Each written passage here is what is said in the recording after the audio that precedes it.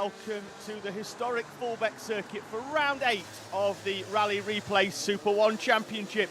Weekend 4 has been a spicy one so far. A sunny day yesterday, a complete contrast to today's action, as you can see the drivers slipping and sliding as the final qualifying session draws towards an end. Senior Rotax out on track at the moment. The final minute of their session is just coming to a close. We've had some heavy rain this morning that appears to have ceased for the time being at least, but the circuit's still very damp here in Lincolnshire for, as I say, round number 8 of the Rally Replay SuperOne Championship. I'm David Sullivan. I'll be taking you through all of the action, not only today, but also for the 2 rounds following this at Wilton Mill, and then heading towards another airfield circuit of Shennington for the final round of the season. Just under 1,000 metres in length. It's a very tricky circuit and very different to all of the other circuits on the calendar. Here's Fulbeck. We've got long straights with heavy braking zones into chicanes. We've got a very tricky first corner for our drivers, particularly those carrying out rolling starts. They'll run all the way down, missing out the first chicane, and they'll be arriving at the braking zone at the far end of the circuit at around about 20 miles an hour more than what they will be doing during the race where they do go through the chicanes. That gives them the extra challenge of finding where the braking point is. On top of that, as you can see, the rain starting once again here at Fulbeck. It's going to be on and off all day, suggests the weather forecast. I'm fairly sure that the slick tyres will be already parked away. So as the final qualifying session pulls in, we're going to head towards our first race of the day. And we start with Bambinos. It's Mighty.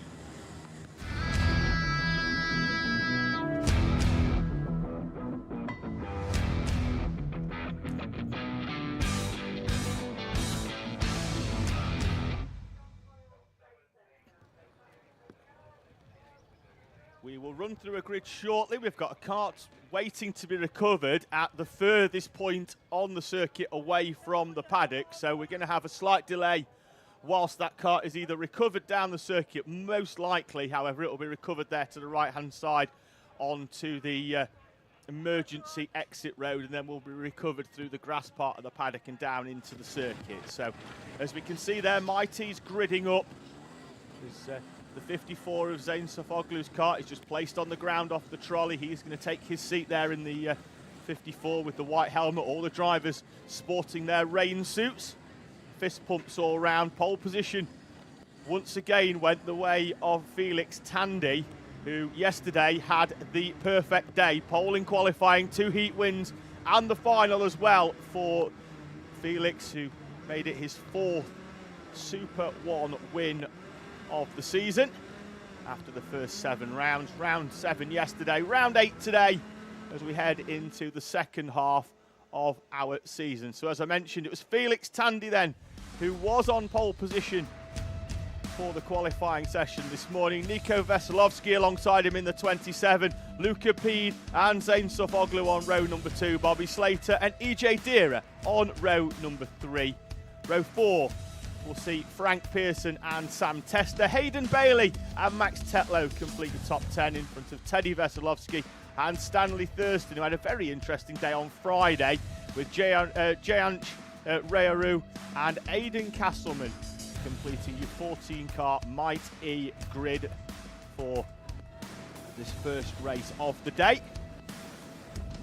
So I'll just run you through a brief running order as the Mighties make their way around. We start with Mighty, who are heading out. Then we go to Mighty Cadet and the IAME Water Swift Restricted. Then we go into Rotax, Coma C50 Junior Rotax. Then it's going to be Micromax and Honda Cadet in an amalgamated grid, IAME M1, and then Senior Rotax and their 177 variant. That's your rotation. We'll go 3 times through them for 2 heats and a final, wrapping the day up just before 5 o'clock. Lights will be on the overhead gantry on our right-hand side. Up towards the driver's left, there you see it. 7 minutes on the clock. Lights are central and we are away and racing. It's a good start from the pole man, Felix Tandy. You'll find here at Fulbeck with this long run up that a lot of our drivers will generally try and draw to the inside. Mighty completely rewriting the script with that one as they take the more traditional racing line. The 31 of Sam Tester goes off onto the grass, and we've got 6 or 7 other drivers, and we've got the E-plate of Felix Tandy. Yesterday's final winner is off on the outside of turn number 1. The car wheels off. He's basically just rode all the way down the curb. We've got 4 drivers off. So one of them is the 54 of Zain Sofoglu, second in the championship. Arrived this weekend 2 points behind the leader Felix Tandy. We know that 31 Sam Tester was another one of the drivers off as they head up towards the right-hander of Caravan Corner. We've got the driver out of 3rd place spins as well. Leading the way appears to be the 10 of Frank Pearson off the 4th row. We'll confirm it when they come over timing. At the moment, we'll also be able to pick up the rest of the drivers that were off up at the first corner. Indeed, it is the 10 of Frank Pearson from over the timing line at the end of the first lap. 11 of Luca Pede, EJ Dearer in 3rd place, Felix Tandy at the first corner. And we may well have a change for the lead here as Luca Pede. Frank Pearson, Pede is through. Teddy Veselovsky had a spin at the final corner. Sam Tester crosses the timing line. It was Bobby Slater and Hayden Bailey, the other 2 drivers off on lap number 1. They're going to cross the line 13th and 14th respectively. So Pede will lead in front of Pearson, and then it's going to be EJ Dearer. I say that because off camera, Felix Tandy has found a way past the 26 and is back up into 3rd place. There he is in the E-plate, going all the way around the outside. That's the line for me. So for those of you that may well have not seen karting on a damp or wet track, the normal racing line goes generally out of the window. And you'll find that drivers will be trying to find what is known as the dirty part of the circuit. So where that you normally don't have all the rubber down on the track. You'll also see them taking huge amounts of curb, which is fairly standard here at Fulbeck anyway. You do have to take chunks of curb as the 55 of Max Tetlow. Just going to take a wide line as Tandy slides in behind. Like the leaders are already, after that opening lap, which really did fragment the field, are beginning to make their way through some of the lap traffic as Tandy brings his E-plate to the inside. Pede had opened up a gap of 1.1 seconds. There he is sliding as we have a wheel off the 31 of Sam Tester, front left wheel depart section, and that has actually gone about 50 metres further than what Sam has, and he's sat down on the exit road down at the far end of the circuit. So we've got a stationary yellow flag, which will be followed by a waved yellow up at Marshall Post 1 just before the first chicane, which means we'll have no overtaking. Tandy there with his hand up to acknowledge that yellow flag. Great awareness from the youngest drivers, along with the Coma C50s that are on show here for you today in the Rally Replay Super 1 Championship. As now they've made their way up and the yellow flag should be in at post 1. Indeed it is. We are back to a full green circuit for the moment. And Tandy, who on the previous lap was 7/10 quicker than Frank Pearson in front of him, as Pearson goes wide through the back chicane. And that allows Tandy to close up. The difficulty being in the wet weather conditions is generally everybody's in a fight for the same line. And if you are going to try down the inside, you're going to be on the slippier part of the circuit. They'll run side by side up towards the complex. And Tandy on the outside's got the drive. And through goes the E-plate up into 2nd place. Bit of oversteer there from Pearson. He'd had a gap of 1.5 seconds back to Pearson on the previous lap. We'll see what the gap is back to the E-plate of Tandy, and Tandy with the overtake still took 9/10 of a second out between him and Luca Pede. So there was the overtake, and he's got a little bit closer. We had waved yellows in the back chicane. Think they may well have gone back in, as we've got a green down at Marshall Post 5, which is the one just before the left, before the run up to Caravan Corner. There are your three leaders now in the same camera shot. So they head up and into the back bus stop. Again, wide goes Pede, which was the same line that Pearson took on the previous lap, and Tandy's line, which is a slower line through but allows him to maintain control of that car. You see the hacksawing at the wheel as he tries to make his way up towards Caravan Corner, and he's closed right up onto the back of Luca Pede. Tandy, the only driver in the 110s, and he's alongside Luca Pede. Pede may well have track position for the final corner, and does, and holds on, but he's going to have to work incredibly hard. 2 laps to go as the time is 1 minute on the clock. The driver's lapping in the 1 minute 10s, and Luca Pede holding off at the moment Felix Tandy for the lead. Pede with the look over the shoulder. Pede then will defend off to the inside. Tandy's going to try and sweep all the way around the outside. Switch back incoming for Felix Tandy. They're side by side. Pede will have track position as they run up towards the back chicane. Can Tandy get in front with the E-plate? Well, can he sweep round the outside? Slots back into position. This time Pede is a lot tighter. Tandy again drawing to the inside, and now the move is done, is it? Yes, it is. No, it's not. Pede off the circuit. Pede through the puddle on the outside. Felix Tandy leads. I'm not sure there was any contact in the final part of that corner. I wonder if we can have a quick look back at that one. But as we head towards the final lap of the race, that'll be something potentially for after the race. Indeed, it will be, as they head up towards the timing line.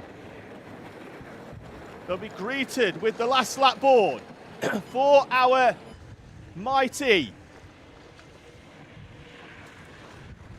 Into the first chicane for the final time, and now Felix Tandy looking over the shoulder in a very different position to what he's been throughout the rest of this race, where he now has to pick his own braking points. Before, he would just wait for the driver in front to brake. So he has several looks over his shoulder, but he's extending the gap. Now it's trying to find that fine line between easing up too much,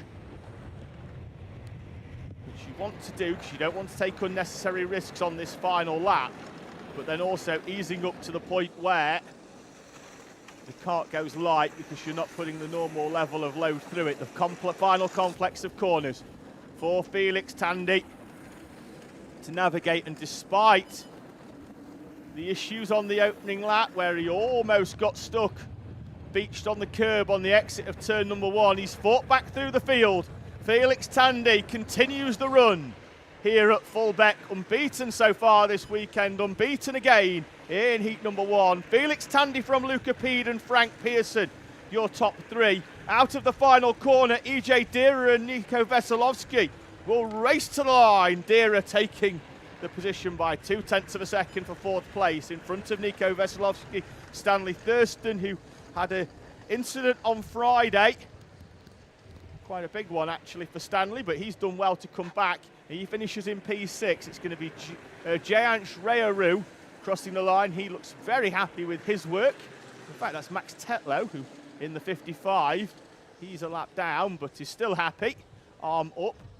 He comes up and over the timing line. There's Zane Sofoglu, who's going to come out of the final corner. He's going to cross the line, I think, P7.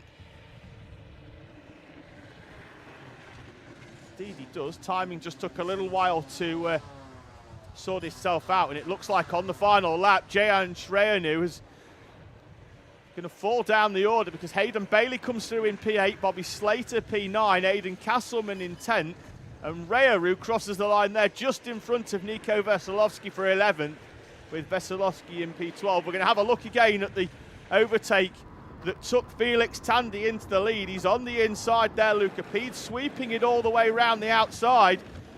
No contact there between as they cross around, and Pede just runs out of circuit on the outside.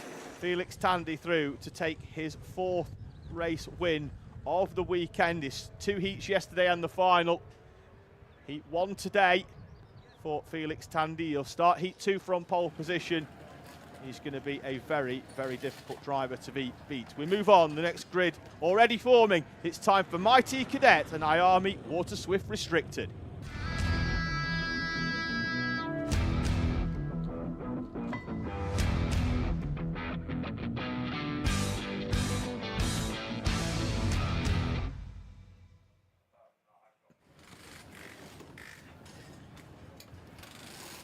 So a few tyre pressure changes being added to the karts. That's pretty much the only work that can be done down in Parc Fermé. So they will head out. So grid set from this morning's session sees the 15 of William Crombie, the current championship leader, heading into weekend 4 of the Rally Replay Super One Championship. There with the green helmet on the left-hand side in the very stealthy all-black kart. He'll be lining up alongside Ansel Murray, a driver who's already won 2 finals here at Super One this year at round 4 and round 5. Row number 2, Heath Smith and yesterday's final winner, the 70 of TJ McKay. Xavier Ramsey will start P5, Harry Stinson will start 6th, Noah Mybra and Jax Wong in front of Brandon Hartley and Alfie Hennell. That completes your top 10. Freddie Turkington starts 11th, Will Beattie in 12th. And it's going to be Logan Jackson and Daniel Stangarian with Chase Warmington, Jacob Amis and Hadley Jarvis. The grid completed by the 111 of our sole IAME Water Swift Restricted driver of Riley Aston Wilkins, who had some problems. There's his dad on the right-hand side in the fluoro yellow shorts and his grey hoodie, looking, we'll say, a little tired because he was up most of the night trying to fix Riley's engine. He has got it fixed to get Riley out today. Had problems in the heats yesterday with an exhaust screw issue, and then further issues with the engines for the rest of the day. Meant that he spent the evening getting that kart fixed, and there's Riley at the back. So he'll hold back around about 5 or 6 seconds and then be sent on his way to join up onto the back of the grid. So we'll get the grids up on the screen. So as we mentioned, it's Crombie and Ansel Murray in front of Smith and McKay, Ramsey and Stinson on row number 3. Then it's going to be Noah Mybra and Jax Wong with Brandon Hartley and Alfie Hennell. Freddie Turkington, Will Beattie are going to be row number 6 with Logan Jackson and Daniel Stangarian on row number 7. Chase Warmington and Jacob Amis row number 8. Hadley Jarvis, and then the IAME Water Swift Restricted of Riley Aston Wilkins will join up onto the back of the pack. His red and white colours of Birrell ART. So they've taken the shortcut through the back chicane, the cones put back into position.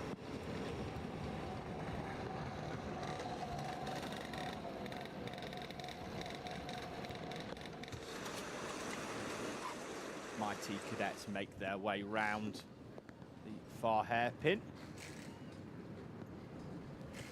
Already forming up nicely as they make their way through the complex.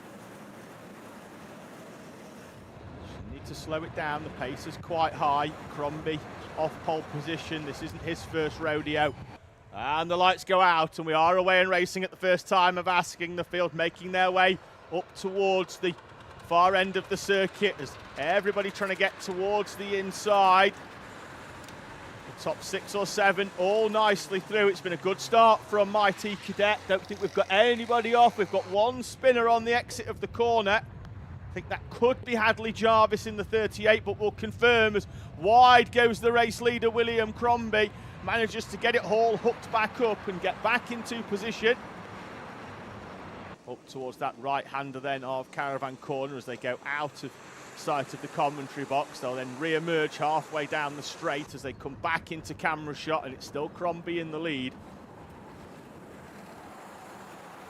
Out of the complex they go. A few drivers for second and third side by side as they head up and over the timing line. So it's Crombie and Ansel Murray are top 2. Wave yellows in the background in the complex. So If you're wondering why we haven't got too much timing, we do at the moment have, there's Logan Jackson just getting his car, as he uses his feet to roll himself back away from the tyre wall. So there won't be too much in the way of timing down the left-hand side of the screen, so we'll try our best to spot the numbers. As wow, the leaders are! William Crombie tags himself, he just got on the brakes, you heard it, and into the tyre wall he goes on the outside. I'd be very surprised if we don't go to a Battenberg so the marshals can fix that tyre wall safely. William Crombie trying to drag his car out of the tyre wall. William Crombie, the championship leader and race leader, will fall to the tail of the Might E Cadet. Order was still full green at the moment as the marshals work feverishly to get that tyre wall back into position. I think they will by the time they get it done, but Crombie falling right down the order. Side by side up into the top left-hander, the 18 of Heath Smith on the outside. It's Harry Stinson in the 78 there in the white, black and turquoise helmet, being followed by the 44 of Xavier Ramsey, who came into this weekend second in the championship after a win at round number 6. Ansel Murray continuing to lead. He got through, and that's Stinson down the inside, and that's a great move by Harry Stinson for second place. Just got the car stopped, basically just followed the white line nicely round the inside. Didn't allow Heath Smith to get the power down, and away he went for second place. Xavier Ramsey, the next driver, trying to come through to take the position. Behind them, we've got the 49 and the 22. That's Alfie Hennell and Daniel Stangarian. Good move up the order so far then for Stangarian, who started just outside the top 10. Another two-kart train behind. We could potentially have an overtake up in towards the top corner. The 24 of Freddie Turkington closing the door on the 27 of Noah Myborough. But they're going to come together in a 4-kart train for what will be 5th down to 8th. And it's not a massive gap back to the driver behind them. Waved yellow flag up towards Caravan Corner as the marshal is moving William Crombie, stranded 15 out. So the damage incurred going into the tyre wall means that your championship leader, the pole man, is out of heat number 1 here at Fulbeck. Ansel Murray continuing to lead. Harry Stinson is breaking away though from this battle for 3rd place behind them. Then we've got this train of karts that was 4 deep, but now we've got a driver there just behind him, 5th in the train, behind the 27 of Noah Myborough is the I'd love to pick the number out, but it's a little bit too sky blue. I think it's the 76 of Jax 1, just off the back. We're still waved yellow up towards Caravan Corner. That's now in, just as the train of karts being led by Alfie Hennell gets himself through. So we are back to full green now with 2 minutes and 20 on the clock. In fact, Crombie's back on track, so it wasn't damage that was causing that. So there's Crombie. Will almost be a lap down with your race leader coming through, Ansel Murray, the Anglo-Indian driver. And you'll notice with the wet weather conditions, a lot of the drivers will opt for a clear visor rather than their traditional tinted or iridium visor, which gives us a completely different perspective. You can see the eyes of the driver, the concentration in the face as they head up towards the corners. Chunk of curb on the inside for Murray. Being hunted down there by the 78 of Harry Stinson. Gap between them is around about 2 seconds. They are lapping under 1 minute in these Mighty Cadets, so we're going to get at least 3 more laps in. There's the battle for 3rd place. So Xavier Ramsey still trying to find a way past Heath Smith. wide, then with a nice little switch back. Ramsey fallen away slightly from going for that move into the first corner, just kept him a little bit tighter and meant he couldn't get quite on the power as fast.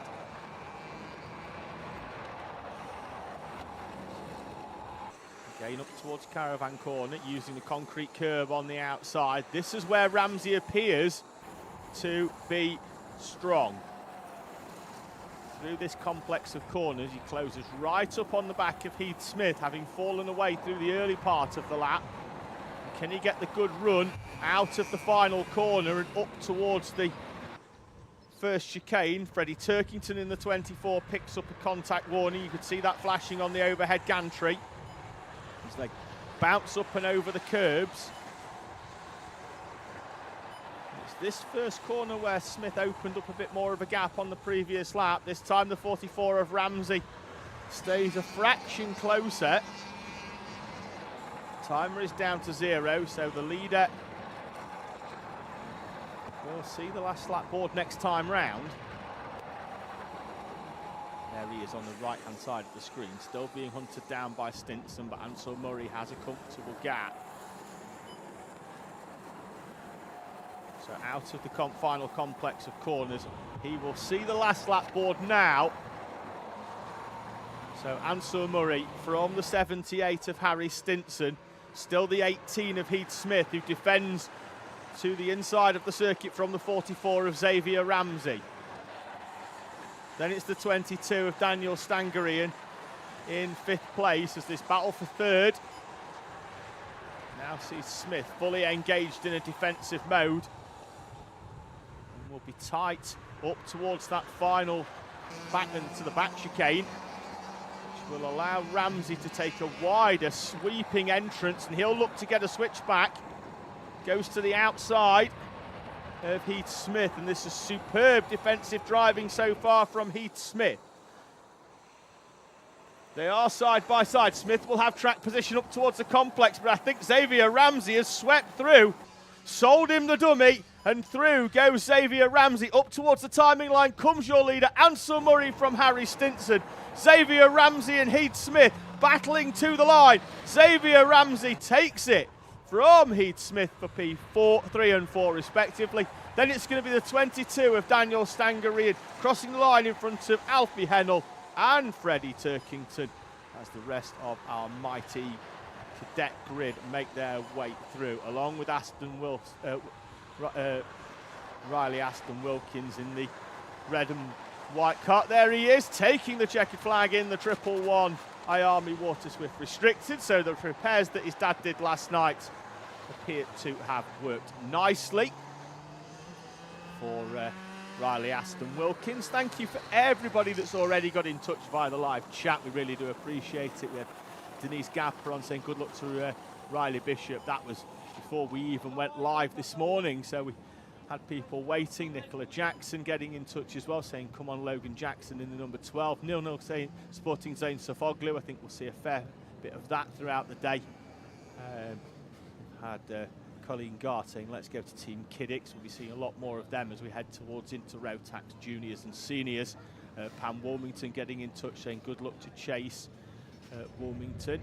He's just been out in the Might E Cadets, and they are actually parked up right next to the commentary boxes, Chase Wilmington as well. So we've had a huge amount of support coming into the live chat for Chase. We move on then, as we see there's the first of the Kiddix carts, the number 27, the pole man, as we move on to Inter Rotax.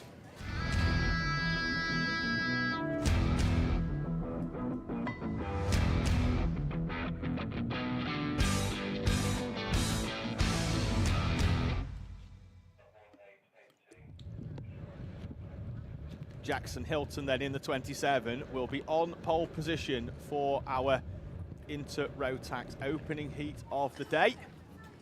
So we'll bring you a grid in a few moments time. Alongside him though on the front row, yesterday's final winner and 6-time final winner so far this season, Logan Rolfe. The only round he didn't win, round number 6, the previous round down at Clay Pigeon. So Jackson Hilton, Logan Rolfe on the front row. Layla Bell, her best SuperOne qualifying, sees the 33 go off the inside of the second row alongside Charlie Gregg, who was on the podium yesterday, Luca Macchietta and Oscar Roach on row number 3. In front of Jensen Sale and Lucas Esser, Jay Birmingham and Lewis Herbertson on row number 5, Toby Wortley and Luke Collins on row 6. Row 7, the Australian Annika Hurd alongside Isla Parsons, Arthur Roberts and Elsie Gannon in front of Adam Causer, who moves from under R200 for the first time, alongside Alexander Adams on row number 9. Then it's going to be Evan Meller, who's made the step up in the last couple of rounds from Micromax. He's alongside the 35 of Daniel Hulse, Teddy Roberts and Florence Walkington, with Amrit Singh Atwal completing your 23 carts into Rotax grid.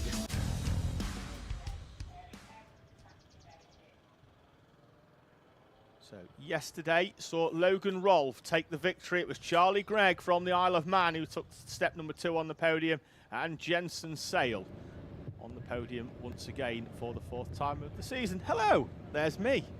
There's a wave. Thank you very much to the camera guy, who will be getting paid extra this weekend, I believe, just for that shot. I'll pay him personally. So great days racing into Rotax yesterday. There's Logan Rolfe in the white helmet. Visor down, heads out onto circuit. Even though the track is damp, considerably drier circuit conditions than what these drivers qualified in this morning. Pole time was 58.497 by Jackson Hilton. Just to give you an idea of what their times were yesterday. In their final, they were 47.4s for the fastest lap of the race. So over 10 seconds faster yesterday than what the times were this morning. I think that they'll be considerably closer to the dry time than what they were this morning in the full wet qualifying session for our inter-Rotax runners. Still the odd spot of rain coming down in the puddle to the right of the commentary box, which I'll be using throughout the day. If it fully dries up, obviously I won't, but by then it'll be dry and I won't need it. So, precipitation puddle, as Stuart, our director, has just helpfully named it. So I'm going to have a quick look as the field make their way through. Need to be careful through here with the pace that they don't run into the back of each other, because they may well pick up a front fairing penalty. That's where the nose gets pushed in and then drops down. They'll get a 5-place penalty for that, and it's not appealable, so it doesn't matter whether you do it before the race, during the race, or after the race. The front fairing is a front fairing. And the timer starts, and we're away in racing. Jackson Hilton up towards the front corner. Logan Rolfe struggling to get in from the outside line and will fall down into 3rd or 4th place out of the first corner, and it's a great launch by the 33 of Layla Bell there in the white helmet and pink oversuit, and Layla Bell will lead us through in front of the 51 of Charlie Gregg. He's going to be attacked though into the left-hander by the 27, and wide out onto the rumble strip goes Gregg, and he gets some air as well as he rejoins the circuit. Bell then will lead us up into the complex. It looks like we had the 81 of Adam Causer going up and over the curbs, and was that Jackson Hilton getting down the inside of the race leader? Yes, it was. They'll be side by side. Hilton will lead us over the timing line at the end of lap number 1 from Layla Bell and Logan Rolfe in 3rd place. And it's going to be Oscar Roach, Charlie Gregg, Luca Macchietta in 6th place, Lucas Esser with Jensen Sale, Jay Birmingham, Isla Parsons, Rolfe down the inside, and Oscar Roach as well. Layla Bell should hold on to 3rd. She'll have track position as they run up towards the back chicane. She's on the inside and indeed does hold on to 3rd place. Oscar Roach in the pink helmet trying to come through. We've got a mechanical for Toby Wortley. Chain guard missing for the driver of the 71, and his opening race of the day lasts a single lap. He'll be into the pit lane once he's seen that mechanical flag. Roach through then into 3rd place. Layla Bell drops down into 4th after the monstrous start that the 33 had. Charlie Gregg recovers from the opening lap trip, which was almost to the moon when he rejoined the circuit. to be in P5. So there we are, as we've got to move down the inside the 41. The Jay Birmingham goes down the inside for 6th place on Luca Macheccia. Hilton and Rolf, and then the 51 of Charlie Gregg misses the chicane and will have to hand places back. Saw him in the background, indeed he has, and he's going to fall behind Jensen Sale into at least 7th or 8th place, and his problem now is he's going to get dragged into battles because he's had to get going again from a much slower starting position. The top 3 breaking away, Layla Bell in 4th, with a train of karts behind now. Jensen Sale, contact warning as well to compound that missing of the chicane by the 51 of Charlie Gregg. And up and over the curb goes Logan Rolfe as he slides wide and then chops the nose off Oscar Roach. Roach then slides through. Great drive from Oscar Roach on the inside. I get the feeling he's learnt something there. And then Logan Rolfe's coming back at him. Rolfe slides it down the inside. All of this playing into the hands of the race leader, Jackson Hilton. There's Jensen Sale, nose down the inside of Layla Bell. Door closed by the 33. Sale not close enough. Will get the exit in the run up towards the complex, and his nose is in front. Layla Bell, though, is not giving way. Keeps the power in, and Sale then will be on the inside as they head up towards them. We're going to be almost 3 wide up towards the first chicane. Jensen Sale has chopped through. He gets some good drive. That's how much this track is drying now. Can find where the dry is, and through he goes. And there's a move down the inside as well by Jay Birmingham. Layla Bell falling backwards ever so slightly. Suggestion that tyre pressures might have been high at the start for Layla Bell. She had a really good launch at the start, but now as the track continues to dry, those with the higher tyre pressures will start to see that their tyres become less grippy, more slippy. Sale and Birmingham there on the outside. Just going to try and have a quick look at that kart of Jay Birmingham. Is he on slicks?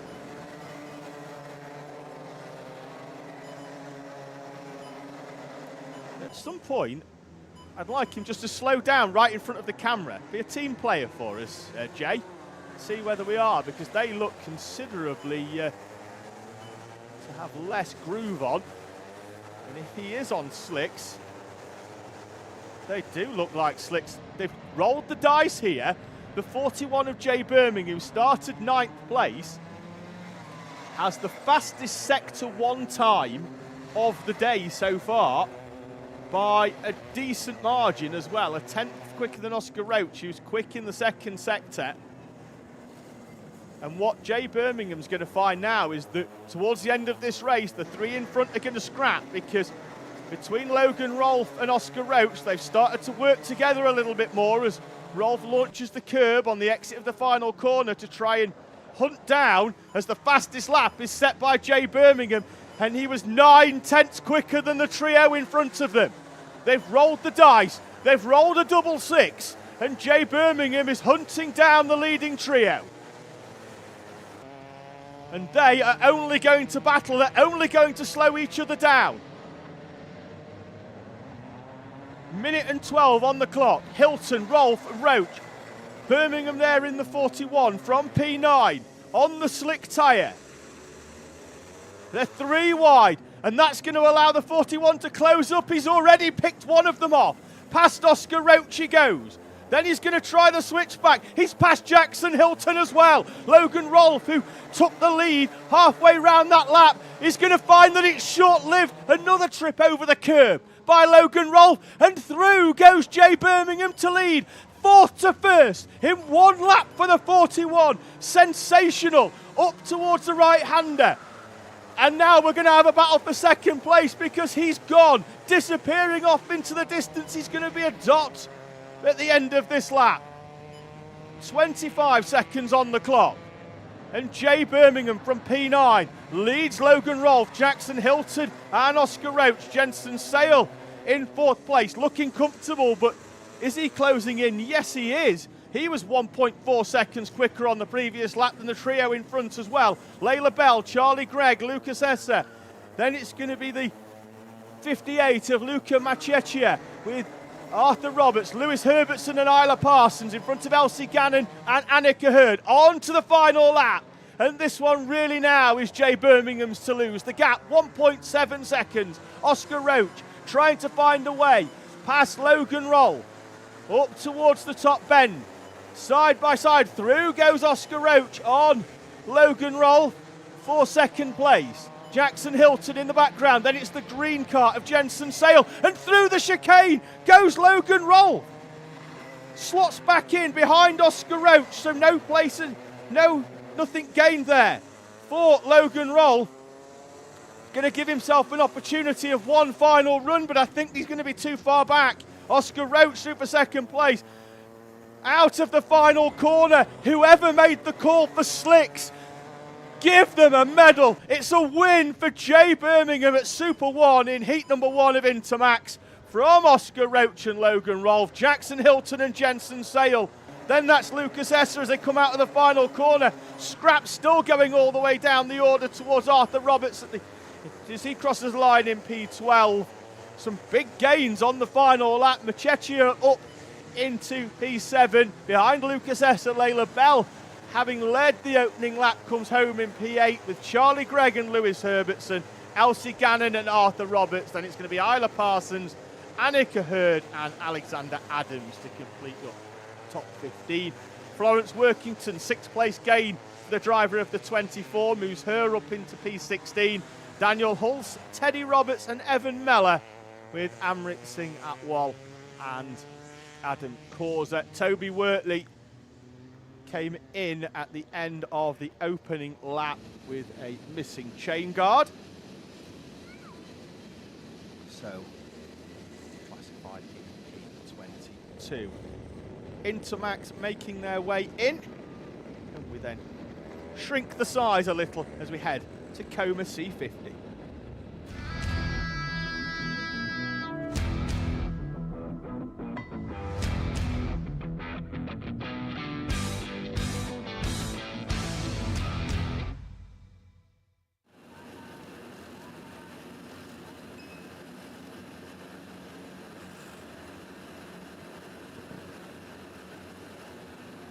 Coma C50 then, gridding up nicely.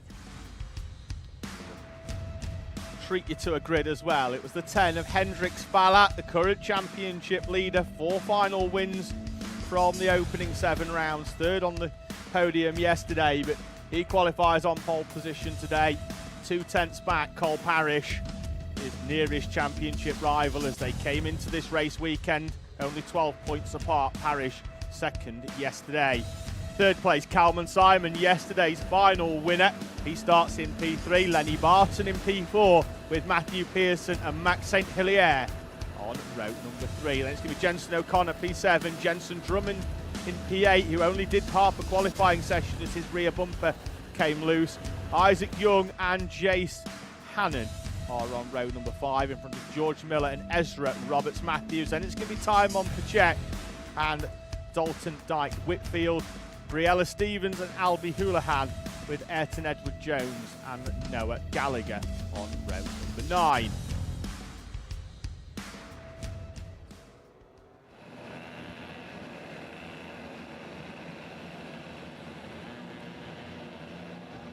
So groove tyres, doesn't matter whether it's wet or dry, as the 45 of Matthew Pearson gets a good luck fist pump. Helpers make their way through the exit gate, and we are away and racing. It's a good start from the pole man of Hendrix Fallat, and he's going to get a bit of a help there from Calman Simon, who you saw tucks into the back of the number 10, and they've already managed to find a way past Cole Parrish, who was on the outside. He didn't have the same bump draft down. Now Parrish is going to slot in behind Calman Simon and see if they can both sweep round the outside of Hendrix Fallat. They cannot, and Hendrix Fallat holds on as they head up towards the back chicane. So Fallat in his replica early 90s Williams livery. in front of Kalman Simon in his late 80s Lotus livery. And then Cole Parrish in his Red Bull livery behind. They make their way up towards the complex for the first time. There's the 20 of Briella Stevens, who picked a trophy up yesterday in our rookie standings. So we give trophies out for the top 6 in Coma C50, and then we have trophies as well for the top 6 rookies in Coma C50 as well. And Briella finished 6th yesterday in rookie to take her first SuperOne trophy. She had some lovely podium shots yesterday. As wide goes the 26 of Jensen O'Connor. Did really well to keep that on the black stuff. There's not a lot of runoff there on the outside. It's the leading trio. Really become a bit of a train. They're going to try and push away, I get the feeling, and then we'll see them battle it out a little later on. Matthew Pearson in 4th place, Lenny Barton P5. It's been a good start from the 20 we saw earlier of Briella Stevens. She's the biggest mover on the opening few laps, up 5 places from P15 to P10.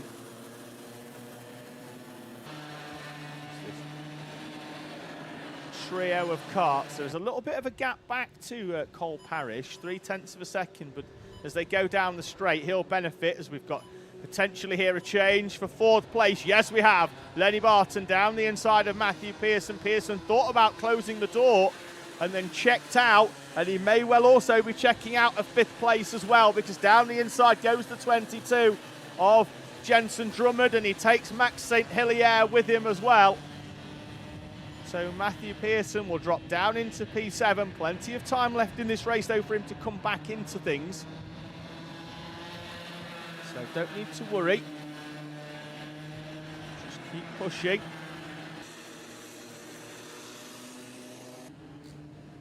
No change at the front as the leader, Hendrix Falat.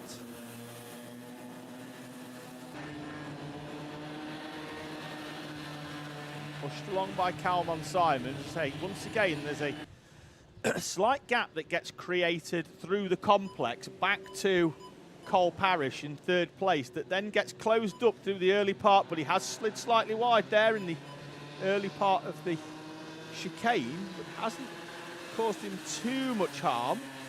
What you will find, if he falls around about 0.6 back, that really starts to affect the slipstream that the drivers can gain even on these smaller karts. Change for P14, Albie Houlihan gets past George Miller and moves himself up.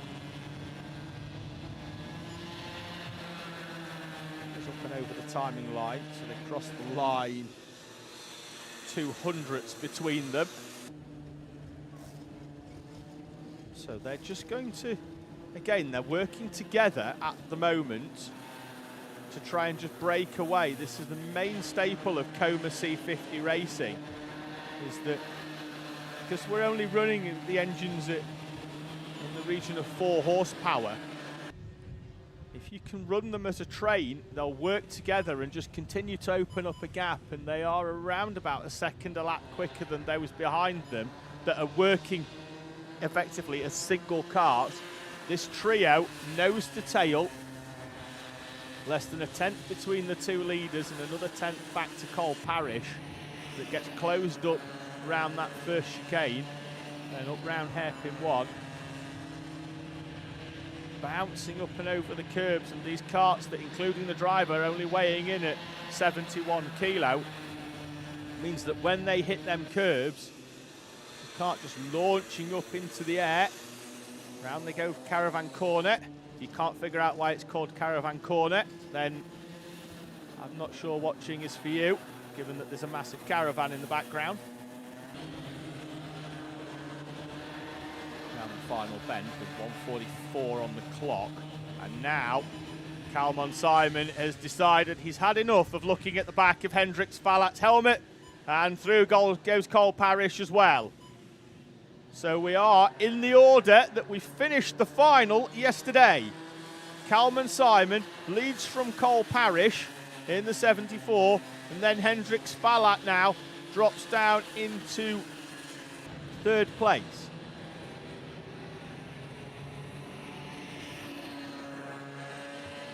Simon will now have to decide when is the right time to move into a slightly more defensive role, and it's generally going to be in that run from the final corner up towards that first chicane.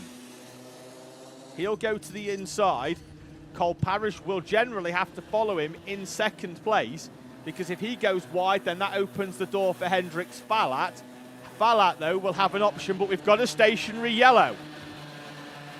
And we've got a waved yellow because it looks like Briella Stevens is off on the grass on the outside of the chicane, so no overtaking up into that first corner. And it looks like the race is going to be stopped. Indeed it is. Red flag is out in Coma C50, and with 30 seconds on the clock, that one will be declared, and Kalman Simon will be your race winner from heat number 1 in front of Cole Parrish and Hendrik Spallat. The order will actually go back to the preceding lap in which all of the drivers completed the lap, which actually means as they cross the timing line, I believe Hendrik Spallat may well be declared in 2nd place. Because when he crossed the timing line on the previous lap, when all of the drivers completed the lap, he was 400ths in front of Cole Parrish. So that's my speculation done.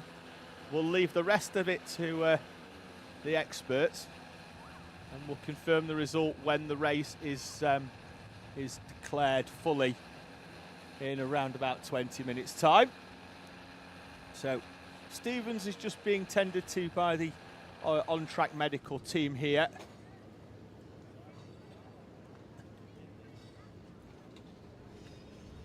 So we've got a gaggle of carts just waiting at Marshall Post 5, and they may well be sent round. Now, the Comas are being told to turn their engines off.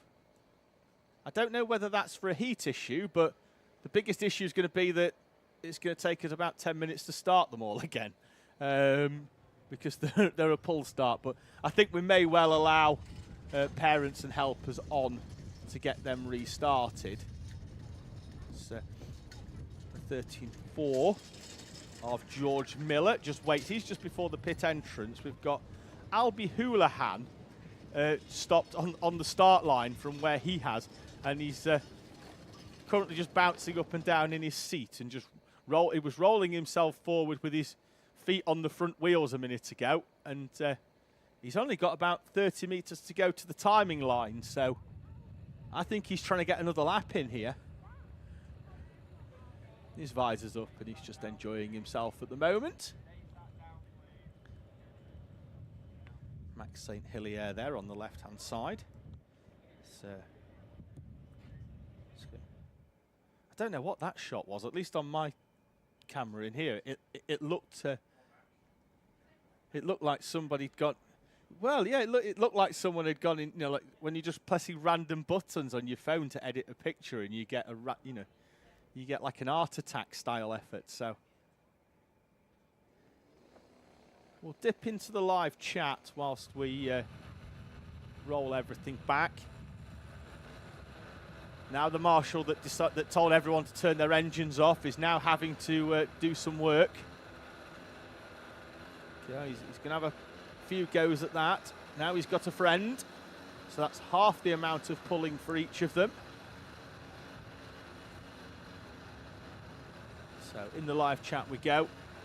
Thank you much for getting in touch. Emma Parsons saying, come on Isla Parsons in the 50, and good luck to Team Kiddix as well, as does Colleen Garth. Maria Menzel saying, come on Evan, that'll be for Evan Mellett. He's just been out into Rotax. So getting a lot of support. Colleen Garth saying, hope that Briella is okay. Well, she's up and into the on-track medic and the car is being recovered. So hopefully she's okay. Generally, they do have to walk past the commentary box at the same when they come past. So we'll keep an eye out, but it means I'm looking to the right when we're going to the left. So on track at least, there's your results. It is Kalman Simon and Hendrix Fallat. That has gone back a lap, so we were correct in assuming that Hendrix Fallat would be still in second place as they crossed the timing line side by side. Kalman Simon from Hendrix Fallat and Cole Parrish. Lenny Barton and Jensen Drummond complete the top 5. Max St. Hilaire in P6. Matthew Pearson and Jensen O'Connor in front of Jace Hannon and Briella Stevens. Isaac Young, Ezra Roberts Matthews, Tymon Pashak and Albie Houlihan are in front of George Miller and Dalton Dyke Whitfield. So we've got Albie Houlihan here, just on the start finish line. Is he rolling? Yes, he is. He's going. Yep. Quality. Now, will they go all the way round, or will they whip through the little cut through? Nope, they're going all the way round. Looks like. Well, we've paid for track time, and we will get track time. So they're all the way up to the top bend. There is a little bit of a cut through there, and there is Briella. So she hasn't actually got in the. They've just given her a once over, and Briella Stevens will climb back in the 20 and will drive it. And I think she'll use the cut through. Are we going through the little cut through to the left-hand side? Yes, we are. Stevens becomes the first driver since 1982 to use that bit of tarmac.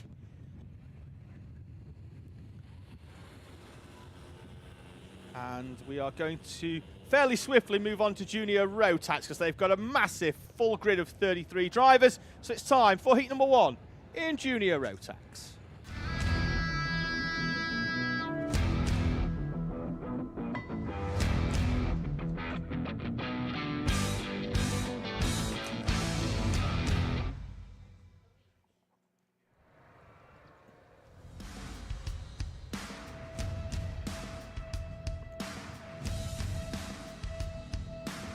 Despite the wet weather conditions, it was a very, very tight qualifying session this morning, with a few drivers getting their best time deleted for front fairings, but it was Riley Bishop there in the number 2. Yesterday, the first time that Bishop had been off the podium this season in the events that he had attended, missed the first round, so missed rounds 1 and 2, but had then been on the podium in every other round with the exception of yesterday, the first time. But there he is in the number 2, so he lines up on the front row with Oliver Smith. Yesterday he was second yesterday, but came into this race weekend only 2 points off Teddy Cooper in the championship. Cooper, who finished 4th yesterday, and he's going to have some work to do from heat number 6. So we'll get a grid up for you in a few moments' time, but as you can see there, it's the 2 of Riley Bishop and the O-plate of Oliver Smith on the front row. Isaac Parkinson and Leon Barlow, who was on the podium in 3rd place yesterday on the 2nd row. Alex McCullough from the Isle of Man and Teddy Cooper on row number 3. Then it's going to be Noah Moulton and Rory Hinckley, Maximilian Brazoff and Amy Peacock on row number 5. Lucas Steele and Drew Priesner, yesterday's winner, starts in P12. Mir Caruso starts 13th. Leo Stead alongside P14. Adam Duadaustis and Isaac Jameson on row number 8. Sam Flynn and Hayagriva Gogolnath on row number 9. Aidan Young starts 19th. He was our highest rookie yesterday. Alfie Clark alongside in P20. Joseph Murphy and Kian Hundle are on row 11 with Jensen Powers and Travis Dolby on row number 12. Row 13, Charlie Benston in 25 alongside the 88 of Shea Hilton, Elijah Hartley and Maxim Karuk with Cassidy Snuddle, Trevelyan Sanson on row number 15 in front of Lewis Holt, who starts in P31. Angad Singh and the 57 of Jackson Lane will start in P33 after issues in qualifying this morning.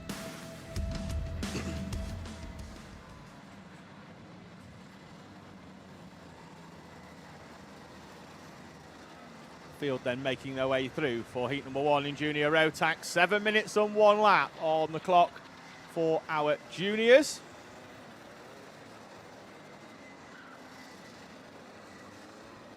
So 2 rolling up laps. Cones might need to be replaced in that back chicane.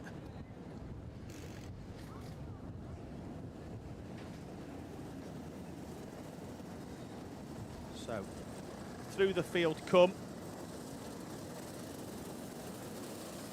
Bishop on the inside, Smith on the outside. Having a transponder pickup issue for the 91 of Drew Priesner out of P12. Into the tram lines we go.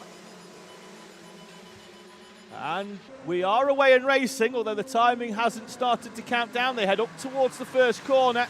And it's going to be Riley Bishop leading them out as the 27 of Lucas Steele. We've got 1 off, 2 off into the gravel. One is one of the TDR drivers.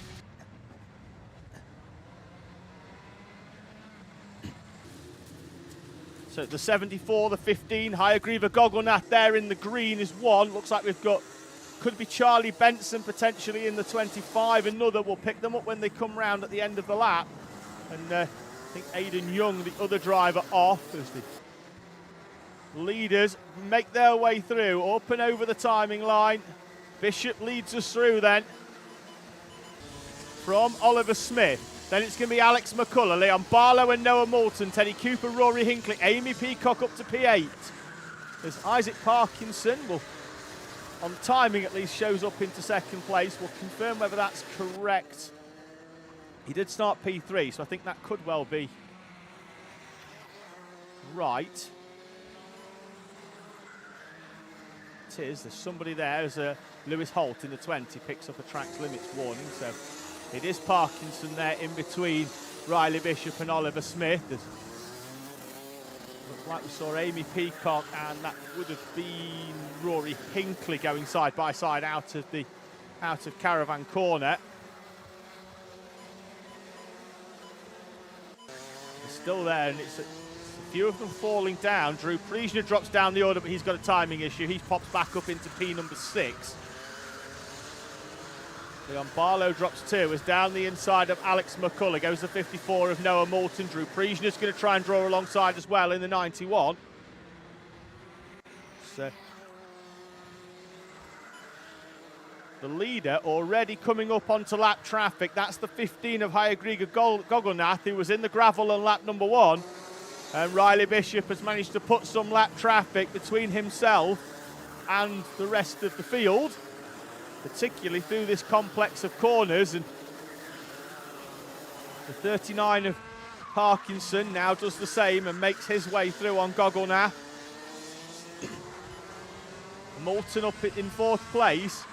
Gets past Alex McCullough. We saw that on the previous lap, but at the same time, he also set the fastest lap. So, looks like we're pretty much slicks all round then in this one, having seen particularly in inters. And through the cones goes the O-plate of Oliver Smith. And what we've found out there is the cones weren't wide enough apart to fit a junior Rotax through.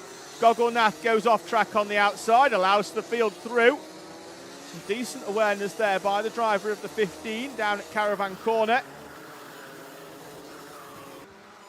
Bishop had a gap of 1.2, now has a gap of 1.9 as he sets the fastest lap of the race, 46.4 for Riley Bishop. Trying to get his championship charge back on track after yesterday, particularly because we run a take your best 10 results of 12, and having missed the opening round, Riley Bishop is in a position where he cannot afford to drop too many points, and we're going to have a change for 3rd place. Drew Priesner there with a move down the inside of Oliver Smith. Priesner is through. Noah Moulton, the next driver, trying to take advantage of the O-plate Oliver Smith, who won the opening round and has had 3 further podiums. And off goes the 94 of Joseph Murphy. And I think, looking at where he was, I've got no idea how he's got there. Was that Isaac Jameson with a technical flag? Yes, it was. The driver of the 19, currently falling down the order, so I think he's already heading off into pit lane, Isaac Jameson. We've got a yellow. We do have a yellow, and that is almost certainly going to be a Battenberg, I feel, because we've got tyres all over the track, down, and that's the leader. The leader's off. Riley Bishop parked up. The 25 is Charlie Benson. That's lap traffic. And Riley Bishop has come into harm, navigating the lap traffic. He had 2-second lead at the front. Battenberg with 2 minutes to go. And Riley Bishop, who had a huge lead, didn't need to rush getting through the traffic, has come into harm, and Isaac Parkinson will inherit the lead from Drew Priesner and Oliver Smith. With 1 minute and 40 on the clock, the Battenberg flag is out, and we've got a big clean-up operation down at the complex.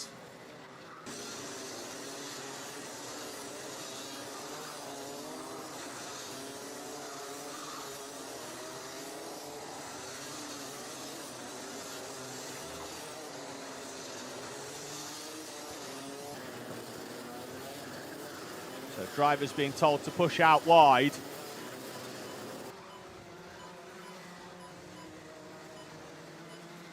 Drivers still lapping in the 1 minute and 2s. And Isaac Parkinson, for me here, he needs to back these up. Back them up so that he crosses the line 1 second after the timer goes to 0. And effectively then he's going to start the last lap. And if they start the last lap under Battenberg, he's won the race. If he crosses it with 2 or 3 seconds to go, and they get that done, he's going to have to hold on for the final lap. He's got to box smart here. He's got to get round and slow this field down. Back them down to a walking pace, because I don't think we're going to go green at the end of this lap. So he's got to back them up. 20 seconds. He can't, if he comes through, they're still fixing the chicane. 15 seconds. He's got to slow them right down.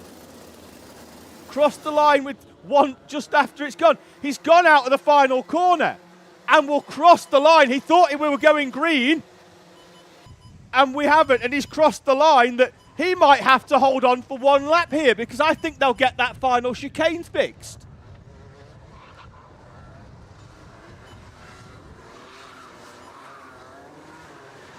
The field now desperately trying to just keep some heat in their tyres. But Isaac Parkinson crossed under the timing gantry with 2 seconds left on the clock. And I wonder what the state of that final chicane is looking like.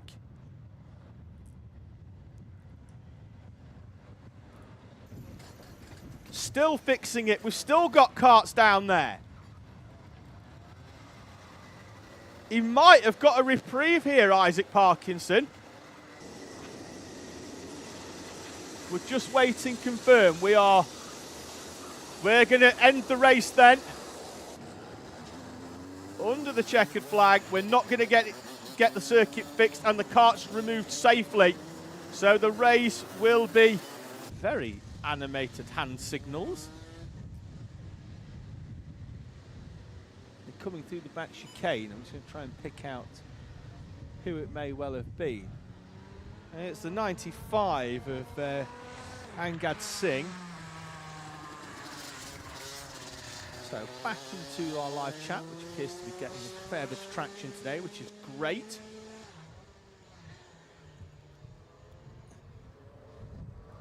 So Cleetown just saying, come on Isaac.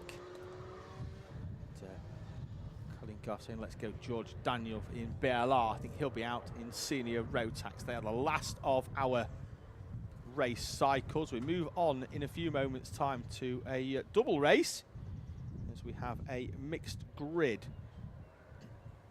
We've got a Micromax and Honda Cadet. So Micros will roll out first, and then they'll be followed by the Hondas, who were gridded up on the other side. So they'll be go out in a completely separate grid, some 25 seconds off the back of Micro. So we'll flip-flop between the two of them. We will run you through the two grids. Not sure if we're going to get them up on screen, but I'll run you through them separately anyway. We are getting it up on screen. I wasn't sure if we would with a mixed grid, but here we go. Benjamin Shivar in the number 78, representing Bosnia and Herzegovina, goes off pole position. Noah Wicklow, the championship leader, alongside him in the 53. Oscar Churches and Theo Jepson on row number 2. Will Hatton and Henry Perrin on row number 3.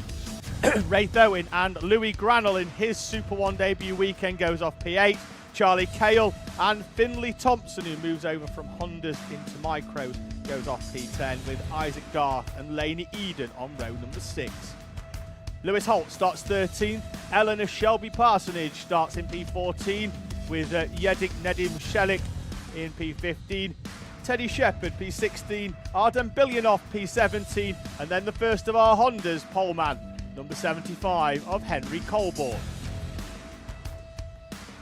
Joshua Bailey will start alongside him on the outside of the front row. Kaya Suri will start P3. Joshua Kineston Wade P4. Freddie Drury and Henry Soraya on row number 3 for Honda, with Ethan Pearson and Jesse Bailey on row 4.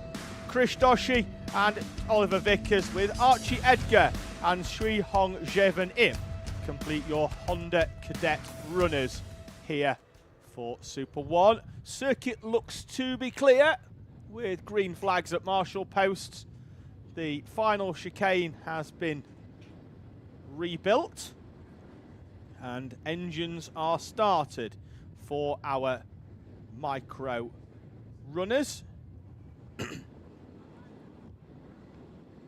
Mechanics helpers are sent out of the gate at the back, and our Micro runners are left to contemplate their own thoughts ahead of the opening race for Micro here at round number 8 of the Rally Replay Super One Championship here from Fulbeck.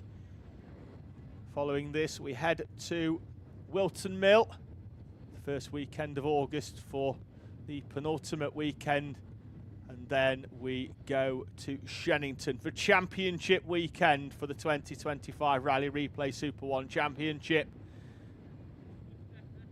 The drivers will battle for top honours this season. Some drivers may have opportunities to wrap up their championships at the final round of final weekend day of round 5 for round number 10. They will have had to have had an almost trouble-free run towards the to that championship, particularly with the way that the points are handed out in Super One. They generally stay very, very tight, which is good. It's designed to ensure that your championships go all the way down to the wire. Keeps it nice and interesting throughout the season. The only one that's got a massive points difference so far this season has been Senior Rotax. That's because it's been very competitive from positions 2 to 6. However, Lucas Blanford has been almost unbeatable. However, yesterday was the first time he did not stand on a Super One podium this season. We don't have any drivers now that have been on the podium every single round. We had 2 coming into yesterday. One was Zane Sofoglu, the other one was Lucas Blanford. Neither of them managed to finish inside the top 3 yesterday. So Honda's making their way out. Henry Colborne, who's qualified on pole position in the wet this morning. Yesterday, he qualified P5, but then won both of his heats coming through, one of which was a superb overtake that I witnessed down at the complex corner yesterday, where he set the move up 3 corners and got the job done up into the first chicane, but the overtake was really done with the hard yards into the complex. Micros will roll off first then. There's your 78, Benjamin Shivar in the green and black helmet. Alongside him, Noah Wicklow in the 53. Who his win yesterday added to a win at round number 3, but he's had 4 second places as well, which gives him a 25-point lead on Shivar going into the towards, and Shivar chops across Noah Wicklow and goes to the outside as they head up towards the right-hander for turn number 1. Everybody nicely through. Shivar's got himself a bit of a gap to Noah Wicklow. We'll pick Hondas up in a few moments. They're making their way round the final corner. They'll power down. Henry Colborne off the inside gets a good start. Kaya Suri straight in behind him, and then Suri's going to pop out into the middle and try and get down the middle of the two of them. We've got one driver on wets there, and that's the 46 of Freddie Drury. And he's going to have lap 1 will be quick for Drury. Those tyres are going to come up to temperature really quickly with the movement in the block, but then they will fall off a cliff. We've had a change for the lead in Honda as the 86 goes round. I think that's Suhong Jevan, driver from Hong Kong, in the back chicane. Looks like the 17 leads though. That's Kaya Suri in our Hondas. We'll confirm as they come over. Benjamin Shivar still leading in Micromax from Noah Wicklow, Theo Jepson, Will Hatton, Ray Thowin and Oscar Churches. Indeed, it is Kaya Suri leading in Honda from Henry Colborne and Henry Soraya, who's made a good start. 4 places gained for Soraya on lap number 1. Keep an eye out on Freddie Drury, who has gone with the wet tyre. Lap number 46. So whether they're hoping for a mid-race shower in which it will come back to him, but certainly those tyres are going to fall off a cliff early doors. You can hear the amount of grip up there at the far end of the circuit.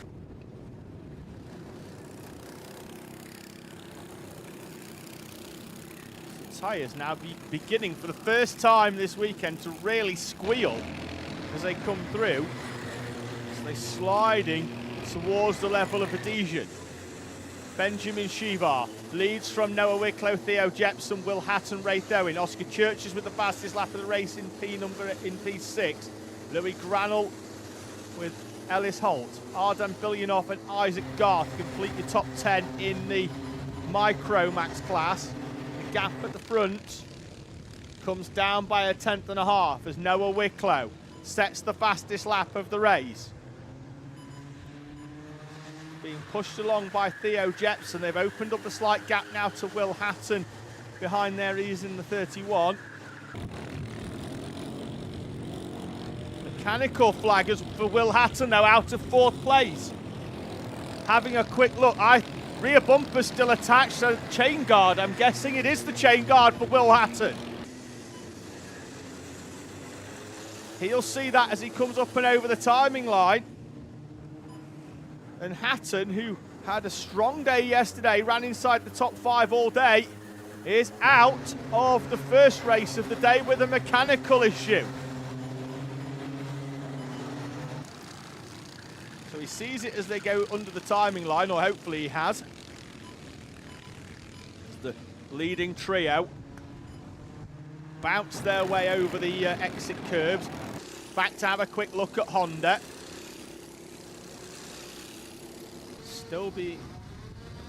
Still being led, and it's not. Kaya Suri's fallen down the order in the 17. I wonder if that's another driver that went on with wet tyres.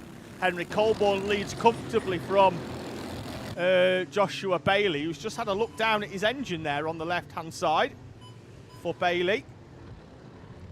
Trying to keep an eye out for the 17 of Kaya Suri, already come through as Will Hatton has indeed pulled off, I think, into the pit lane. That'll be confirmed in a few moments as they left-hand side changes with a lot of green as drivers all move up a place into that 4th place for Ray Thowin, and everybody else gains a place as well. Tough break then for Will Hatton. Trio that lead Micro head down that back straight and may well, before the end of this race, encounter some lap traffic for the Honda grid. There's a front-running Honda is around about 6/10 slower than the front-running Micro, but the front-running Micro to the back of Honda means that they're going to catch at a fair rate of knots. Who's going to be able to navigate the traffic? We've already seen issues with traffic in other classes already today. And you can see as well, they're all battling in front. That looks like it was Ethan Pearson in Honda. It was making a move down the inside of Freddie Drury. And we're talking of moves down the inside. There's a change for the lead. Noah Wicklow down the inside. The door left open by Benjamin Shivar. And Noah Wicklow slides through on his nearest championship rival. And takes the lead with 1:17 on the clock. They are within the same straight now with some of the Honda traffic in front of them. Kaisori in that 17 is on slick tyres. They've just fallen down the order after that stellar opening lap. Put them in front of Henry Colborne. They made a great start. 56 seconds on the clock. Drivers lapping in the 51s means that they'll get 3 more laps in for your leader. Battle there in Honda.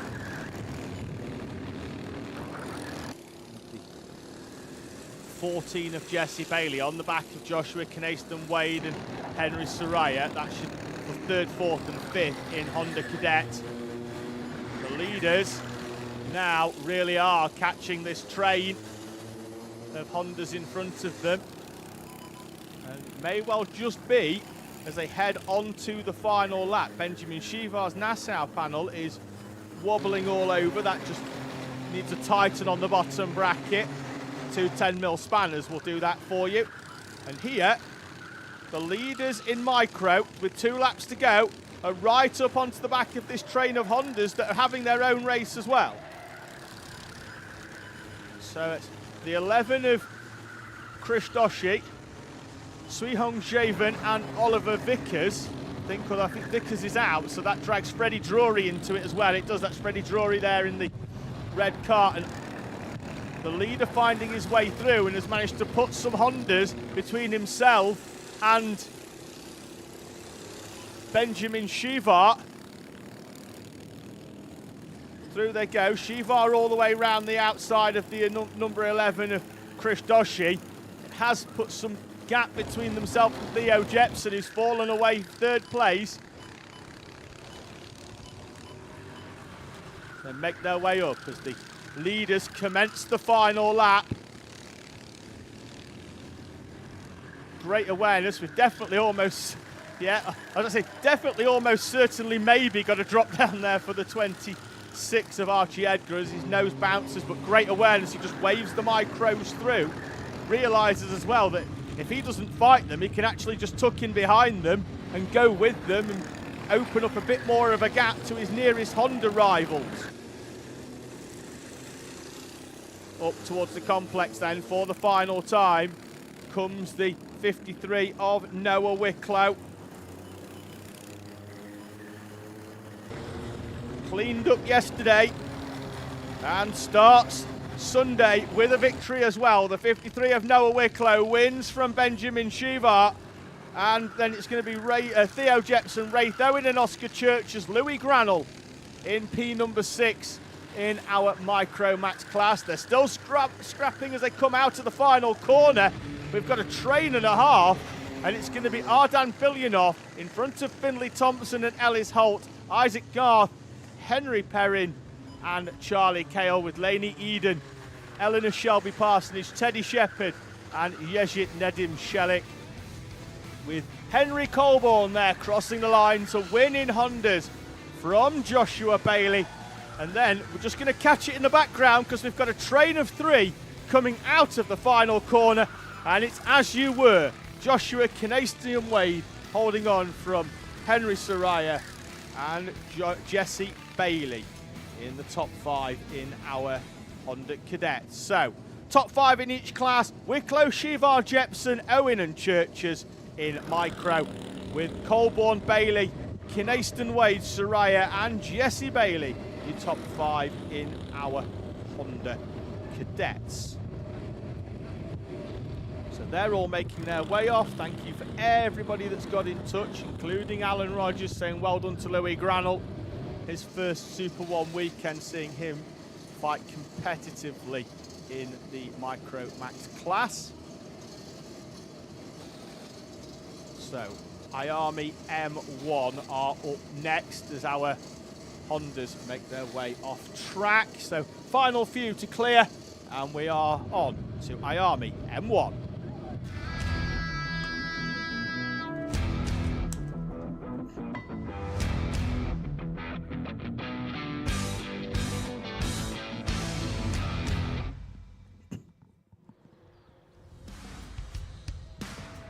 So the race is on as the parents and helpers run their way up towards the timing line. Hendrik Spallat was fastest in qualifying this morning, and he starts alongside the championship leader, the 21 of Logan Edwards. Spallat 3/10 quicker than anybody in the wet weather conditions this morning. Sebastian Talbot and Presley Knight on row number 2, Teddy Smith and Hugh Riley on row number 3. Arthur Rhodes starts 7th, Oakley Rudman in 8th with Freddie Dye and Shay Downey. JJ Williams and Arthur Bowers on row number 6. Next going to be Buster Scott and Etienne Gardner in front of Noah Brad and Jensen Drummond, Tommy Lovejoy and Tommy Walton on row 9. RJ Harrison starts 19th, Jacques Minot in P20 with Tommy Delaney, Nicholas Anser, Harley Bebb and Gabriel Chew in front of Lucas Oakley Thistlethwaite, Jack Morrell and Caden Waterhouse.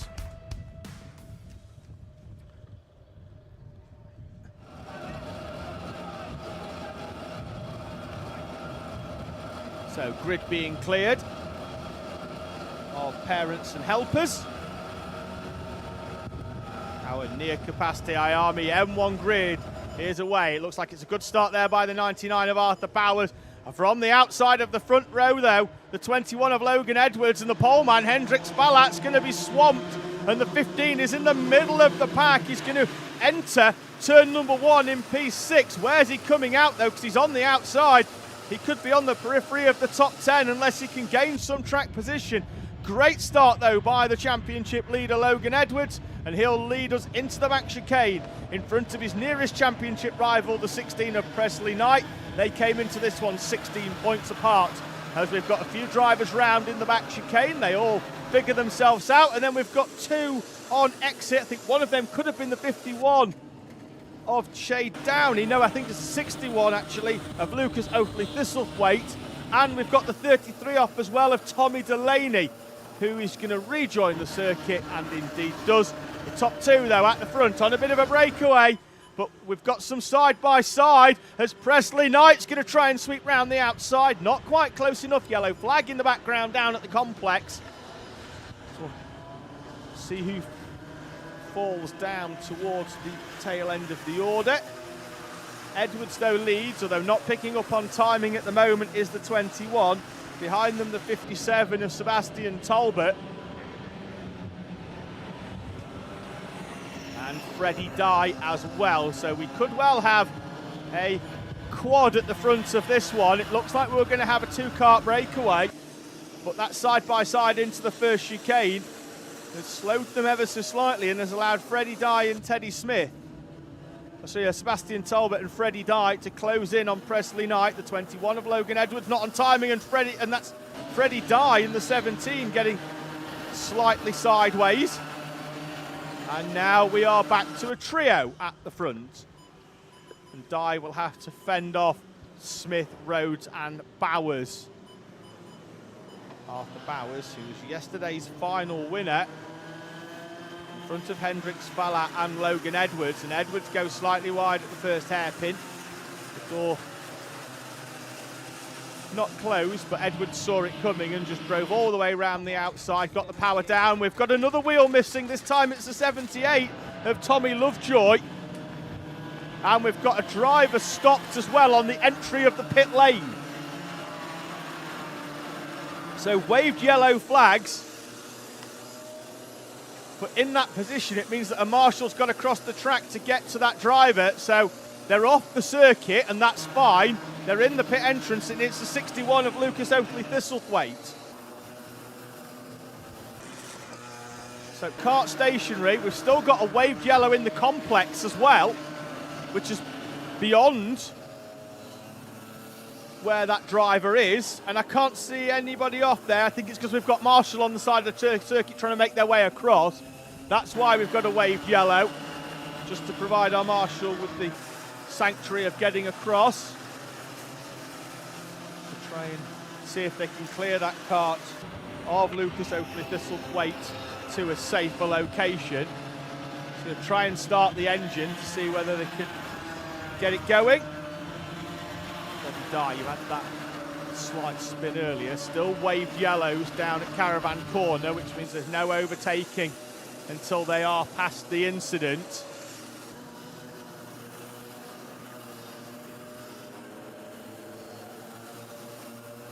The 82 of Arthur Rhodes. He has 3 podiums to his name so far this season, including 1 win. We're going to be 3 wide, are we? No, it's only 2. There's one of those 2 drivers is the recovering 61 of Lucas Oakley Thistlethwaite. The black and orange kart with the white stripes on it there. So he's going to recover, albeit at least a lap down, having had to wait for his kart to be restarted. But he's going to gain some valuable experience in the middle of this scrap. They are being led there by Freddie Dye in front of Arthur Bowers, Teddy Smith and Arthur Rhodes. Oakley Rudman, I believe, is in there as well. Half a second off the back, as is Hugh Riley. Tough race for Hendrix Fallat, the poleman, dropping down to P9, having finished second in this class yesterday.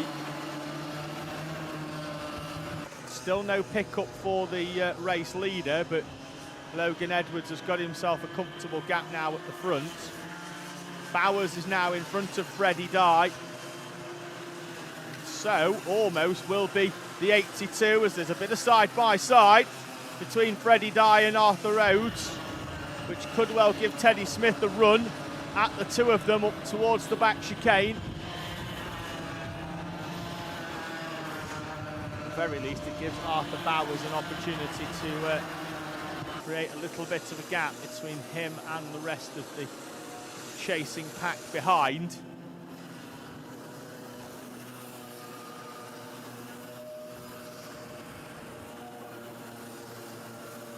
Dye in the 17, Rhodes and Smith just behind them, Rudman and Hugh Riley have got their own little battle going on. They've fallen away off the back of this trio in front. Hendrix Fallat, then there's some lap traffic behind. Fallat not picking up, I don't think, on timing, drops down, then gets reinserted manually by the timing team here at Super One. Wide goes Freddie Dye, and then you saw his nose rise up there as there was a little bit of rear contact. And it's tight, contact warning for the 46 of Jack Minot.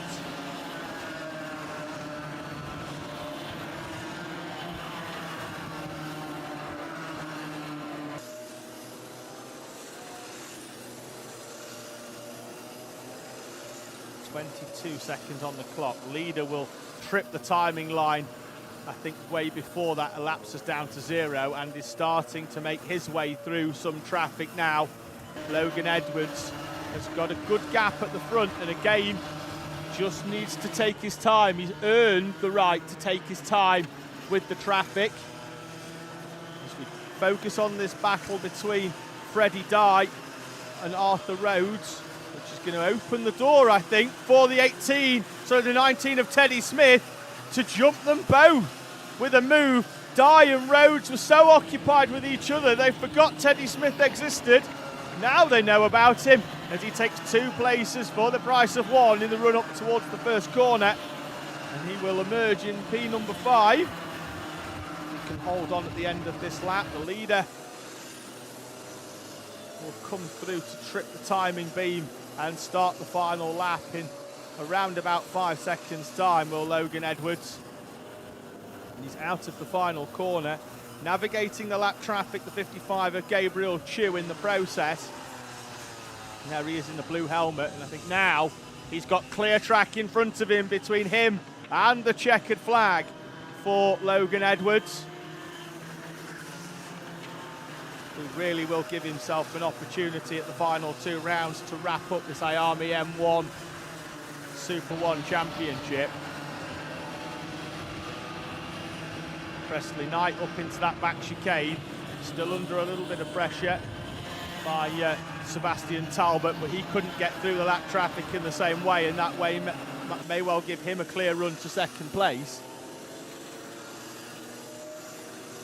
Up towards the complex then, they will come as the rest of the field make their way through.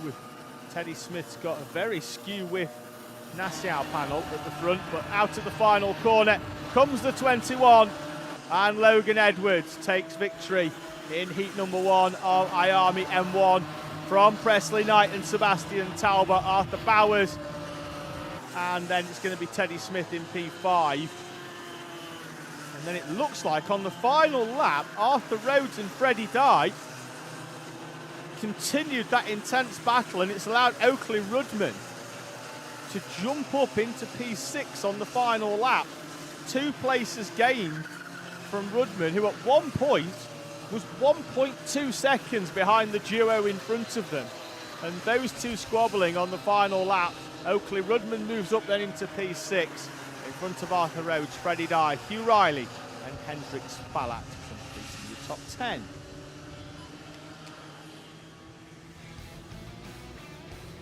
There is your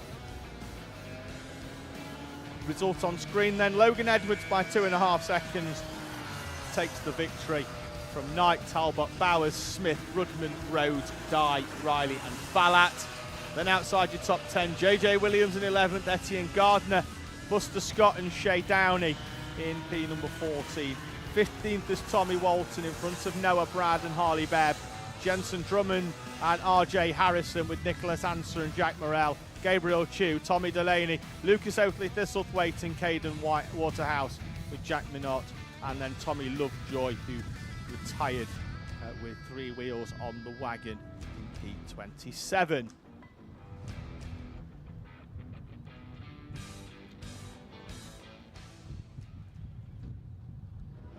Next up, the final heat of the morning session here then at SuperOne. Before we head to our lunch break, because we've already had qualifying this morning. We'll be back after the lunch. Don't go anywhere though.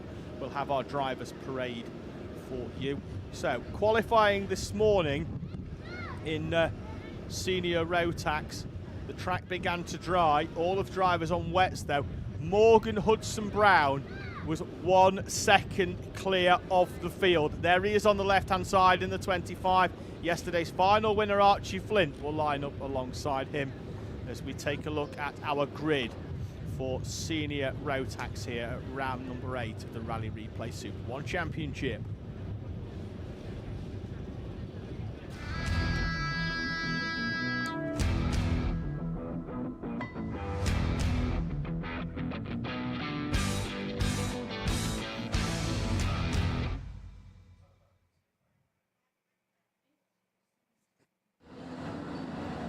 So field making their way out then as Archie Flint finally gets going and bounces his number 22 out. So Morgan Hudson Brown and Archie Flint on the front rows, Jarek Metters and Lucas Plant for the championship leader row 2. Melissa Adrian, who debuted in SuperOne yesterday with a superb second place in the final start, P5. Max Rowley in P number 6.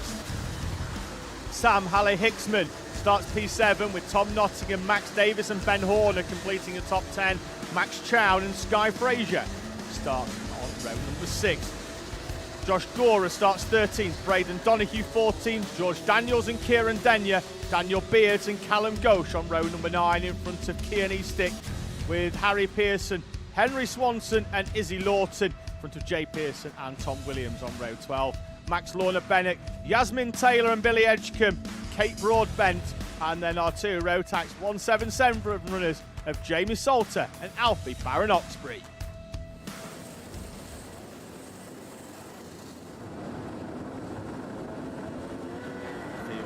Brought round then by Morgan Hudson Brown, who powers down early And we are away and racing in senior Rotax, and Morgan Hudson-Brown, power down and away he went, disappearing off into the distance early doors. As the rest of the field make their way cleanly around the first hairpin, and the 25 of Hudson-Brown leads us through.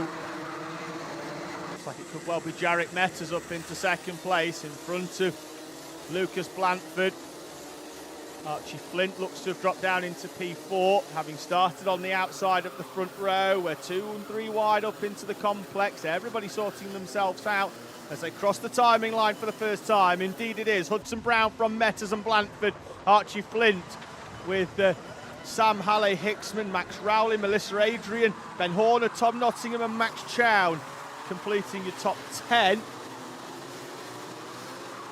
Billy Edgecombe up to P20, 7 places gained on the opening lap for the driver of the number 2. Qualifying well out of position this morning. I wonder if he rolled the dice and tried slicks for qualifying. Try and find out during the lunch break, but the field making their way through. Gap 6/10 in the previous lap. It looks to be fairly similar between Morgan Hudson-Brown and Jarek Metters. Indeed it is. Fastest lap of the race though, the 33 of Max Rowley in P number 6, the only driver dipping into the 45s with a 45.9. There he is in the yellow and black in the background. As down the inside goes Lucas Blanford on Jarek Metters. There's your top 2 in the championship. Thought they were going to try a side-by-side move into the back chicane. That rarely works. And Lucas Blanford decides that discretion is the way forward towards the championship.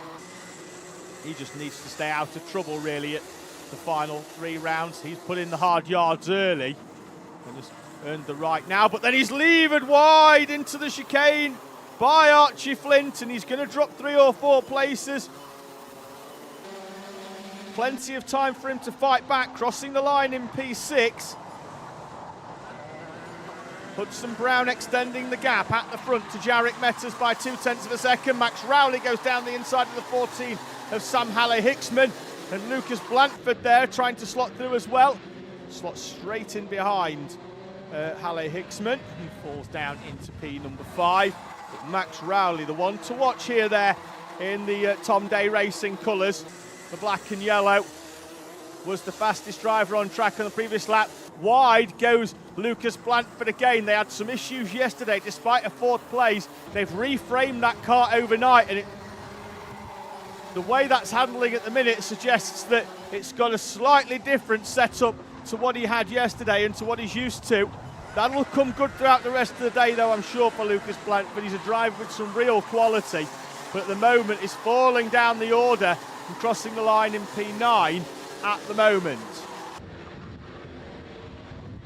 Gap at the front is closing slightly. It was half a second on the previous lap, but that is not half a second now between your 2 leaders. Archie Flint still trying to hold off Max Rowley. Be interesting if Rowley can get a move done this lap. He's still got 3 minutes to try and close in on Hudson-Brown and Jarek Metters, and I think that he could do it if he can find a way past Archie Flint. Flint's no slouch himself, as we found out yesterday, taking the final victory to add to 2 further podiums at the second round at GYG. Conversation to be had there between Morgan Hudson-Brown and Jarek Metters. Shall we work together to go forwards? Yes, I think we should. That goes one of 2 ways. They either fully comply, or the other option is that as soon as Jarek Metters has said, yeah, we'll work together, he sends a move at the next corner on an unsuspecting Morgan Hudson-Brown. This time, looks like they've decided to work together. As in the background, we had 2 drivers going side by side, and we've got the 68 of Daniel Beards, who's had a trip into the gravel at the far end of the circuit, and that car is just being recovered, and we've got a yellow flag up there, which means we're going to have no overtaking, and he will fall a lap down in the order.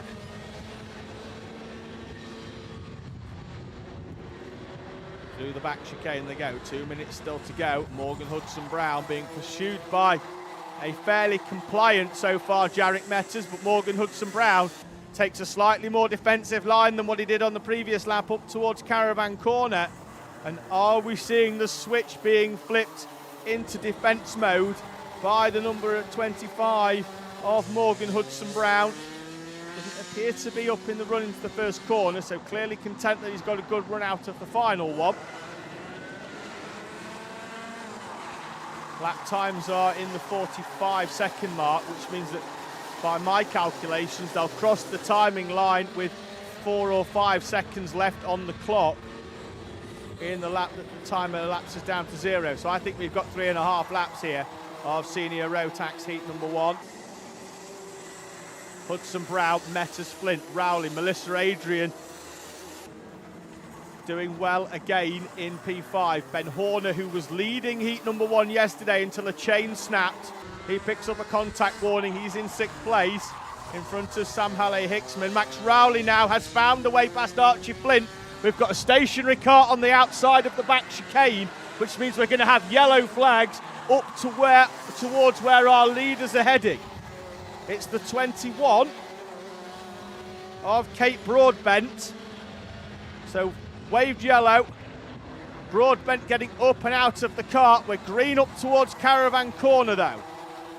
30 seconds on the clock, but there'll be 2 laps at the end of this race.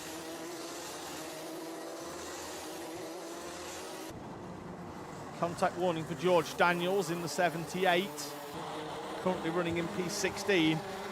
And at the front, there's been a slight extending of the gap back out to 0.3 of a second between Morgan Hudson-Brown and Jarek Metters. Behind them, though, now Max Rowley's got through as the sun emerges for the first time here at Fulbeck. Can he close in on Metters and Hudson-Brown in the final 2 laps? He's got 0.7 of a second, and previous lap he was only a tenth quicker, but Flint and Melissa Adrian, and down the inside, is that Archie Flint? Yes it is, and Melissa Adrian's going to draw alongside as well. She slots back in before the complex, and the chances of Max Rowley closing up on the leading duo are gone now. Archie Flint then back up into 3rd place. Blanford in the background is on the back of Ben Horner as they run up towards the chicane, still behind Ben Horner as they emerge out of the final chicane, first chicane. Hudson-Brown then with the gap to Jarek Metters, and it's starting to go out once again. Out to nearly 0.4 of a second, and behind them, the battle for 3rd place is definitely a battle for 3rd rather than a battle to catch 2nd, because Archie Flint now taking that defensive line in the run up towards the chicane, and will park it on the inside again at Caravan Corner to stop Max Rowley getting the good run.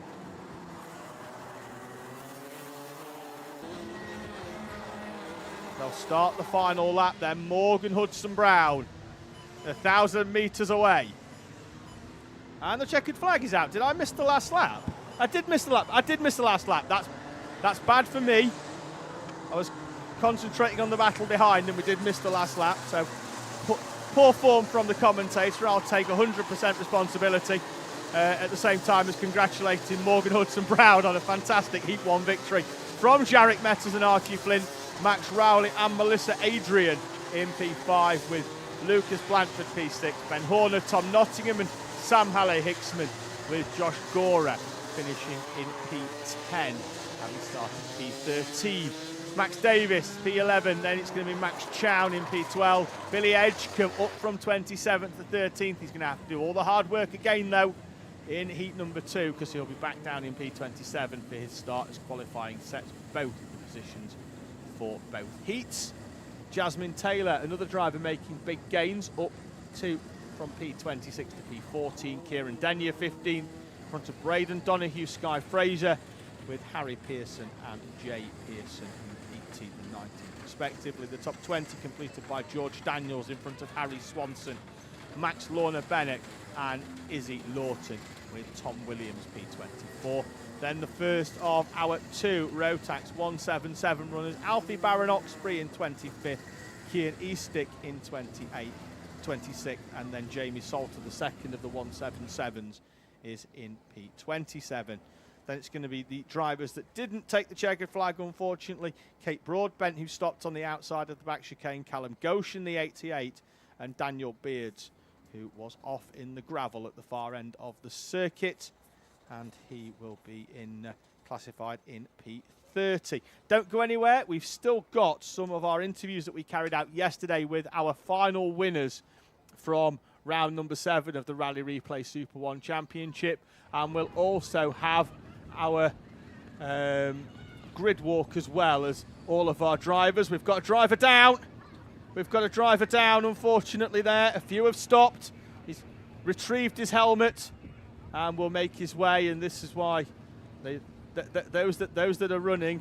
The marshal's already left post 6 though, so we don't have a yellow flag out, unfortunately, for the driver that was down, but hopefully he's okay. He does appear to be, and he's walking up to take his position for our grid our grid walk, which will be in around about 10 or 15 minutes time. Until then, enjoy our interviews from the finals. Don't go anywhere, and we'll see you for heat number 2 and the finals this afternoon.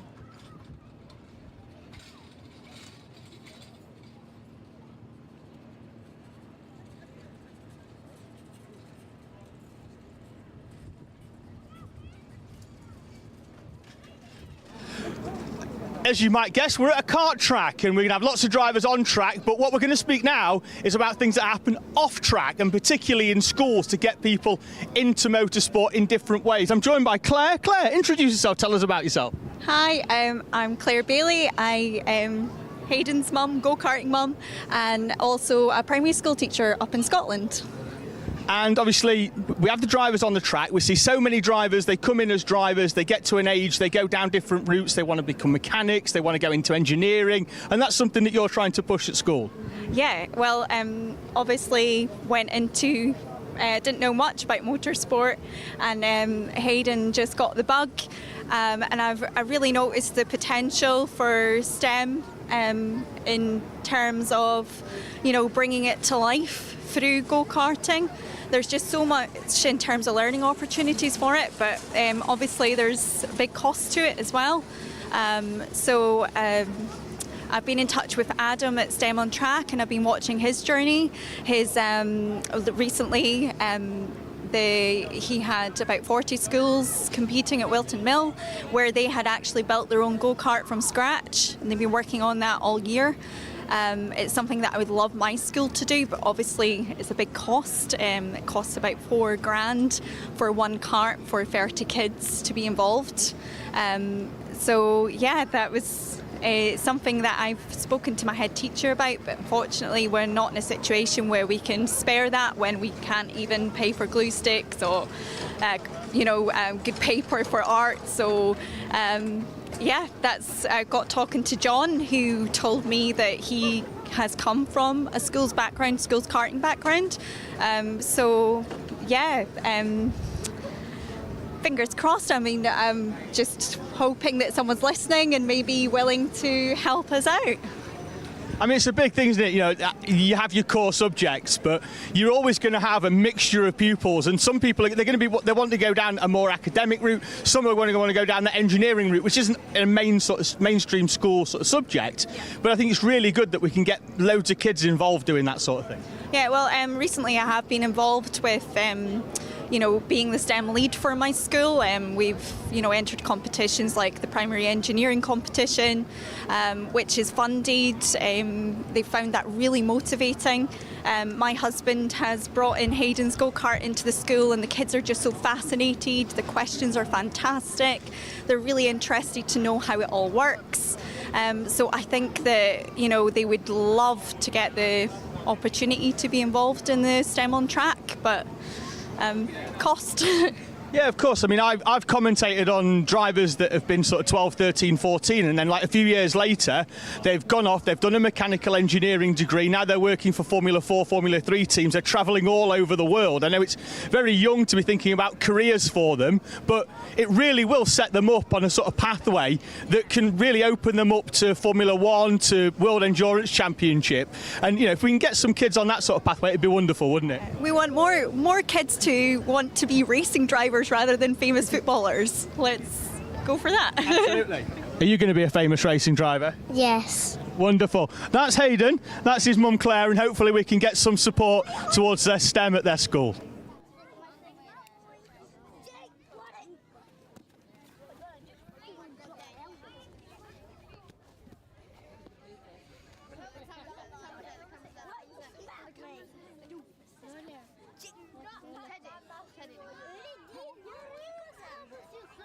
Ben kendi kimime de basıyorum. Poppy. I was here first! Teddy was! I was here! He was! He was! It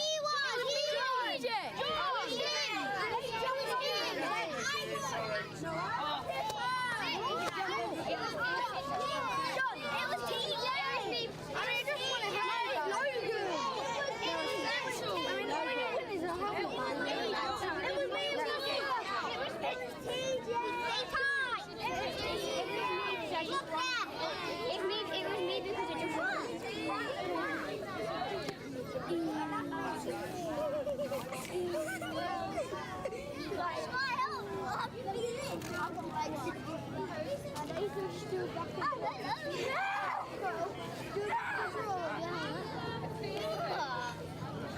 Stand up, guys.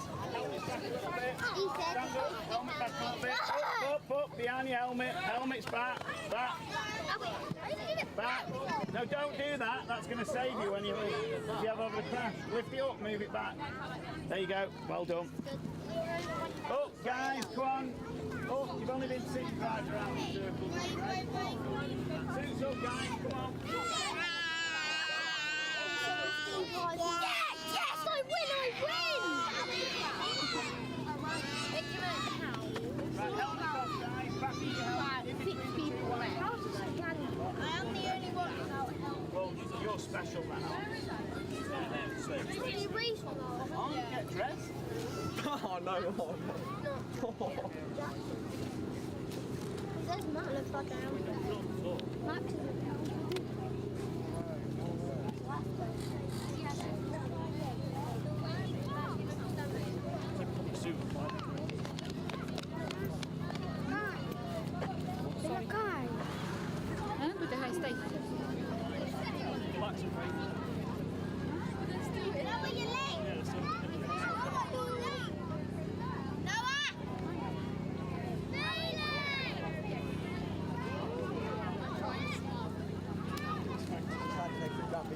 Brilliant. Oh, look at you. Where'd you finish? Now we've got a shirt on. I got my shorts on now.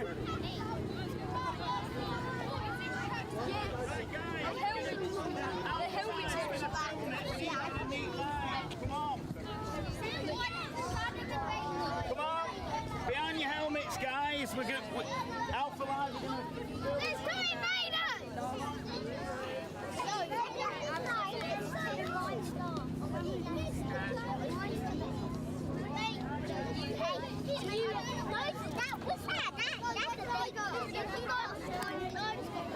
time, just come here. You'll be next to me. You'll be next to me. It's small. How much is this helmet? Surprising, I'm just touching this. I swear I just said second. This is so fun. Yeah! You did not. Yes, I was. Oh, don't do that, Finley. They're going to zoom in on us. I do not want my face to be zoomed in. You don't want to be blocked. I wonder if I get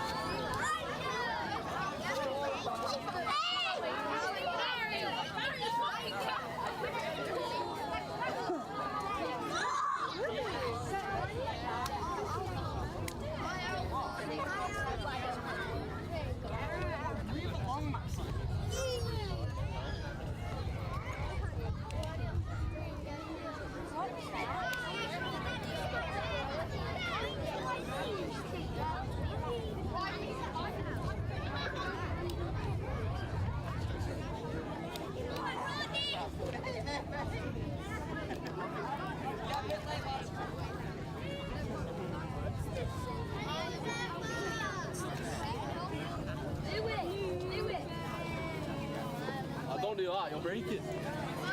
I'm getting a new helmet anyway. Hey, yo, why are you standing on your helmet? It's the same one. Who does that? They're gonna break. Yeah. He's gonna break. It's the same one. Look. Mine one and your one. That guy's literally doing it.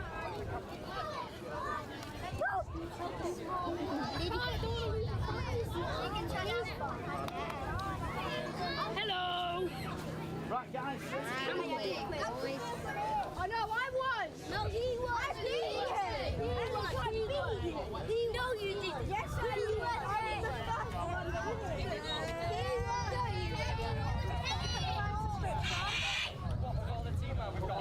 Yeah, can you not? No. Come on then, guys, in the line. 1 minute. This is so bad, you have Oh, look at that.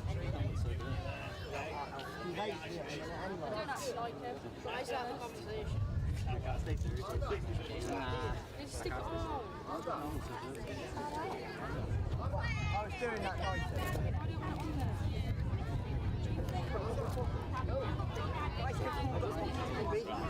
Right, guys, we're going to do the live stream, and Amelia is coming down, so stand up and wave or whatever. Big waves and smiles. You ready, guys? Just calm down. Right. Hey.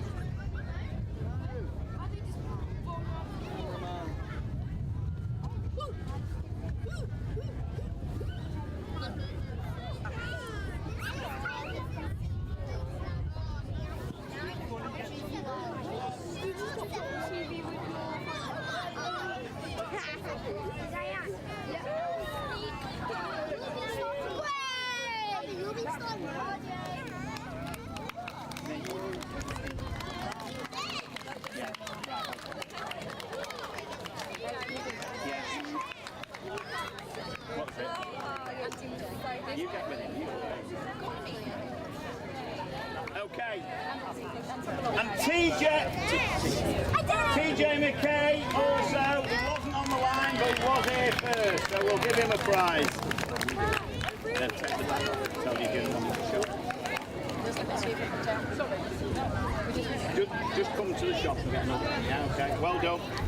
Okay, and you've got to be here to win this. So if you get drawn out, not here, we'll pick another one.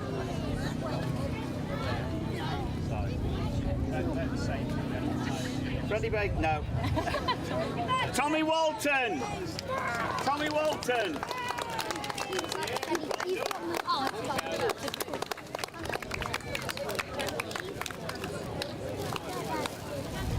Okay, safe weekend racing.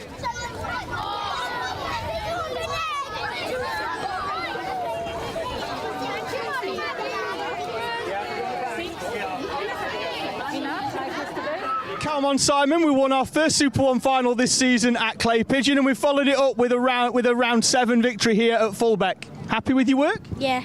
Good. We've won 2 heats, qualified in 3rd, so we have had to work our way through in both races to get to the front in the heats. Talk me through your heats so far. It was hard. Well, you say hard, you've got to the front in both of them. Yeah. So we're giving you an award for top overtaker as well, yeah? Yeah. And we like overtaking, don't we? Yeah. It's all good fun. Final, I'm assuming, because I didn't see it, but it stayed fairly close, because that's Comas. Or did you drive off into the distance? Yeah. Because Dad told you, because you definitely weren't looking back, were you? No. No, we don't. Yeah, you were looking back. We don't look back, do we? Drive forwards. Yeah. Good. Are we hoping to take another trophy home tomorrow? Yeah. Good. So that's your second big Super One now, because that's 2 wins. So show the camera your trophy, because you're holding it down there. Good. There we go. With a big P1 on it as well. That's his second one of the season for Calmon, so we're hoping for more of the same tomorrow. Yeah. Yes, said Calmon, and hopefully he gets another one tomorrow. Henry. Yeah. Why don't you like being interviewed by me? Well, you've just said I don't like being interviewed. By you, me specifically.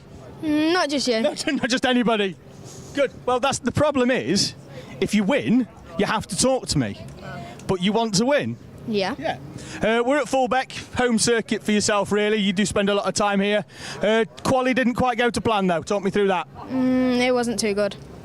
No, but we started P5.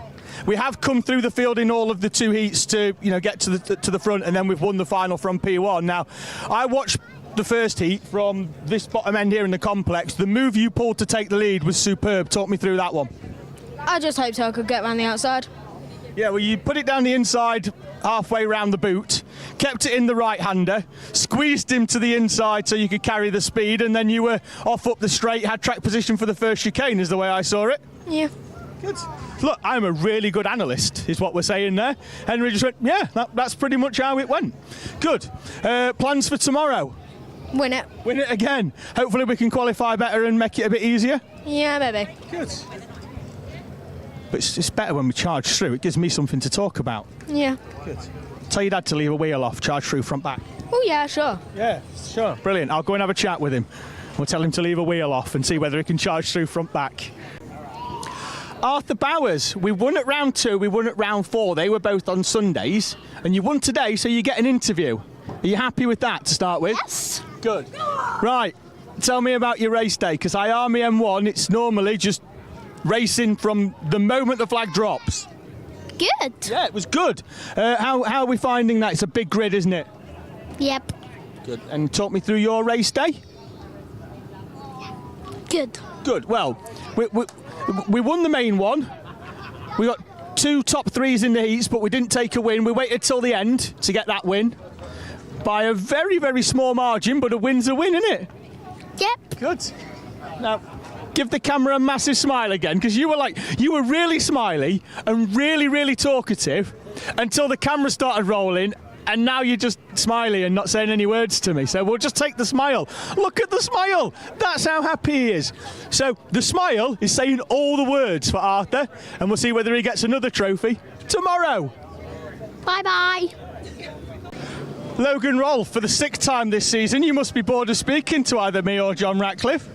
Yeah, to be fair, I actually quite am. Good. Who are you more bored of speaking to, me or John Ratcliffe? You. I'll see you later then. We're back. Talk me through your race day. It was quite hard at the front of the start of the day, and I've just carried my winning on throughout the day, and it's just constantly going harder and harder and harder, because all the more competitive drivers are getting to the front, overtaking me and doing all that they want with me. And then I just took it to final and just, won. So it's a tough track, Fulbeck, very different to a lot of tracks we go to with the slower corners through the chicanes. How do you find them? quite hard to try and get them right. Every lap, I'm probably missing like a tenth from there, and they just catch me up into it, and I lose on them on the way out. Yeah, it's tough being at the front though, isn't it? Particularly when you've got sort of long straights between them bends. They all sort of slipstream and try and get past you. So it must be quite tough. Yeah, especially at the start where you miss the first chicane, and then you try and take it down to the far right-hander, which I call the U-turn. Now, at the start, when you climbed on the podium before that camera started running, you climbed on the stop step and you went, I'm taller than you. So who's taller now? It's still me. It's still me. It's the first time he's been beaten by me. So I'm going to take that trophy and I'm going home. No, Logan Rolfe, 6-time winner now in Super One this season in 7 rounds. I just want to say thank you to... He wants to say thank you. I just want to say thank you to my dad, my mum, my sister for travelling all the way up here. Well, my mum and sister travelled up here this morning, and KR Racing Engines, into especially Connor. Good. Well done, and well done for doing that unprompted as well. That's fantastic. He's learning, and it's because he's doing lots of interviews because he keeps winning. Drew Priesner, we don't stand on the podium all season, and when we do, we take the top step. Yeah. What a weekend. Yeah, exactly. I started off quite strong in qualifying, coming 4th, and then P3 in both the heats. I managed to pull P1 in the final. So we've had 2 P3s. How have we converted that into a top step? Well, I had some good battles with Oliver Smith and Teddy Cooper, both my teammates, and we just managed to pull first after overtaking Ollie on the straights. So when you're battling like that with teammates, how is that different to battling with not teammates? I think it's a lot more respectful, a lot more like everyone takes care of each other a bit more, so I think it's more fair racing. So who's spanners for you? It's my dad at the moment. Your dad? Yeah. I was about to say, I'm fairly sure he's over there having a beer, but it wasn't. It was the gentleman congratulating him. He's getting all the congratulations who had the beer, so he should probably hand him a beer. although not too many beers, because he's got to spanner your cart again tomorrow, so he can't have too many, can he, overnight? But I'm sure you'll allow him one. Yeah, obviously. Good. To be fair, you're tall enough, and not you're a junior, but so you definitely can't have one, can you? He can't have a beer. He might, because he could probably get into a pub, because he's about 9 foot tall. And but yeah, so we're happy. Think we can take another one of them tomorrow? Hopefully, yeah. Hopefully, see what we can do. We don't want to share it out in the awning, do we? No, we don't. No. It's all well and good being teammates, but when it comes to trophies, we take 2 home. Yeah, exactly. Good. Well, that's Drew. He's going to celebrate with a milkshake or something because he can't have beer because he's not old enough. Stuart's behind the camera, he's creasing. I've no idea why. I'm skirting the boundaries, I guess. But Drew, he's been skirting the boundaries of taking the top step at a podium, and I'll see whether I've still got a job this time tomorrow. Noah Wicklow, winner again in Super One for the 2nd time this season. It's been a really consistent season, hasn't it? We've either stood on the top step or on step 2, and we're leading the championship. Talk me through your race day. So I qualified it on pole, which was really good. Then first heat, it just gapped everyone like 3.5 seconds. Second heat, same thing, but then the Battenberg just like ruined it a bit, but then I still came out on top. Final was the best because obviously I won because Ben Sliver had a really bad start, and then I just kept pulling and pulling, nearly won by 7 seconds. So yeah, just got to the front in the final. Now we did think, well, you didn't think, it came through. There was a bit of an admin error. We thought you might have had a drop down. Have we got over that yet? Yeah. Good. Well, I sent your dad off to get your nose cone. So for humour, there's the nose that we thought was dropped down. You can take that as a trophy home as well. Your dad's going to stick it back on the cart. At least we're smiling. That's a good thing. And hopefully we get another trophy tomorrow. Yeah. Hopefully, try my best. Good. Anyone you want to say thank you to? I'd like to say thank you to MJR, Martin, Charlie, Force, my sponsors, my mum and dad, and my family. Good. And finally, just so that you take camera, you definitely didn't get a drop down, did you? No, because I was first. Exactly. He didn't get a drop down, but he's going to take his nose cone and his trophy home. Mr. Cool is Felix Tandy. How cool? Well, I've just stole his glasses, so I'm going to give them back. There we go. We need to be super cool. Felix, I'll say it's a good day. You qualified on pole, you won both heats in the final. Happy? Yeah, quite. Good. Talk me through it. I've not seen a huge amount of your races. I've been setting stuff up. Have we been battling, or have we managed to drive off? Drives off in every race. So we've been really consistent. Happy with your season so far? Yeah, quite. Quite. You were loads more talkative than this when I spoke to you at GYG. Is it because you were a bit more fired up? Yeah. Good. So we are relaxed this weekend, which means we're leading the championship, so we are comfortable there. Are we confident that we can go on and take it at the end of the season? Maybe. Good. Who makes you go so quick? Me. You. Just you. Yeah. No driver coach. No. No. Do you want me to just turn the camera around? Look at him. He's over there with his arms up. Driver coach. Oh, look. The driver coach is getting some sympathy, but you're taking all the credit. Yeah. So there's Felix, who's just sacked his driver coach and employed himself to be his own driver coach because he's doing so good. This is TJ McKay, who's just won his first SuperOne final in Mighty Cadet. TJ, talk me through your day. Today was a stressful day. The few of the heats, I had a few spins and a bit of contact, and this paid off. Good. Where did we start the final? I was starting third. And we've come through to take the win. How was the race from your point of view? It was tough. A lot of good battles. Just got a big gap and won it. See, I've always found it's difficult to break away, particularly with the Mighty, be it the Bambino or the Cadet, with it being so equal. But you say you've managed to break away? Yeah. I just got a wee bit more speed out of the corners than the rest of them. And that's very important here. We've got a couple of really tight chicanes at Fulbeck, particularly the last complex as well, getting on that power early, because you're going to carry a lot of speed up the straight if you can do that. We go into race day 2 tomorrow. Are we confident of a repeat? Maybe not. I might have just got lucky. Well, we'll find out whether you just got lucky tomorrow. Anybody you want to say thank you to? My dad and the people at Mighty E. Yeah. That's it. Well, good stuff. Well, hopefully tomorrow goes well again and we see you on the podium again, taking 2 trophies home as well as the top rookie. So, even if this weekend sort of stops at today, we're happy with a good 2-trophy haul. Yeah, it's good. Good stuff. TJ McKay, winner in Mighty Cadet. Alfie, who nearly escaped to chat, but I dragged him back. Talk me through your race, because you were mixing it in there with some of the 162s. Yeah, it was quite a challenging start, to be honest, trying to pave my way through the chaos. But overall kept it clean. Good battles with Jamie, but overall good result. So pretty happy with that.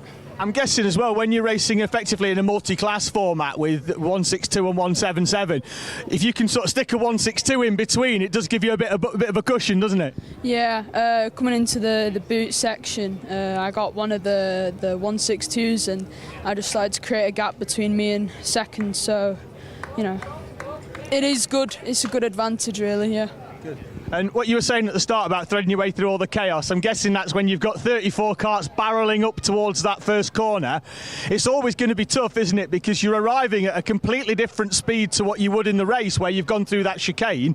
You're going straight up to that first corner. Everybody's got a different interpretation of where they're braking. Must be fun. Yeah, I don't think I've gone through that second chicane on the first lap today. So, yeah, but it's... You have to focus a lot, but then after the first lap it starts to calm down and then you start to focus more and you get to pick up the pace a bit. Good stuff. Well, another trophy tomorrow? Hopefully, yeah. Hopefully, yeah. You don't have to speak to me on Sundays. Amelia does them. I stay in the commentary box and delegate. Good stuff. Thank you. Hopefully you get another one tomorrow. Yeah, thank you. Melissa Adrian, second in senior Rotax and also our top female driver this weekend. Talk me through your race day. It's been quite good, to be fair. Came 4th in quali, second heat, came second. Final, it didn't start great because I didn't have a good start. Went down to like 7th, and then some battle in front of me, and then came out in second. Yeah, well, Fulbeck, it's a track that you're very familiar with, but also the drivers you're racing you're not too familiar with because it's SuperOne debut and we debut with a podium. Yeah, it's it's the tough grid. There's a lot of tough drivers in there. I mean, I'm on different tyres, so it's quite hard to get used to them after being on less grippy tyres. So I think I've done well. I think you've done well. First weekend on what is effectively a grippier tyre that we just used for the weekend rather than over a couple of rounds. But so getting that up to temperature and getting used to it straight away. But you must be happy with the performance. I'm happy. I think I've done well. I mean, couldn't really ask for much, can I? Came second. Yeah, happy enough with that. Was that where we were expecting to be coming into the weekend, or did we not really have any expectations at all? I mean, I was expecting to be near the top because I've been there quite a lot, but yeah, couldn't really ask for much else. Your dad earlier said that we might go to Wilton, we might not, but if we keep winning trophies, are we going to see you at Wilton? I think so. Maybe. I don't know. Depends what we're doing. Good. So that's Melissa Adrian, first on the entry list for Wilton Mill. Archie Flint, senior Rotax winner from round number 7. Archie, we've had 2 podiums so far this season. First time on the top step, though. Yeah, we knew we could do it. We just had some bad luck. So good that we could catch a win finally. Good. Now, I've just asked you how many times you've been to Fulbeck. You said a few times, but not exactly a home track, I'm guessing, so just pleased to get the result. Yeah, we live quite far away, and it's not one that we visit like many times. So, getting the win here, it was hard, but yeah, it was good to get. Good. Talk me through your race day. We had a hard heat 1. We were second behind Lucas, and then we got a drop down, which dropped us to P7. But yeah, heat 2, we struggled again. We got P4, but just good to get a win in the final again. Did we make some changes for the final, or was it all down to the driver? Yeah, we made a couple of changes, but we can't say what. You can, you're just not going to. No. Tell me. Can't say what. No, honestly, he's the type of person you want as a witness. But yeah, well done. Congratulations. Hopefully we get another one tomorrow. Yeah, thank you.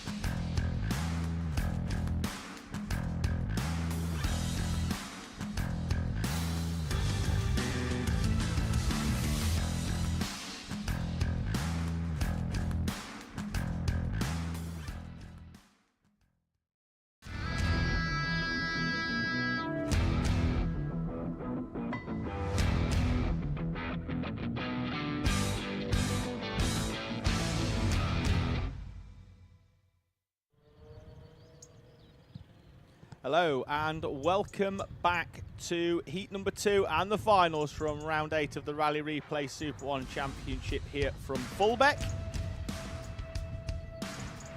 Mechanics have made their way up and are patiently waiting the arrival of Mighty Heat number 2. Felix Tandy will roll off pole position. Nico Veselovsky alongside him. Luca Pede and Zane Sofoglu on row number 2, with Bobby Slater and EJ Deera on row 3. They'll be in front of Frank Pearson and Sam Tester on row 4. Hayden Bailey and Max Tetlow row 5. Teddy Veselovsky and Stanley Thurston on row number 6. And then completing your Might E will be Jayanch Rayaru and Aidan Castleman in the number 46 machine. They'll make their way round. There they are, just waiting for clearance to enter the circuit. It's Tandy on the left after a hard-fought win in the first race where he dropped down to 4th place and then fought his way back through. So 4 final wins so far from 7 attempts for Felix Tandy. 3rd place as well at round number 4, which was the second day at GYG. Other winners in this class so far this season. Zane Sofoglu has won 2 rounds. Arthur Bowers had won the opening round and had been on the podium at 4 others, but he has elected not to race this round in Mighty. Puts his focus on IAME Bambino, which he won the IAME M1 race yesterday. So still waiting clearance.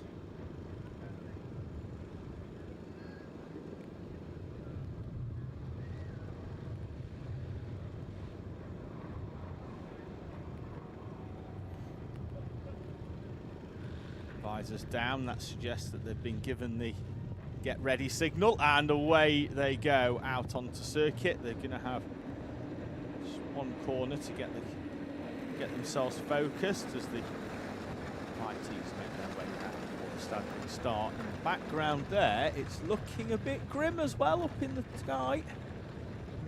Started the day wet, we may well end it in a similar fashion as well, but the circuit for the time being is very dry.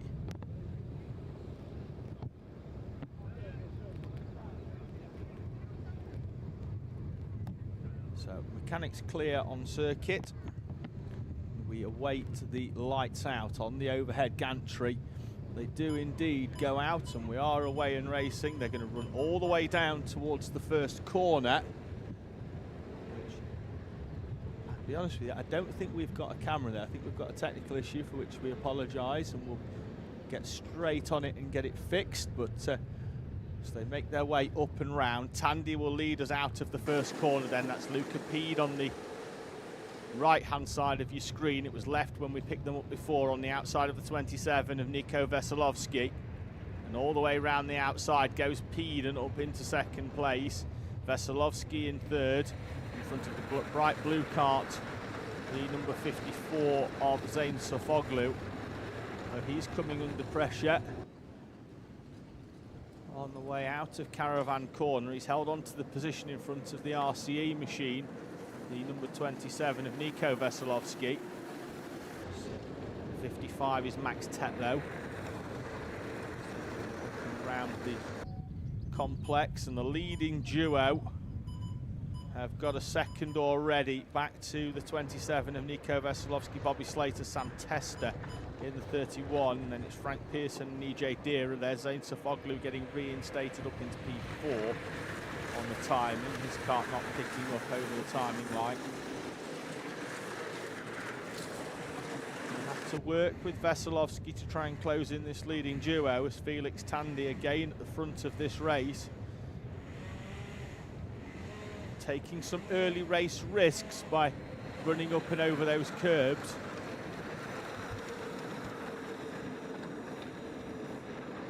Using it to full effect to open up a gap.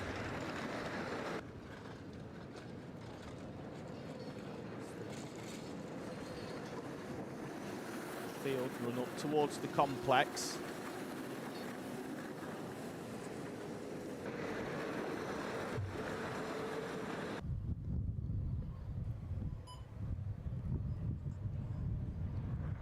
So Felix Tandy leads then from Luca Pede and Nico Veselovsky as they come up and over the timing line. Zane Sofoglu appears to have found a way through and is up into third place. Indeed he is, with Sofoglu now up into third in front of Veselovsky.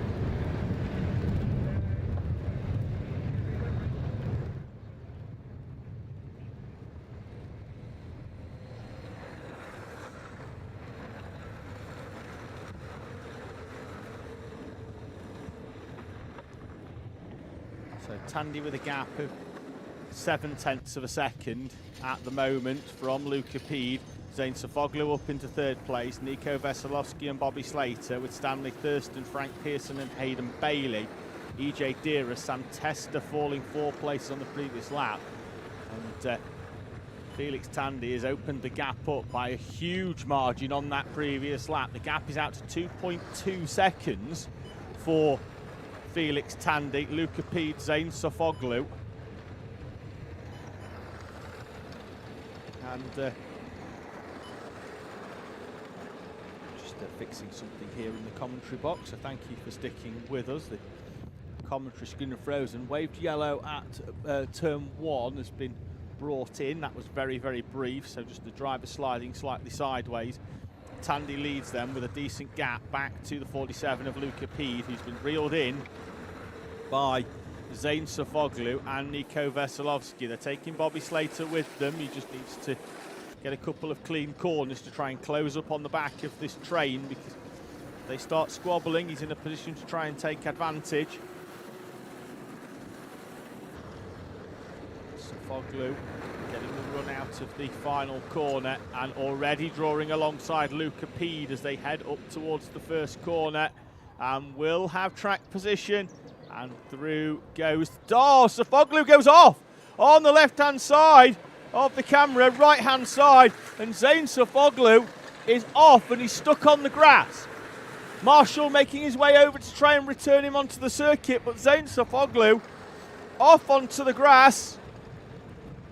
And I thought he might have been able to power down from there to get going, and he's been helped onto the track and will rejoin in 11th place, I believe, behind the 55 of Max Tetlow.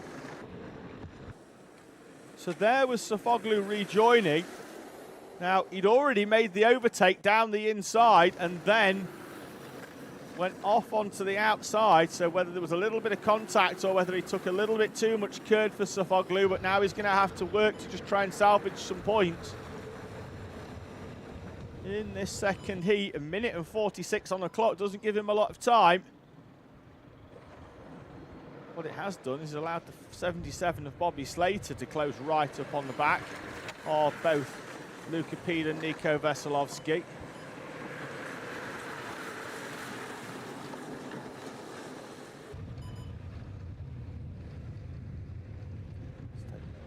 Head up towards the back chicane. Leader there in the plate is comfortable as long as he doesn't encounter some lap traffic, which he should be okay with where we are in terms of time. He'll have 2 laps to go at the end of this one. Given that these drivers raced earlier on in very different conditions in the wet, to have to see nothing's fair in these final 2 laps of Mighty. Pede takes the inside line and then sweeps out wide to try and open up that first chicane. Holds on nicely and then doesn't feel the need to be defensive in the run up to the first corner. Gap is out to 5.6 seconds with at the front with Tandy.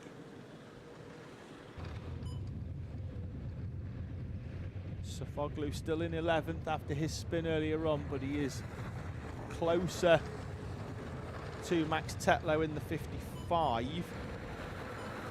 That timing shows he got past him on the previous lap. In the comment, it has indeed been updated on the timing tower down the left side as well. He's not too far off the back, only 9/10 of a second off Sam Testa.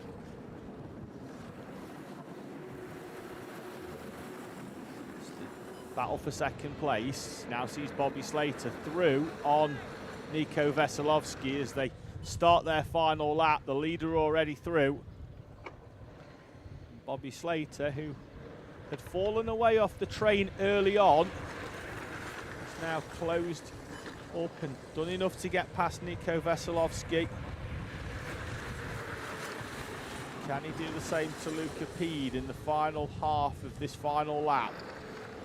Behind them, Frank Pearson and Stanley Thurston in front of Hayden Bailey. It's EJ Deere, Zane Sofoglu up to 9th. Sam Tester in P10. Tetlow, Castleman, Teddy Veselovsky and Jayanch Rearu complete your mighty grid. Don't think Slater's going to be close enough, but out of the final couple of corners, Felix Tandy continues the run and wins for the 5th race here this weekend from 5th attempt, and 2 pole positions as well for Felix Tandy. With Luca Pede in 2nd place, Bobby Slater holds on for 3rd, having got past Nico Veselovsky a few laps from home. So it's going to be Slater from Veselovsky, and then it will be Frank Pearson. There he is, taking the checkered flag in front of Stanley Thurston, and that'll be Hayden Bailey in the yellow and purple just behind them, and Zane Sofoglu will cross the line just in front of Sam Tester. Indeed he did, and they're all going through the straight through the chicane. That'll save us a couple of seconds. We've got a waved yellow down at post 5, so I don't know if we've had somebody off down in the complex. We've not had Teddy Veselovsky and Jayanch Rearu through yet. Rearu comes through now for P13, so it looks like we've had Teddy Veselovsky off down at the far end of the circuit, as we have indeed. There he is, just rejoining, and he'll come round to take his checkered flag.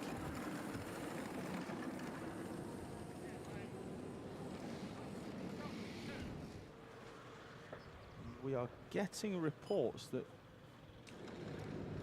it's due to rain in the next couple of minutes.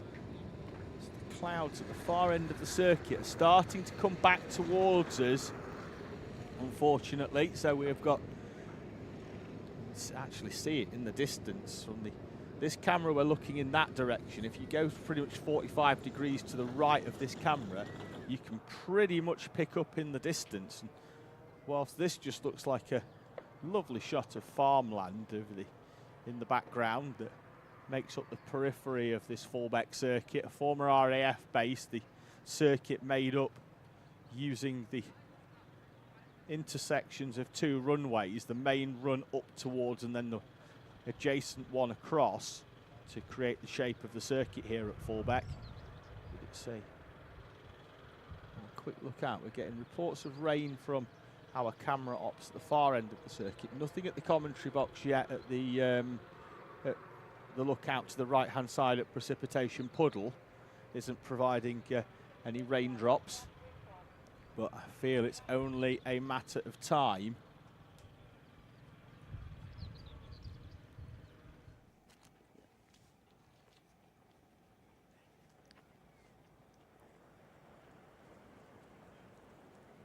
Circuit is clear then, and we head to the second heat of the second race. We've just had, yeah, I'm just having a quick look. We've had something bounce off one of the carts and is currently in the middle of the tram lines on the start line, around about 10 places back. So I don't know if we can get that removed, because it does look to be metal-ish. But we'll head towards our grid then for Mighty Cadet and IAME Water Swift Restricted.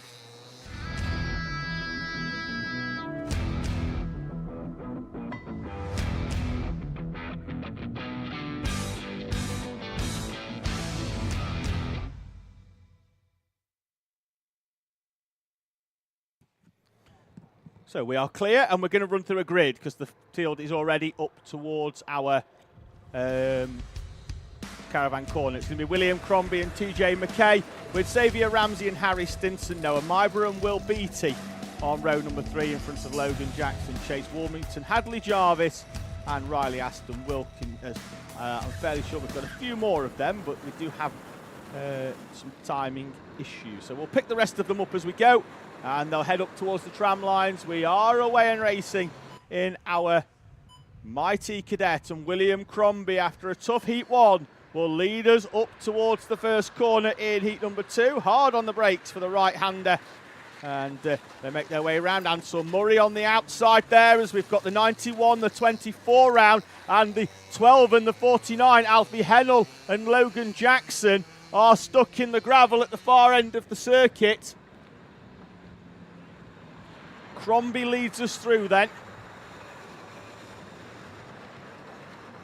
Noah Myborough, I think, in second place, potentially. We'll confirm as they come through over timing lines. We mentioned we have an intermittent pickup with some of these, such as the power that the batteries give out, does sort of override the transponder. So it's Crombie leading from the 44 of Xavier Ramsey in second place.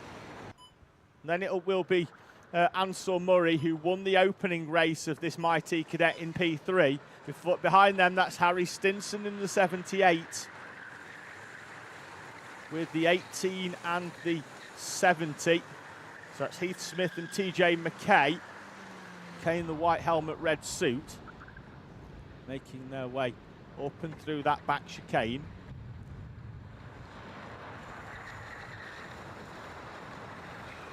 Down the inside goes Ansel Murray with a great move, almost carried so much speed that I thought he was going to go through the side of William Crombie, but managed to stamp on the brakes, did Ansel Murray, and did incredibly well there to get that overtake done on Xavier Ramsey and get the kart stopped as well. So the RCE duo switch around and we break into 2 trains of 4.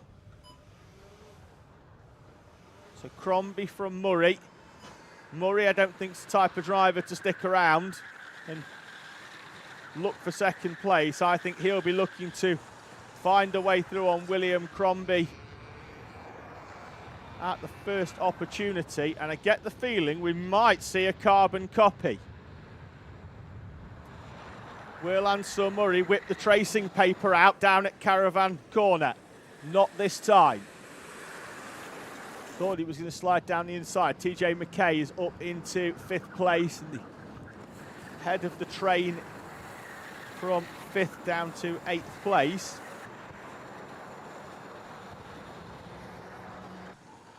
So it's McKay from Smith, then it's Jax Wong and the 27 of Noah Myborough. That's your train of 3 behind, or train of 4 behind. Then Chase Walmington is in 9th place. In the number 96. So Murray once again tries a little nose down the inside. Oh, we've got a driver off. That's Chase Walmington on the grass, on the outside of the chicane. The start of the lap past Marshall Post 1. And I don't think that's beached. I think that's a technical problem. Chase Walmington up and out of the kart and out of race number 2. Stationary yellow and a waved yellow still up the far end of the circuit then at post 1 means no overtaking. William Crombie won't have to defend. Ansel Murray sticks a nose out anyway. Slots back in as though the yellow flag is in. The kart is cleared very, very quickly by the Marshall team here at Fulbeck.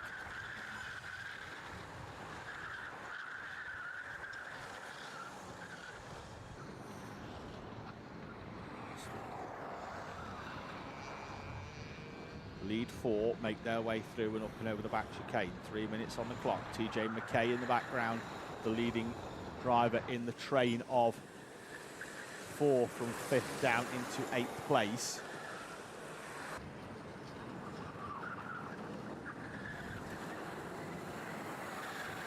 Wide goes William Crombie. Keeps the pace up, but by going that wide, you invite a nose down the inside, and that can occasionally cause you some trouble.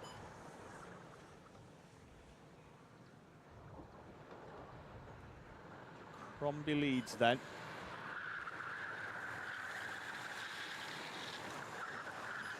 So lapping in the roughly about the 52s for those drivers whose transponder are picking up. Luckily, one of them is William Crombie. he gives us a real-time view. TJ McKay has broken away from Heath Smith, Jax Wong, and the 27 of Noah Myborough in 8th place. Then behind them we've got the 71 and the 22, so that's Jacob Amis. 22 is Daniel Stangery, and he went very well in the first race of the day.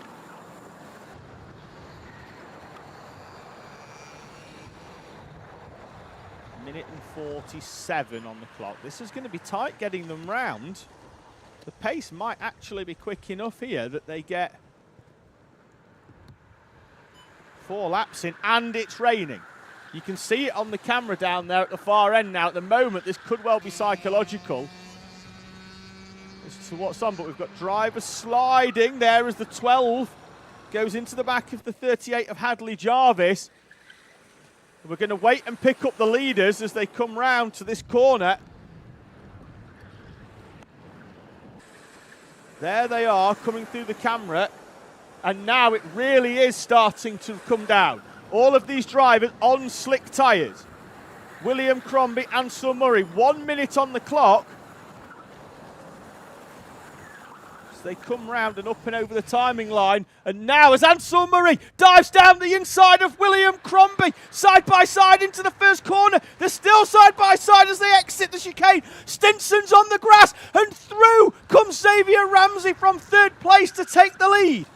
Now they're going to tiptoe round as the rain begins to come down. 30 seconds on the clock.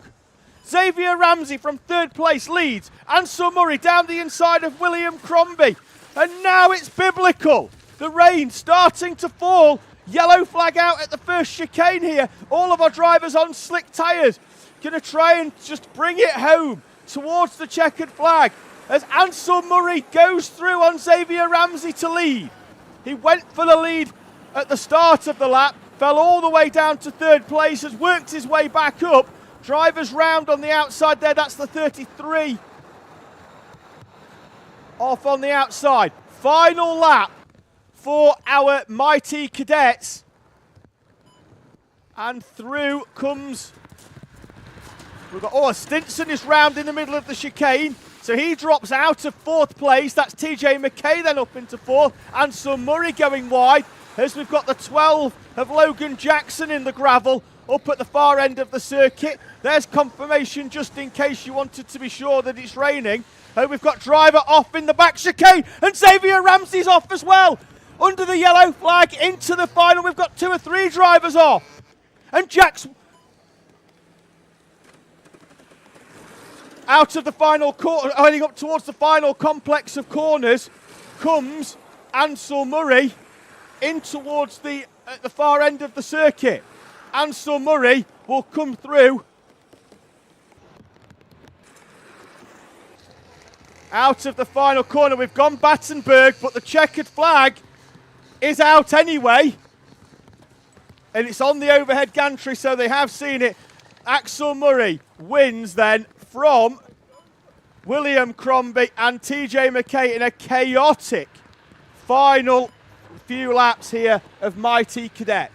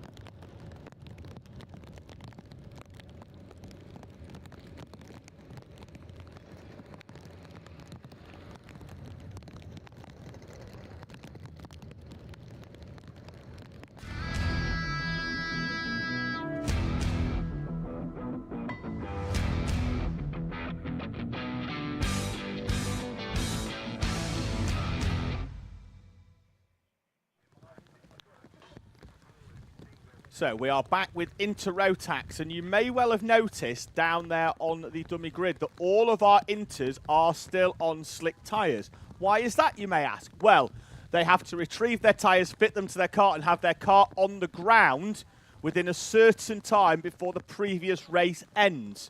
And as such, they will have already decided to put their slick tyres on. They're not allowed to lift their car back up, put the wets on and put it back down, because they won't have time before the next race starts. So, if you thought the last 2 laps of the previous race was chaotic, well, we're about to see a little bit more with Intermax. We'll run you through a grid then as they head towards the get ourselves ready. We've got a few carts just being recovered from that final lap of our mighty Cadet race, but head through then. Right, Jackson Hilton will start on pole position with Logan Rolfe alongside Layla Bell and Charlie Gregg, with Luca Machechia and Oscar Rowe on row number 3. Row 4, Jensen Sale and Lucas Esser, Jay Birmingham and Lewis Herbertson, with Toby Wortley and Luke Collins on row number 6. Row 7, Annika Hurd and Isla Parsons, Arthur Roberts and Elsie Gannon on row 8, with Adam Corser and Alexander Adams on row number 9. The top 20 then completed by Evan Meller and Daniel Hulse. The grid rounded out by Teddy Roberts, Florence Walkington and Amrit Singh Atwal for the second heat. Circuit appears to be clear, slippery surface flags being waved at the marshal's post as a gentle reminder to those drivers on their slick tyres that they're going to have fun.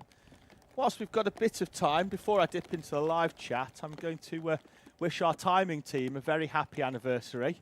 They've decided that they could go out for a meal, they could go to somewhere warm and sunny, but they've chosen to come karting this weekend. Husband and wife team of Tim and Rachel, who are on timing for us here at SuperOne. So thank you for the great work you do. Have a lovely anniversary. Are you stopping anywhere on the way home for a lovely meal, or did you go out for one last night? No? Nothing. How many anniversaries have you had? 3. They're still special at 3. You should be stopping for a meal. That's not. Oh, they're going to. Oh, well, to be fair, there's that new Arch burger. You know how to treat a lady.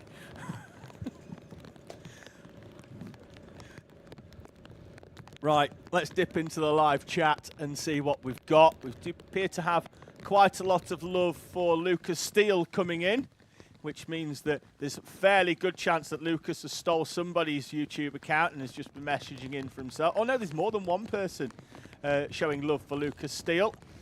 We're getting a lot of support as well in for Morgan Hudson Brown as well. So thank you very much for everybody that's getting in touch. We try and dip in as and when we can in between the race. Chase Warmington getting a lot of love in that one, but unfortunately his kart ground to a halt with a few laps to go, so that was a bit unfortunate.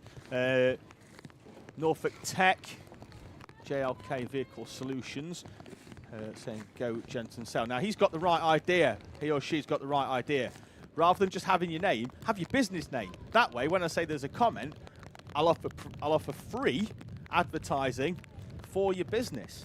So if you do require any JLK Vehicle Solutions, you should get in touch with JLK Vehicle Solutions. I'm also available for all voiceover work.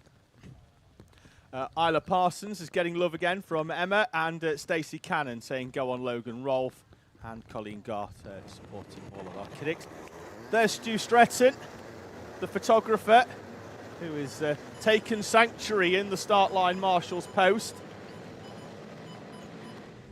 But he's going to have to vacate that in a few moments' time and pick his camera back up again as the drivers trying to figure out where the grip is, and the 51 going round of Charlie Gregg at the far end of the circuit. Now he will be able to retake his position as long as he's in position by a certain point.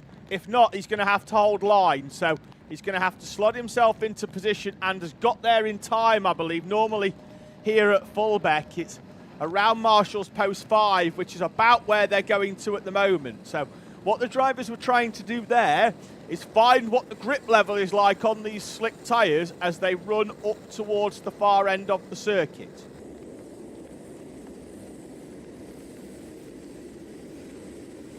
Kevin Birmingham saying go Jay. Well, he made the right call on tyres in heat number 1 to go slicks on a drying track and came through the field from P9. This one is a completely different game. He's already on the same slicks and peeling off into the pits. We had one of our drivers peeling off. And that could well have been Charlie Gregg. We'll pick out if... No, there he is in the 51 still. Definitely wasn't Logan Rolfe off the front row. Layla Bell, it's the 55 of Lucas Esser. Peeling in to the pits, and we're away and racing into Max. Jackson Hilton, round the outside though goes Logan Rolfe, and he's going to be on the outside, which is where he's going to want to brake. Hilton though on the inside, and then Hilton parks the kart to stop Rolfe getting a great drive. Great drive that from Jackson Hilton. Just put the kart on the inside. The rain now hammering down once again here at Fulbeck as they head up towards the back chicane, and they're going to slip and slide up and over the curbs. The 58 looks like he's made a good start. That's Luca Matechia. There's then Layla Bell, and round goes Matechia. We've got him beached on the curb on the outside as well. He's not going to be able to move the inside left wheel, and round goes somebody else and clips Machechia's kart whilst he's out of it trying to retrieve it off the curb. Kart's been picked up and put back on the track. Out of the final corner, heading up towards the timing line for the first time. Sliding round, Layla Bell will lead us over the line as Logan Rolfe gets a huge amount of snap oversteer up towards the first chicane. Bell leads from Logan Rolfe and Jackson Hilton. And Layla Bell throwing the 33 round like a dog toy. Wide goes Jensen Sale. Jackson Hilton down the inside on the curb. Bell all the way round the outside. Bell with the switchback. They'll run side by side up towards the back chicane. Layla Bell from Jackson Hilton and Logan Rolfe. Who's that in P4? It's the 53 of Lewis Herbertson coming into the mix. Bell all the way round the outside. Hilton again with another block pass down the inside and gets it stopped. Herbertson's coming through down the inside. Bell still leads, sliding the kart round the outside. Full Tokyo drift by the 33. Herbertson comes through. He's down the inside into third place on Jackson Hilton and Logan Rolfe. And now he's going to try a curb as Bell goes wide and drops a wheel on the grass. Layla Bell falls down into second place. Contact warning as well for Layla Bell for earlier in that one. Lewis Herbertson in the 53 up from 10th place. The Rainmaster leads us up towards the first corner. Hilton back down the inside. He always goes there, takes the chunk of curb. Two are off in the gravel. Hilton is one of them. Jackson Hilton from the top three is off and into the gravel. Who's the second kart? Trying to pick out who that was. Herbertson still leads. Hilton's one. It's Logan Rolfe in the O-plate, the championship leader. Jensen Sale up into second place. Layla Bell down into third. Herbertson leads and starting to open up a bit of a gap here. Then it's going to be Jay Birmingham, I think, behind this trio. It will be all change in the top left-hand corner. It's going to look like a fruit machine in about 5-6 seconds' time.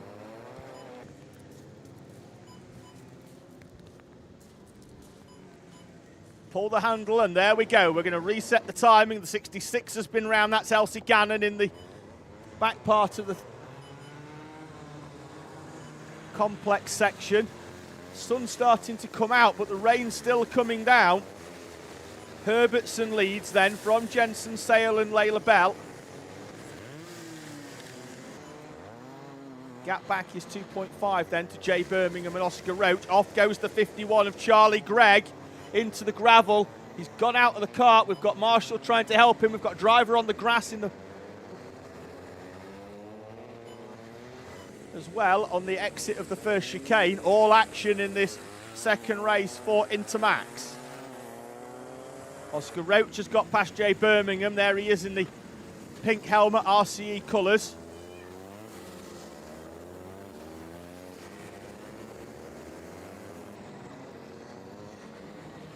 Jensen Sale in second place, being hunted down by Layla Bell, who goes really well through that final complex up towards the chicane. She was quick through here earlier as well.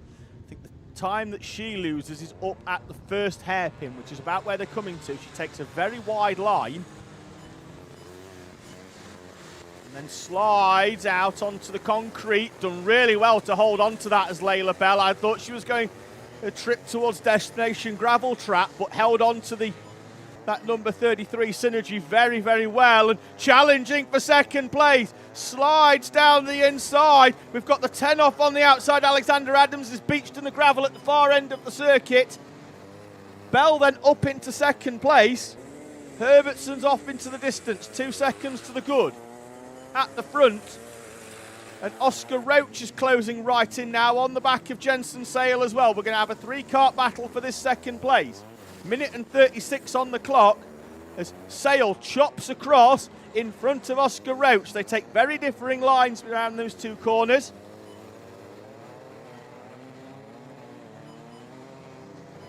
So Herbertson leads by 3 seconds. He's been the master in these wet weather conditions. We haven't been able to really watch much of him, only because the battle for second, which had at one point involved 4 or 5 drivers, now involves 3 as Layla Bell oversteer again, but holds on to that 33 superbly.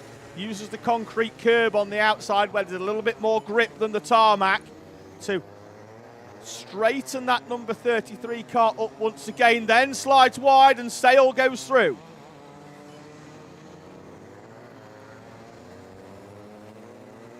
Sale then up into second place. Layla Bell down into third in front of Oscar Roach. Herbertson with that big gap at the front. See whether he's going to encounter some traffic in these wet weather conditions towards the end of this race. I think he may well do. He's going to cross the line now with 21 seconds and 2 laps remaining. There's your top 4. In the background, Jay Birmingham, the Heat 1 winner. Driver in the gravel at the far end up at, which means we've got a yellow flag up there. It's the driver of the 10, Alexander Adams, in the gravel. And the 24 goes round, Florence Walkington, in the TDR colours. Had Adam Causer, is that in the 81 as well? Yes, it is. 23 and the 35 make their way round. Luke Collins and Daniel Hulse. And now this is where the leaders are going to start encountering some traffic, and Lewis Herbertson's gap has disappeared as Jensen Sale on the previous lap set the fastest lap of the race, a 1:04 by Jensen Sale. So he's found somewhere where there's a huge amount of grip. Herbertson through to start the final lap traffic in front, and Lewis Herbertson and Jensen Sale head on to the final lap, 3/10 apart. At one point, Herbertson had 3 seconds, and Herbertson goes round in the chicane. Jensen Sale leads, and then it's Layla Bell and Oscar Roach. Lewis Herbertson, who's led a huge chunk of this race, having come from 10th place up to lead this race, and Bell is off into the gravel as well from second place, and Oscar Roach is in there as well.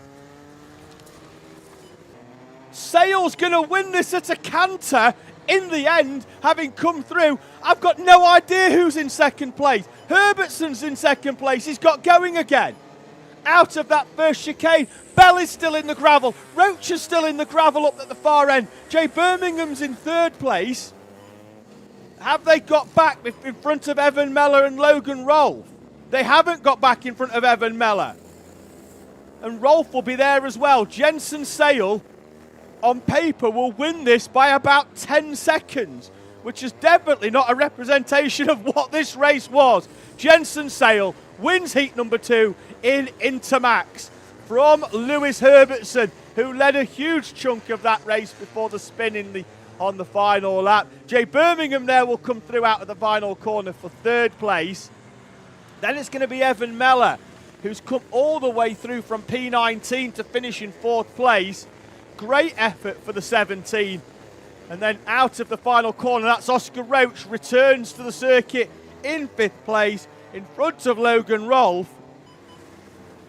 Layla Bell's kart still stationary up at the far end of the circuit, and Bell, who was on for her best Super One finish in second place, ends the second heat of Intermax in retirement at the far end of the circuit. Disappointment for Layla Bell. She will be classified in 22nd place, I believe. May well get away with P18, but in the end it's not the result that Layla Bell deserved in that one. Jensen Sale then wins from Lewis Herbertson and Jay Birmingham, Evan Meller and Oscar Roach with Logan Rolfe and Elsie Gannon with Arthur Roberts, Charlie Gregg, and then it's going to be Jackson Hilton in 10th place. It's definitely not Lucas Esser. He didn't take part in that one. He pulled off into the pits on the out lap. So definitely Jackson Hilton then in P10. And we move on to Coma C50.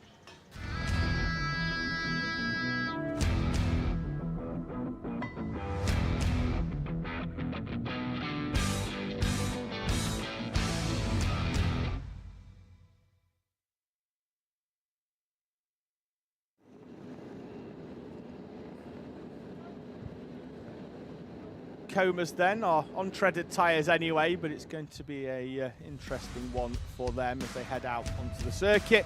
Hendrix Fallat and Cole Parrish on the front row, with Calman Simon and Lenny Barton row 2, Matthew Pearson and Max St Hilaire on row number 3 in front of Jensen O'Connor and Jensen Drummond. Then it's going to be Isaac Young and Jace Hannon, George Miller and Ezra Roberts Matthews on row number 6, Timon Pashak and Dalton Dyke Whitfield are on row number 7, Briella Stevens and Albie Houlihan on row number 8, with Ayrton Edmonds Jones and Noah Gallagher on row number 9. There's your 18. And as the rain stops, the sun re-emerges here at Fulbeck.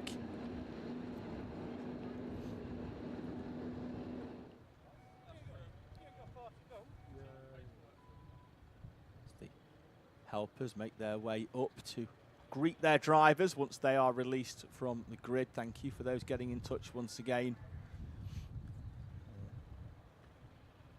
Norfolk Tech, JLK Vehicle Solutions, very happy with Jensen Sale, our reigning Super One Intermax champion, taking the victory there in heat number 2 with a superb drive. As the track began to dry ever so slightly, he found grip that others couldn't and reeled in that 3-second gap at the front, and then took full advantage when Lewis Herbertson went round in that first chicane. So grid being field being gridded up, helpers being cleared to the left-hand side of the circuit. Final few words of encouragement for our drivers. And we're away and racing in our Coma C50 as Cole Parrish chops across the bows of Hendrix Fallat, who once again struggles to get away. It was okay in Coma, but not so much in IAME earlier on in the M1. But it's Parrish from Calmon Simon and then the number 11 of Lenny Barton. Although Hendrix Fallat will draw alongside in the 10 as they go side by side up towards the back chicane. Barton should have track position unless Hendrix Fallat's got a monster drive up towards the final corner, and Fallat does indeed slide it down the inside of Lenny Barton. 5th place is Jensen O'Connor. We've got 2 drivers round in the background. I think one of them was the 75 of Jace Hannon going round in on the entrance to the back chicane. Indeed it was. So Hannon falls down the order from 10th place, and with that sun out, the circuit is just steaming, basically. It's just drying very, very quickly. These drivers are on their treaded tyre anyway, but given that we've got Junior Max up next, will anybody in the Junior Max risk a slick tyre? If I was in the final 10 on that grid, I think I'd just throw them on. Give it a whirl, see how it goes. Calmon Simon has seen how it's gone. He's found a way past Cole Parrish, so he'll lead us up and over the timing line, and indeed does.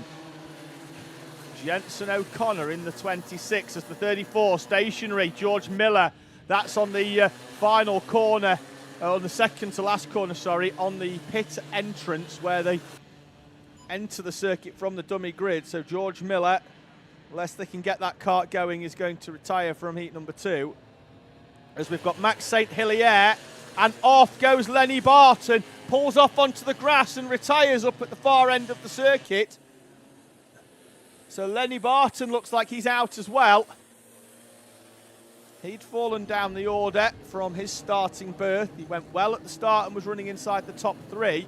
Calman Simon leads from Cole Parrish. Jensen O'Connor appears to be going very, very well in these damp conditions. Seems to have a lot of confidence in that kart underneath him, does Jensen O'Connor. Slightly different colour scheme on that kart since I last saw him at GYG. More orange for definite. We've had kart in the background off. Is that the 14? I think it could be Dalton Dyke Whitfield at the second chicane. As O'Connor's going to try the little switch alongside. Parrish is going to squeeze him and closes the door, and all this playing into the hands of Calman Simon. We've already had a gap of 1 second, and these two fighting. Although wide goes O'Connor in that back chicane, and then does carry a lot of speed round the left-hand turn before Caravan Corner and closes right back up once again there on Cole Parrish.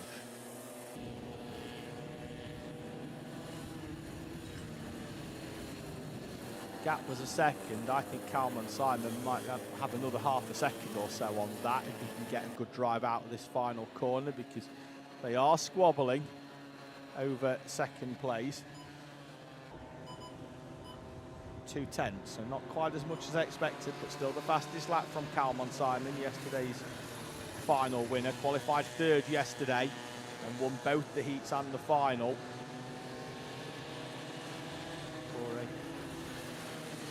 good haul of points. Jensen O'Connor right on the back of Cole Parrish. Parrish, I don't know, was he remonstrating or saying, come on, work with me? But Jensen O'Connor's doing exactly what he needs to do, which is just bump draft.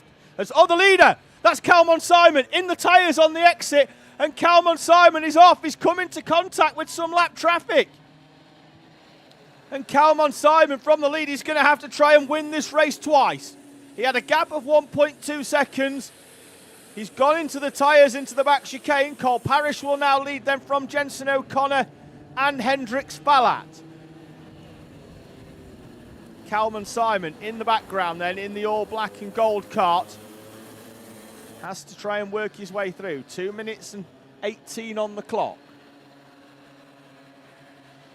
So 3 laps to go. Jensen O'Connor picks up a contact warning there, does he? Yes, he does, in the 26. That'll be for the Morse code he's been sending to the Cole Parrish's rear bumper. Change for 3rd place as Calman Simon goes round the outside of Hendrik Spallat. Jensen O'Connor goes slightly wider this time than Cole Parrish and slots slightly in. Cole Parrish again turning round to have a look at Jensen O'Connor, and I think that he's not remonstrating with him in any way. I think he's just saying, yep, push me, and I'll work with you. We're good to go. Because we're going to need to, because Calman Simon is coming back at us. Wide goes O'Connor, uses the concrete on the outside up towards Caravan Corner. They re-emerge in the same order, but they'll be side by side, and Calman Simon has gone round the outside of Jensen O'Connor, and Hendrik Spallat's done the same as well. And let's not discount the 22 of Jensen Drummond. He's appearing on the back of this. He was 2 second and a half off the back on the previous lap, and he's stealthily emerged up on the back there in 5th place. 1 minute to go. Track still remaining dry, but I wouldn't put money on it not raining again, that's for sure. Parrish leads then from Calman Simon. Here comes Simon, and Parrish is waving him through. Down the inside into the hairpin at the far end of the track, and Cole Parrish, who is 2nd in the championship, behind Hendrik Spallat, but slightly in front of Calman Simon. has waved the 12 back through. And Simon is off again into the same tyre wall. The same place that he went off earlier on. So he led and dropped down into 4th. Now he's led again and dropped down into 5th, and they're going to head on to the final lap. Kalman Simon, and now that's Hendrik Spallat drawing alongside. They're side by side up towards the chicane, and through goes Hendrik Spallat. Hendrik Spallat leads as the rain starts once again here in the final lap. Hendrik Spallat, as they're going to commence the final tour of this Fulbeck circuit. Spallat from Cole Parish. Then it's going to be Jenson O'Connor, and it is really raining again. Down the inside goes Jenson O'Connor, and O'Connor goes round. Spallat's in the wall. Spallat has nowhere to go as Jenson O'Connor tags the brakes and goes into a spin. Cole Parish looks over his shoulder, wonders where everybody's gone to. There's Hendrik Spallat in the wall, arm up in the air, he had nowhere to go. As Jenson O'Connor got down the inside, great overtake until it wasn't, hit the brakes to try and stop himself and backed himself into the wall. Hendrik Spallat with nowhere to go other than the tyre wall. Cole Parish then leads us half a lap to go. Jenson Drummond in second place. He's kept himself out of trouble, watched everybody, and there's Kalman Simon taking a very scenic route round the outside. Almost found the picnic area out there. Parish then into the final complex of corners. Who's going to re-emerge?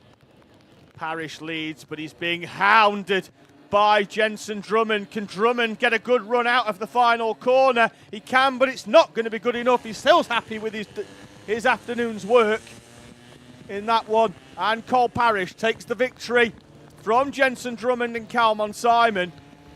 It's going to be Jenson O'Connor who does recover after that spin to 4th place. Max St Hilaire, P5. Behind them, I think that's Isaac Young. Yes, it is for P6. That's going to be Matthew Pearson in 7th place then. Hendrik Spallat, as he got going again, I think he may well have done to get round and be classified. Ezra Robinson Matthews, P8. And there is Hendrik Spallat, classified in P9, in front of Briella Stevens. She crosses line P10. We'll rate the rest of the field. We should have our Albie Houlihan making his way through in the 98. Timon Pachak, who's the next driver through. Then it's going to be Houlihan, I think. Jace Hannon as well.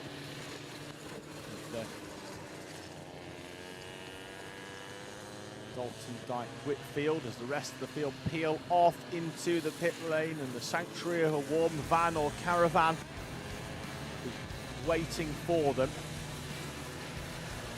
So 10 minutes ago I said I wonder if any of these juniors will have bolted some slicks on and thrown the dice.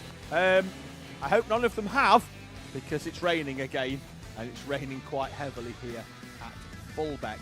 Juniors then will be next up as the Comas make their way in. We have their results up on the screen. We'll move on to junior Rotax Heat 2.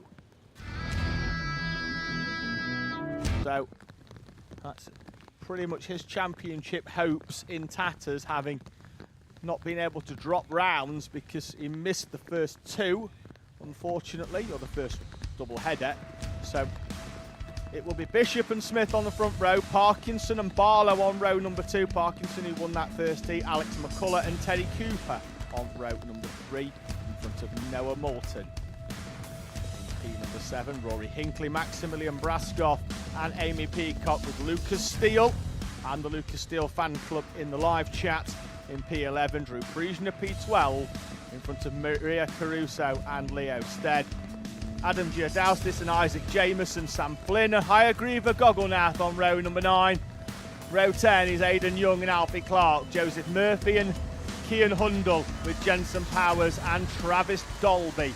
Then on row 13, Charlie Benson and Shay Hilton, Elijah Hartley and Maxime Carruck, with Cassidy Southall, Trevelyan Sanson on row number 15, with Lewis Holt, Angad Singh and Jackson Lane.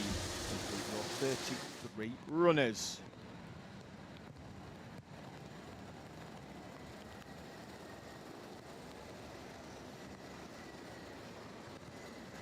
Matthew Liddell saying go on Lucas Steele as well. Looks like Charlie France supporting the 12 of Rory Hinckley. With Harry 25 saying up the JWR waft. So you're obviously an engine fan. That's what we mean when we say waft power.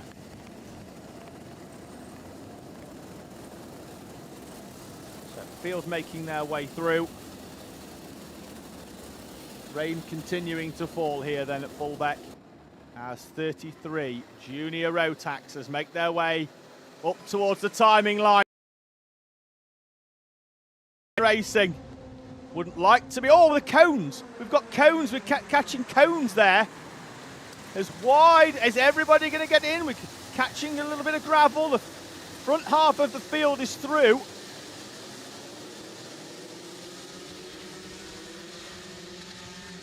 So make their way. We've got one driver going through the chicane, and we've got one driver off. The 19 of Isaac Jameson has a trip across the grass. Looked like it could have been Drew Priesner. And we've got 3 or 4 off on the outside. 75 is Leo Stead. Is off and out of the kart. He's trying to free it up and get it back onto the circuit. Riley Bishop leads. There's Leo Stead dragging his kart back on as Alex McCullough loses a place there to Noah Moulton in the 54. Up and over the timing line then at the end of lap number 1 of heat number 2 junior Rotax. Bishop from Parkinson, Smith, Priesner with a great start, 12th to 4th, front of Leon Barlow, Noah Moulton and Alex McCullough, Maximilian Braskoff, Rory Hinckley, Lucas Steele. Complete your top 10. The top 3. Try and break away from the fast starting Drew Priesner. Yesterday's final winner in the number 21. There he is in the Cadet colours, blue suit in 3rd place. Parkinson and Smith take differing lines, almost come together in the crossover phase.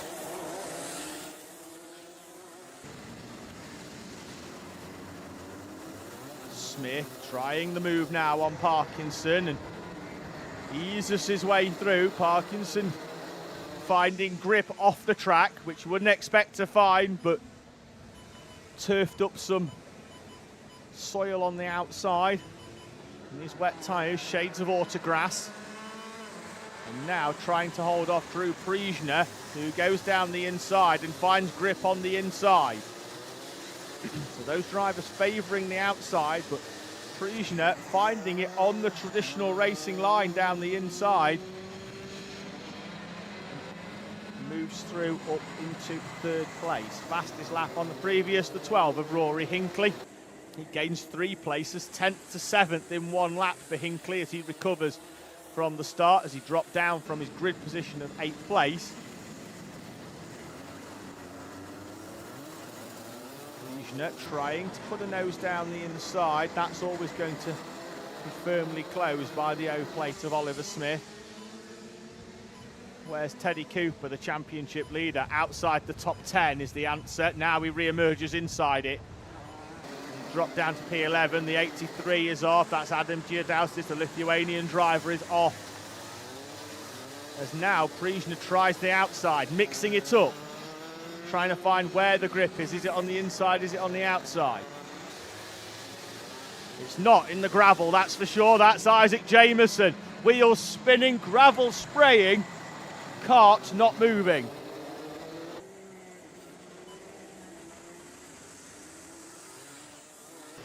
Bishop leads, still with a gap of half a second back to Oliver Smith. Bishop will be starting the final from well down the order, irrespective of where he finishes, and into the tyres and beached on the outside is that Angad Singh. Couldn't quite, but it looked like a 95. Kart is there, drivers making their way through the chicane instead on the far end of the circuit, being directed to go through and split the cones, I think, as we try and fix the circuit, but they're going up and into the back chicane.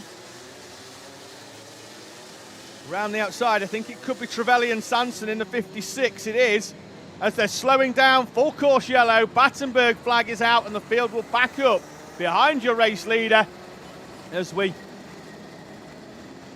fix the tyre wall at the back chicane. Correct call for me that. We don't want the marshals working, particularly in the wet weather conditions that close to the circuit, so we'll take the time to fix the circuit. The field will concertina together. Bishop, Smith, Priesner, Parkinson, Moulton, Barlow, Hinckley, Brascoff, McCullough and Cooper, your top 10 when we start racing again, which won't be on this lap. Behind them, Flynn, Steele, Benson, Peacock, Gogolnath, Powers, Young, Holt, Hundle and Dolby in the number 37 kart. Who's made the biggest moves in this one? Lewis Holt up P13 places from 31 to P18 is your biggest mover. The only other driver making double figure moves, Charlie Benson up 25 from 25th to P13, a 12th place gain. Rain has stopped once again, circuit's still wet, but more importantly, tyre wall fixed on the far end of the back chicane. 1 minute 15 on the clock. It's going to have to be a very, very slow lap for your pole man to bring them round with only 1 lap to go.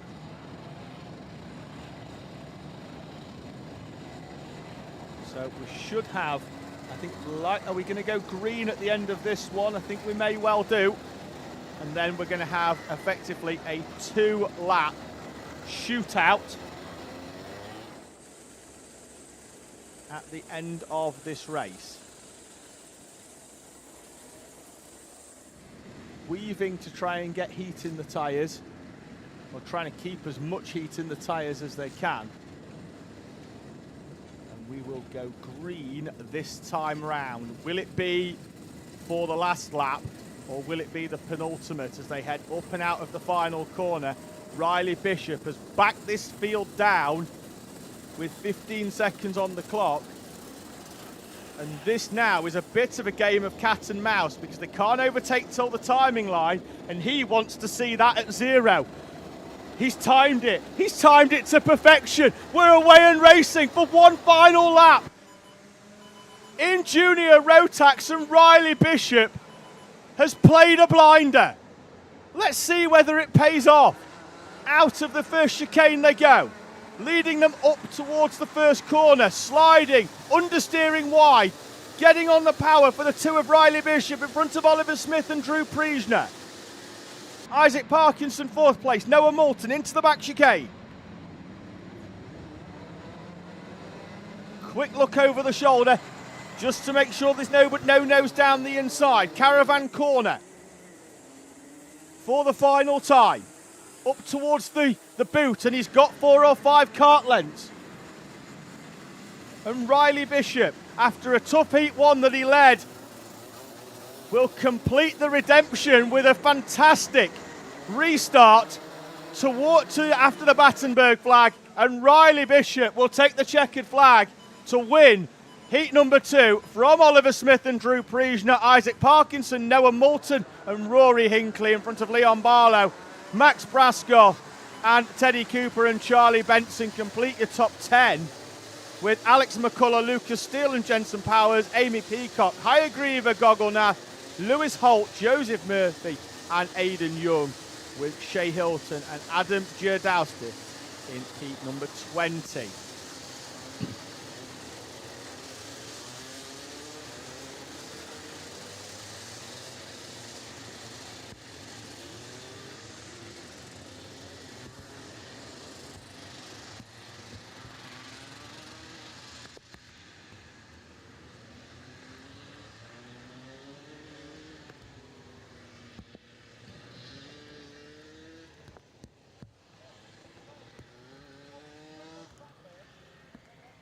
So, let's press the reset button as we're about to have a double header. We've got Micro on the right, and then we'll have Hondas on the far left. You can't see them just yet, but they'll be out on the second grid. as the field come in. So we'll go back to the grid. See this? It's clear. We've got. Oh, as I say, it's clear. It's not. I've looked out the window and there's still rain to the right-hand side in the puddle. It stopped. It started again. And I think the best way to describe the weather, if we can go back to that previous camera, looking back at the dummy grid, and if we zoom in on the gentleman on the right-hand side there, that's Noah Wicklow's dad, and I think his face perfectly describes the weather conditions along the lines of, I wish it was sunny. So there he is with his umbrella. Umbrella down, but the rain's still coming in. There he is with the hood up. If a face could describe a weather condition of where I really don't want to be on a Sunday afternoon, it would be here. But his lad's going to roll off pole position. It will be Noah Wicklow off the pole position, off the back of a perfect weekend so far for the championship leader in the 53. So we'll bring you some grids for both our Micromax and our Honda Cadets up on the screen in a few moments' time. But it will be Noah Wicklow off that front row berth. In fact, it won't be off pole position. I forgot Benjamin Shivar put the pole time in this morning. And then Wicklow went on to win heat number 1. So Shivar and Wicklow on the front row, Churches and Jepson on row 2, Will Hatton and Henry Perrin on row number 3, with Raith Owen and Louis Granell on row 4, Charlie Cale and Finley Thompson row 5, Isaac Garth and Laney Eden on row number 6. Row 7 sees Ellis Holt and Eleanor Shelby Parsonage, with Yezhit Nadim Shelik and Teddy Shepherd in front of Ardin Bilyanov to complete your micro runners. Henry Colborne, pole position for the Lincolnshire driver at his home circuit. He's alongside Joshua Bailey on the front row, Kaya Sori and Joshua Knayston Wade row 2, Freddie Drury and Henry Soraya on row number 3 in front of Ethan Pearson and Jesse Bailey. Then it's going to be Chris Doshi with Oliver Vickers, and then Archie Edgar and Shui Hong Javan Ip to complete your Honda runners.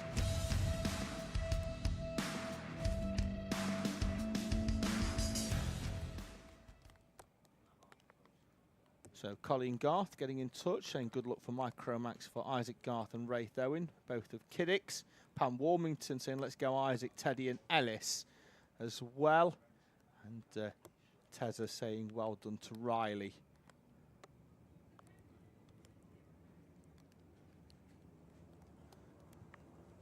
And right on cue, our micros emerge from the dummy grid.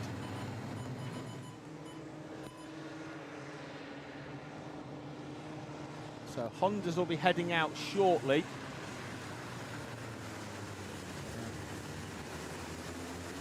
What Micro really want, they want a really slow rolling up that the Micro. They want to try and back themselves up as close as they can to the Hondas. The Hondas aren't going to go too quick because they're going to be getting heat in their tyres. But if they can back themselves up, what that does is further into the race, it means by the time they do catch the Hondas, the Honda field is a little bit more fragmented towards the tail and they can come through the traffic a little bit safer. If they're catching drivers like they did in the previous race that were 3 and 4 in a train having a battle, their preoccupation is going to be with their battle, not with the micro runners making their way through, and that does make it a little bit harder. 7 minutes plus 1 lap on the clock then for micro heat number 2. Pace is very quick as they head out of the final corner, but they're in the tram lines. It looks like we're good to go, as leading us up, Benjamin Shivar, followed by the 7, it leads us, followed by the 18 of Oscar Churches. All the way around the outside, trying to hold on, but losing a place is the 53 of Noah Wicklow, the championship leader. We go picture in picture with our Hondas, and we'll catch them as they come up towards their start. Shivar still leading from Church. It's a good start from the 31 of Will Hatton, and he's up into second place. Hondas are away and racing with the poleman on the left-hand side in the BRK colours of Henry Colborne. Will lead us up to the first corner. Kayasori with a good start again. Joshua Bailey then slides back through into second place in the yellow and black car. A good start for Bailey to recover that second place, particularly from the outside as they make their way up towards the back chicane. Round the outside goes Noah Wicklow there, as I think we just about catch him, I think, as he moves through. It's on Oscar Churches for 3rd place. There's Archie Edgar in the 26 machine in front of the 17 of Kayasori. Is that in 3rd place? That's the 45 of Joshua Knayston Wade in front of Freddie Drury, who opted for wet in the first heat and didn't quite go his way. And Knayston Wade is defending that 3rd place like it's the final lap, and picks up a contact warning, which you don't often see when you're the driver in front.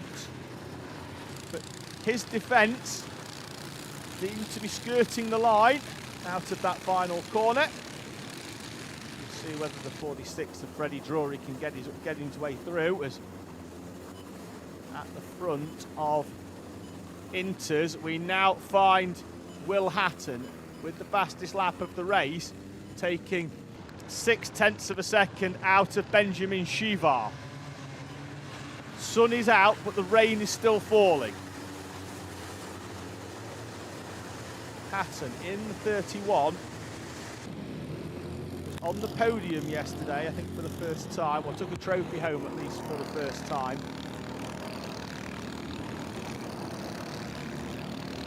Just going to have a look at Will Hatton in that 31 and just have a quick look at where he has been so far this season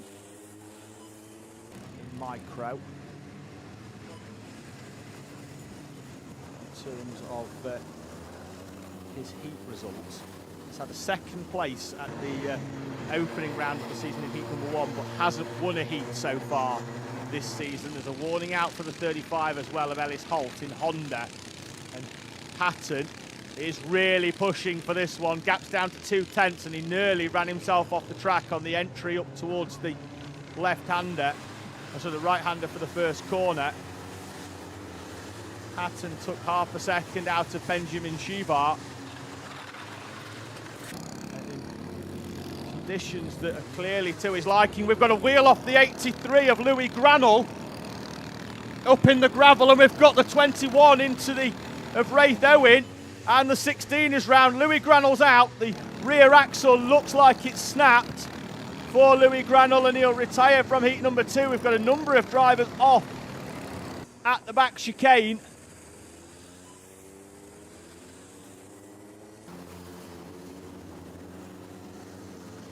And we're going to have the 16 peeling off. Is that Theo Jepson into retirement? It is.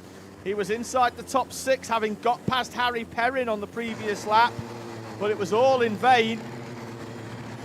And he will retire from heat number 2, will Theo Jepson.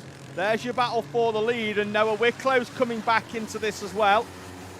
The yellow flag out, I think, yes there is, because the kart is still in the gravel. Driver moved to safety, but we don't want drivers going off and into the gravel, so Louis Granell with that rear axle as the 27 and the 45 come together in Honda. Henry Soraya and Joshua Knayston Wade.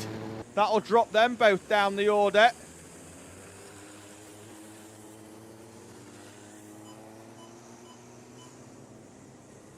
Going to pick up where the leaders are in micro. They're coming up and over the timing line now. And it's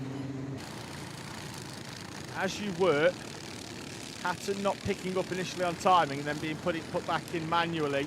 So is in 2nd place. Behind them, Oscar Churches appears to be closing the gap, and indeed is 0.2 quicker on the previous. We are clear of circuit again. Louis Granell's kart removed from danger.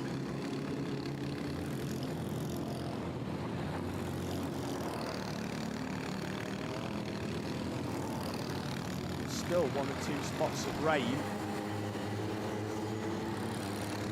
Hatton has been able to close up on the back of Benjamin Shivar, but hasn't been able to be close enough to make a move, and because of that, it's allowing Noah Wicklow to come back into this. He'd fallen away because he had to fight his way back through. Wicklow had fallen down the order at the start of this race, was down to P5 at the start, crossed the timing line at the end of lap number 1, back up into 3rd place, and now is starting to ease his way back up onto the back of Shivar and Hatton, and it looks like there could be a move incoming. As we just cut back to it in time, and Wicklow sliding down the inside, Hatton onto the power, and slides round the outside to hold on. That'll give Benjamin Shivar a little bit of respite. Churches in that 4th place is still within touching distance, but not quite close enough to close in and make any moves, but is there for the final few laps. Honda still being led by Henry Colborne from Joshua Bailey. Joshua Knayston Wade and Henry Soraya, despite coming together in the complex 2 laps ago, are still in 3rd and 4th.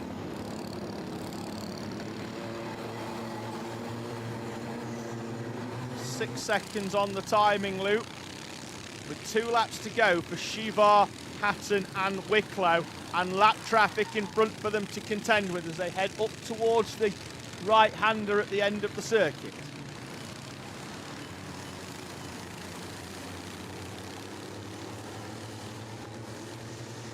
Shivar with a gap of a quarter of a second is going to need to try and find a way through on this lap traffic, because through the single file chicane, now he's going to try, now he's going to put it in between as wide goes the 86 of Shihong Javanip.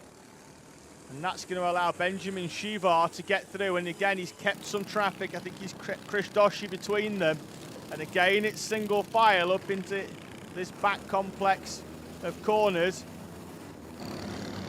Benjamin Shivar, that may well allow him, and that's going to slow Will Hatton as well. And will Noah Wicklow get a run at him? He's going to try and drive all the way around the outside. Is Noah Wicklow, and he's done it up towards the first chicane. And Noah Wicklow moves through.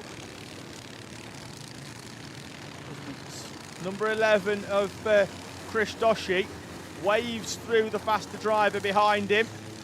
And Hatton's going to come through the same. Hatton's on the outside this time. Going to have to try and sweep round the outside of Doshi, and that's allowed Oscar Churches through. Down the inside, up onto the curb, we've got the 17 beached of Kayasuri. Gets hard on the power and is still beached on the outside. But at the front of our micro class will come Benjamin Shivar out of the final complex of corners. He'll be the next one up and over the timing line. Honda in front of him of Archie Edgar, but Benjamin Shivar wins heat number 2 from Noah Wicklow and Oscar Churches. That's your top 3. Will Hatton then crosses the line P4 with Finley Thompson, the next driver in micro to cross the line. That'll be now just in front of Raith Owen and Henry Perrin, with Charlie Cale in P8, Ellis Holt and Eleanor Shelby Parsonage. We await the arrival of Henry Colborne. There he is out of the final corner, sliding his way to victory in heat number 2. A little bit of a fist bump as well over the line for Henry Colborne. And behind there's Joshua Bailey in the second of the 2 yellow carts, the remaining one on the screen to take second place. Third in Honda goes the way of Joshua Knayston Wade, Freddie Drury and Jesse Bailey. That's your top 5 in that class. Henry Soraya, Oliver Vickers, Ethan Pearson in Honda, Archie Edgar. We still await. There he is in the yellow helmet. He crossed the line just in front of your overall race leader, Benjamin Shivar.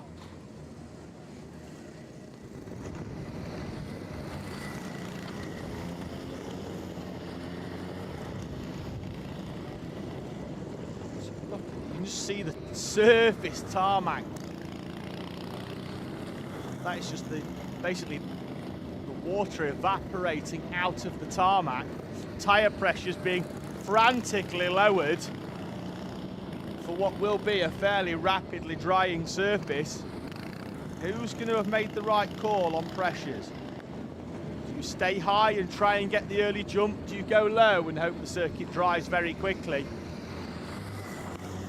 Now I'm looking at the commentary box where pretty much on the start line, looking back through at the back chicane, and It's almost like there's just a smoke machine just blowing down the circuit. There's heat haze coming up and off the track as the track dries very, very quickly. There'll be wet patches, but senior Rotax have got a very, very big call to make for their second heat.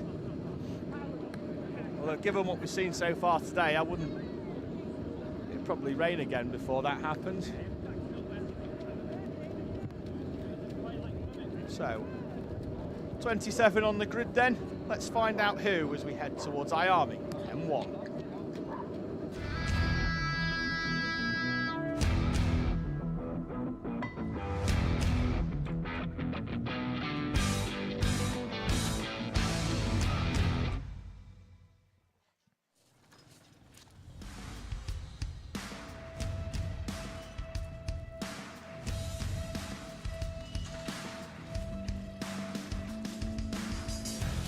I like this choice of music we've gone with. It's got a bit of a We Will Rock You theme. We will race you. Hendrix Vallat is going to go off pole position. Logan Edwards alongside him with Sebastian Talbot and Presley Knight on the second row. Teddy Smith and Hugh Riley on row number 3. Arthur Rhodes starts 7th. Oakley Rudman alongside him. Freddie Dye and Shay Downey with JJ Williams and Arthur Bowers on row number 6. Row 7 sees Buster Scott and Etienne Gardner, Noah Brad and Jensen Drummond on row number 8, in front of Tommy Lovejoy and Tommy Walton on row number 9. RJ Harrison and Jacques Minot on row number 10, Tommy Delaney and Nicholas Answer on row 11, Harley Bebb and Gabriel Chu on row number 12, in front of Lucas Oakley Thistlethwaite, Jack Morrell and Caden Waterhouse.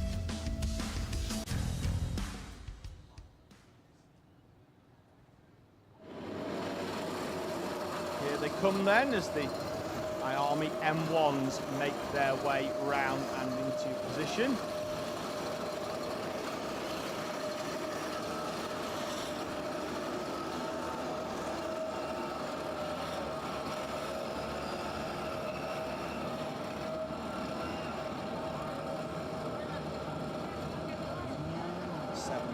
Of Oakley Rudman is a late arrival to the grid, and he gets himself repositioned.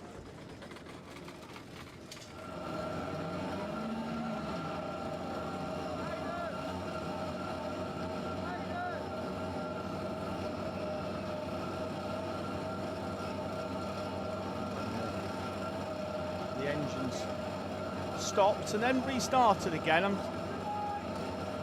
We've got a full complement of IAME Bambino parents and mechanics. I'm still yet to find out of one of them why we turn the engines off and turn them back on again like 5 seconds later. Maybe it's like your PC. Maybe it just resets them. Control Alt Delete, turn it off, turn it back on again, and away we go as Logan Edwards goes round the outside for the lead. Once again, as he did in heat number 1, it's not quite as tough start for Hendrix Vallat this time. He dropped down to 10th on the previous race. This time he holds on to 3rd place, but just doesn't have the drive out of the corner. And will be jumped, I think, by the 57 of Sebastian Talbot, the championship. Oh, and wide goes Logan Edwards. He's off on his own, and we've got 7 or 8 karts into the wall on the outside, and one of them is the championship leader. He went in the lead, tagged the brake, and took himself into the wall on the outside. Hopefully we get another look at that. I can't see us getting that clear before we come round.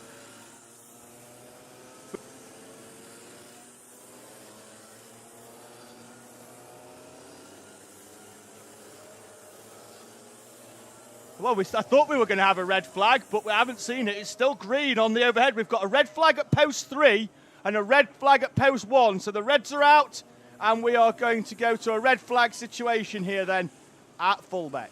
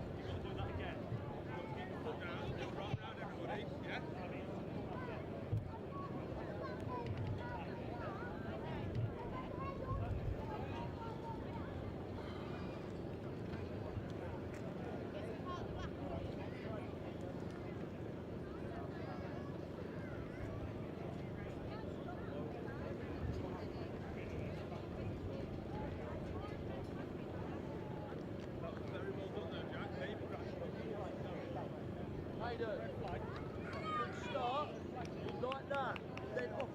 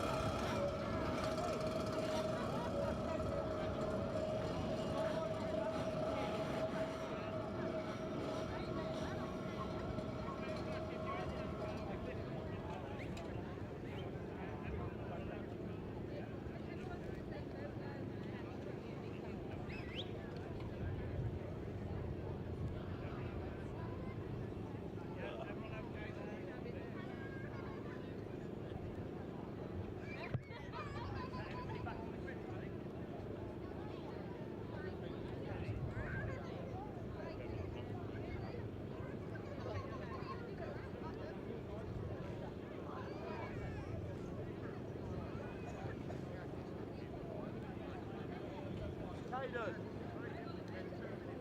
Like that. Up.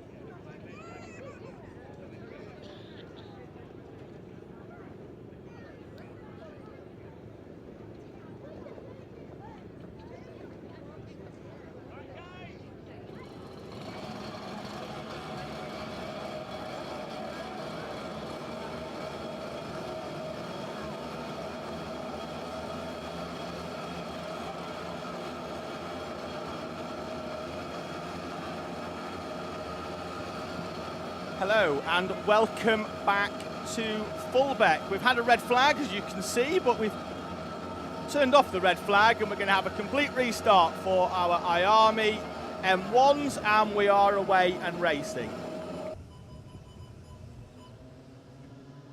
So, Logan Edwards will lead us down once again, having started on the outside for effectively the third time, and sweeps all the way around the outside of Hendrix Ballat, who's struggling to get away once again in that number 15 machine. So Edwards leads then, with the 57 of Sebastian Talbot behind.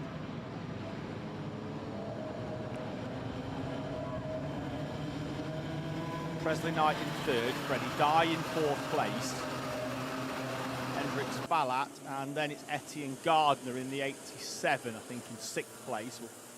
We'll confirm fully when we come over the timing line, but that does look like Gardner in the black suit and the all-white cart behind. Time reduced ever so slightly due to the red flag incident.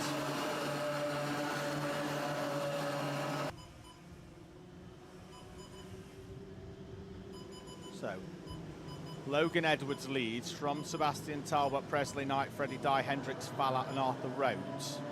Then it's going to be Arthur Bowers, so it's Rhodes who's in sixth place rather than Gardner. We've got another driver off, that's a 78 of Tommy Lovejoy. That's the first chicane, so off on the outside.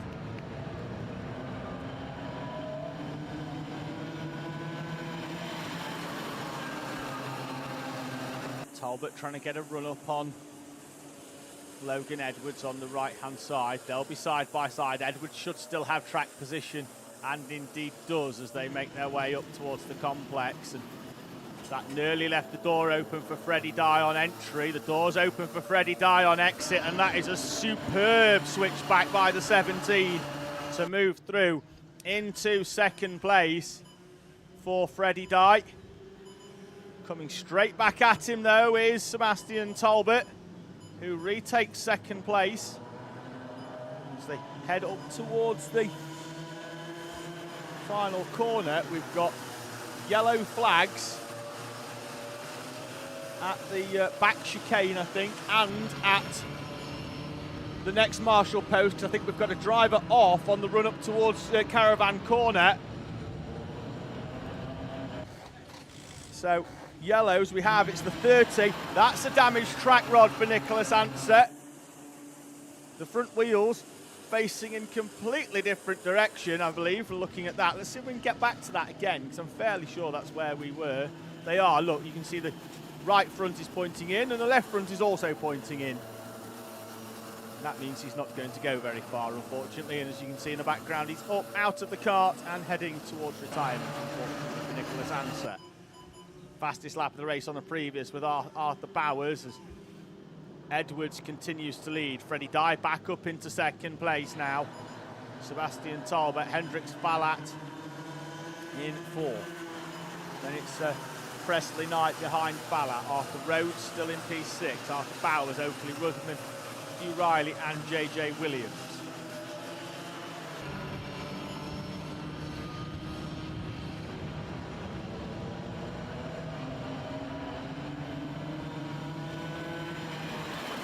Down the inside with a slight nose there was Freddie Dye. Thought about it. Wasn't quite alongside Logan Edwards enough to try and take the lead away from him.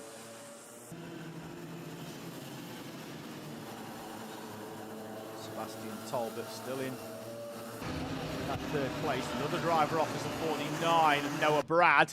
And that's a snapped pull cord as well, so that cart's not going anywhere.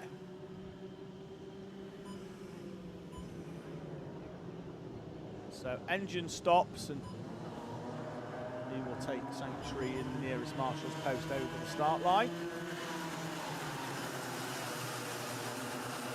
30 seconds on the clock, 2 laps to go then, including this one.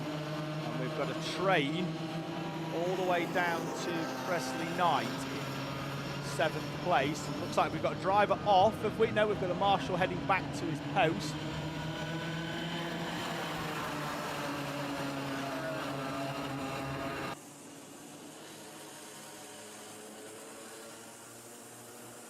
Time elapses down to 0 with Logan Edwards still leading us through in front of Freddie Dye. Edwards Dye, then it's Sebastian Talbot and Hendricks Ballat, then it's the 82 of Arthur Rhodes.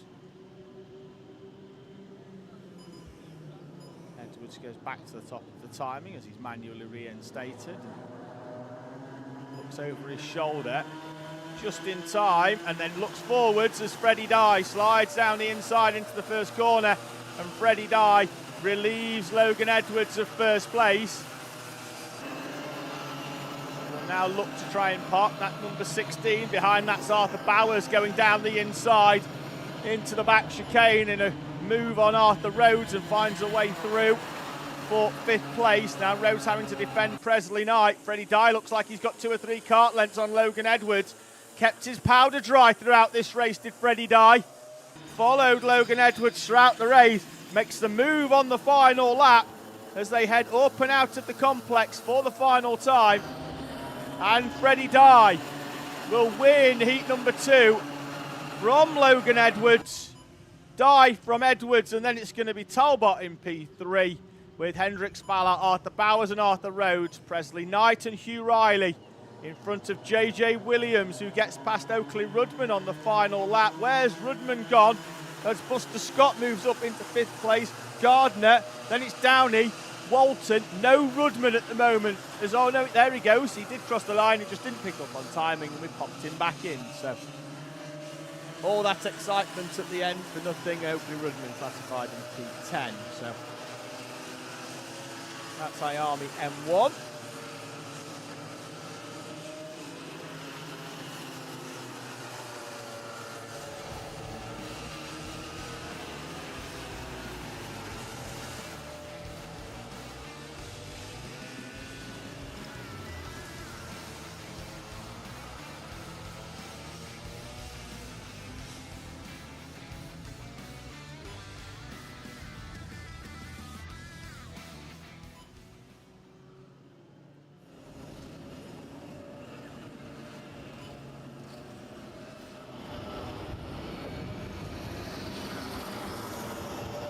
So the final heat before we head towards our finals is almost upon us as we see our grid. It's time for Senior Rotax.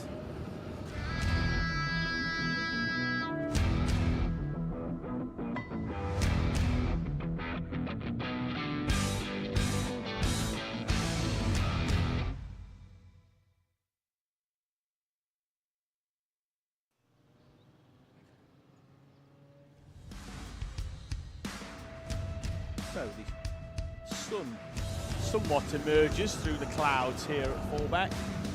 Rain has stopped. The track surface here does dry very, very quickly as we head towards Senior Rotax. Have a quick look at the grid as the collection of carts commences. Morgan Hudson-Brown and Archie Flint then on the front rows, Jarek Metters and Lucas Blanford on row number 2, Melissa Adrian and Max Rowley on row number 3. Sam Halley, Hicksman and Tom Nottingham. Then it's Max Davis and Ben Horner, Max Chown and Sky Fraser on row number 6. Row 7, Josh Gora and Braden Donahue with George Daniels and Kieran Denyer. And then it's going to be Daniel Beards and Callum Ghosh on row number 9. Row 10 sees Kian Eastick and Harry Pearson with Henry Swanson and Izzy Lawton, Jay Pearson and Tom Williams are on row 12. Row 13, Max Lorna Bennett and Yasmin Taylor with Billy Edgecombe and Kate Broadbent completing your normal Rotax 162 runners. Rotax 177 sees Jamie Salter and Alfie Baron Oxby on that grid in 29th and 30th respectively.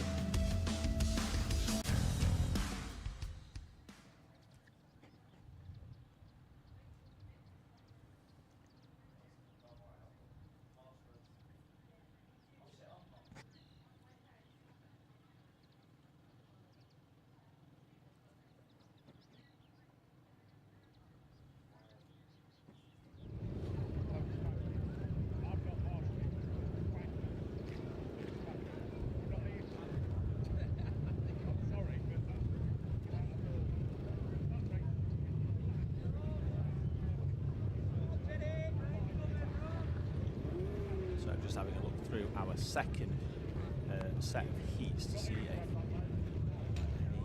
post-race penalties have been applied. We had a few in Mighty Cadet with Freddie Turkington, Xavier Ramsey having front fairing issues, and Jax Wong in the 76 removed from the standings for a technical infringement. Intermax had Logan Rolfe in the O-plate added 2 5-place penalties. One for gaining an unfair advantage and one for an incorrectly positioned front fairing, so that drops him from 6th to 16th. And there was a 5-place penalty applied for Luke Collins as well in that one. Coma, they don't have front fairings, so there's no penalties applied in that one. Junior Max is still being shown as a preliminary result, so we don't have any confirmation of that, as is Micro Max and our Honda Cadet. So we're just waiting for them to be fully published before we can run through, but I can hear before I can see, and that is Senior Rotax. The 68 of Daniel Beards is struggling to get away there, so we might be one down before we start. The 68 of Daniel Beards. I am absolutely adamant Edgecombe's gone slick. Last year's championship runner-up Billy Edgecombe, I think he's gone slick off the back of this. So definitely a few wet runners in between that, but we'll see when they come up towards the complex. If we can get a nice zoomed in shot, we'll be able to see who's on wets and who's on slicks up there. as they slow down into the complex.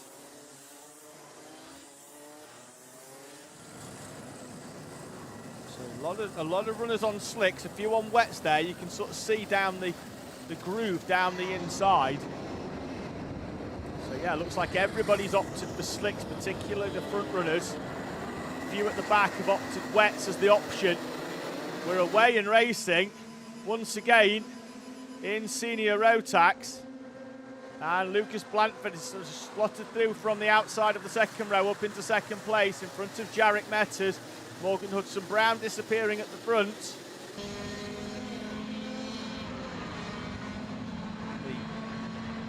The 25 cart.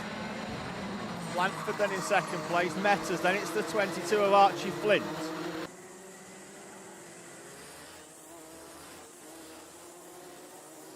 Still making their way up round Caravan Corner. Flint in the 22. The 3 is Max Rowley. And Melissa Adrian just behind as well. Adrian thinking about a move on Max Rowley into the first chicane. A few of them in the background still going side by side on entry.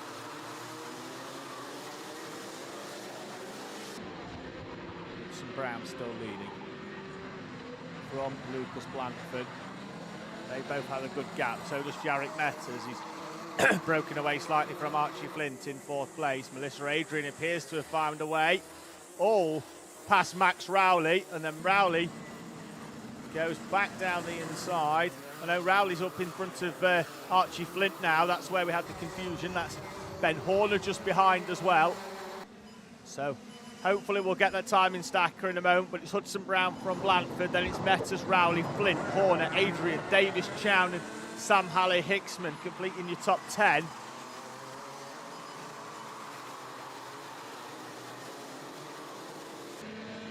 onto the back straight they go. Hudson-Brown opened the gap up to 9/10 of a second on the previous lap with another 10th gain.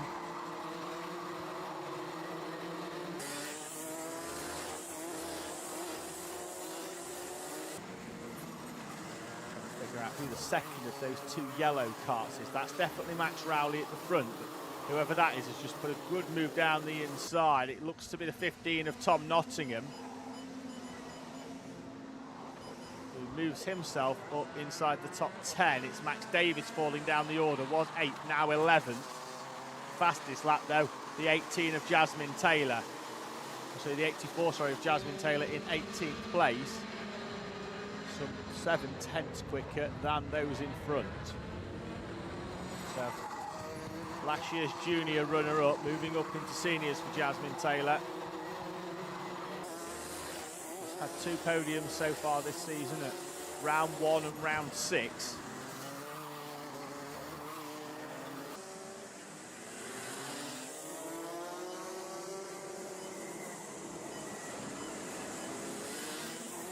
Making their way round Caravan Corner at the far end of the circuit.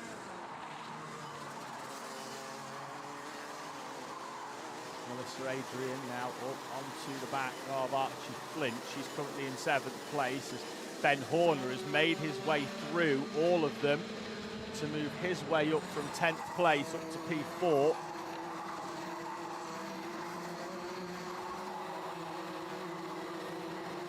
Defending is Archie Flint from Melissa Adrian. Parked the cart right on the inside there.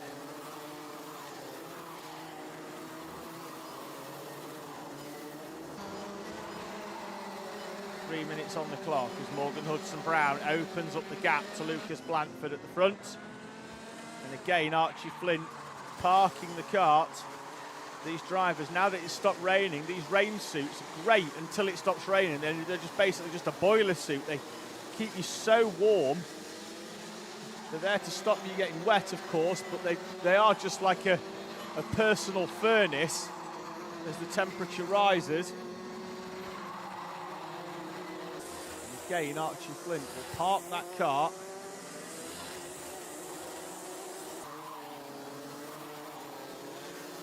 Behind them, the 76 Max Chown back up now Contact warning for 78 of George Daniels. He's in 13th at the moment. As Adrian's going to try and go round the outside of Archie Flint. Flint defended. Melissa Adrian sweeps round the outside of the 22 and moves up into 6th place. Contact there between Nottingham and the 16 of Max Davis. Davis should still have track position up towards the chicane. Yes, he does. And through goes Billy Edgecombe as well. The number 2 in the Momentum colours. And he's going to try another one on entry to Caravan Corner. He'll be side by side on exit. Can't take the track position this time away from the 16 of Max Davis. Slots back in and will cross the line in P number 11. Could be 10, I think, when they figure it out. It is P11. Move in the background. That's Braden Donoghue getting past Tom Nottingham. And there, finally, Billy Edgecombe gets it done. Moves through and down the inside and inside the top 10 for Billy Edgecombe, who started in 27th.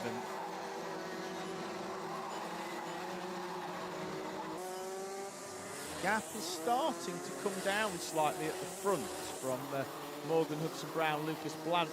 It's been was out to 1.3 and it's now down to 0.8 of a second. It was 1.3, 1.1, 1 minute, 1 second dead, 0.8 of a second now, with what I think will be 3 laps to go, and the look behind by Morgan Hudson-Brown is a very telling one.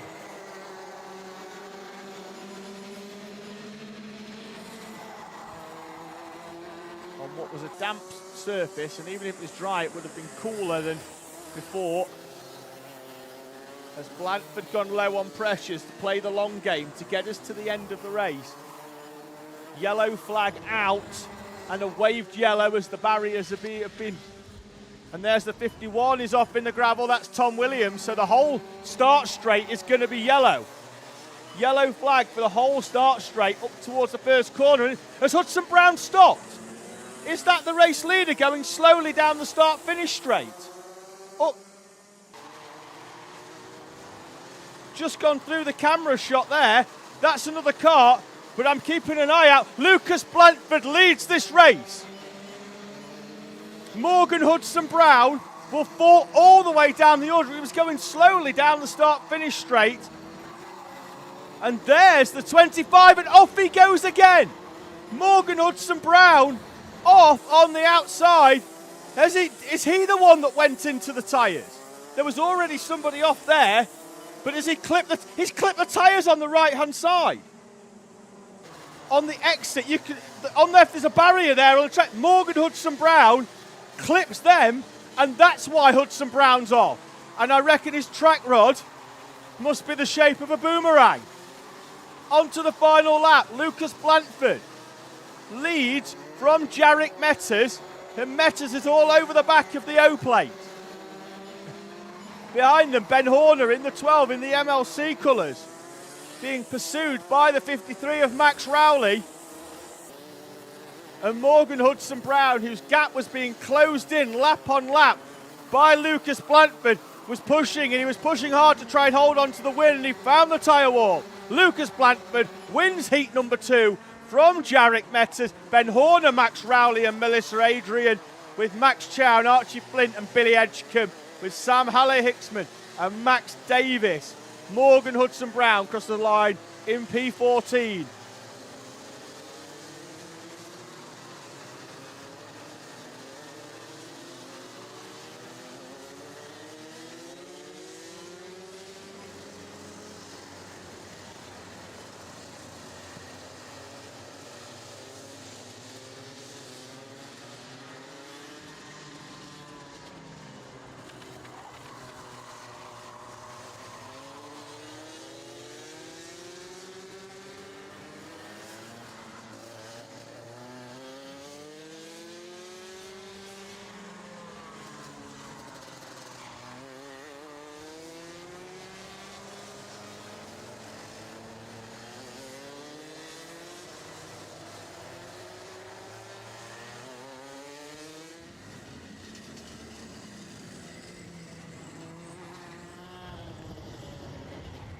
So I'm going to have a quick look at the junior Rotax, and from that race, that half the field appear to have picked up front fairing penalties for their race in very tricky conditions.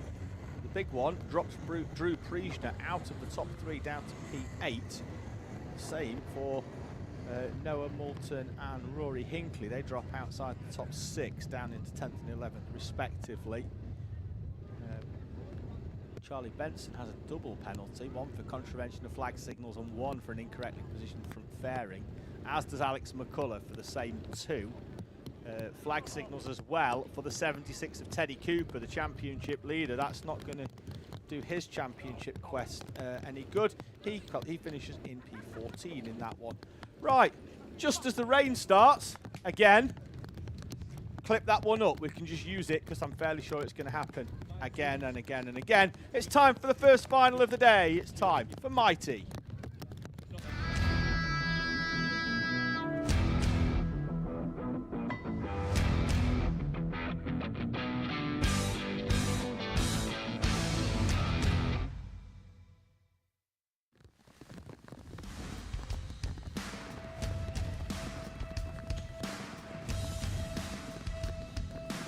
Felix Tandy will start this one on pole position, having won every race so far this weekend. He's got Luca Pede alongside him, with Frank Pearson and Nico Veselovsky. Bobby Slater and EJ Dira are on row 3.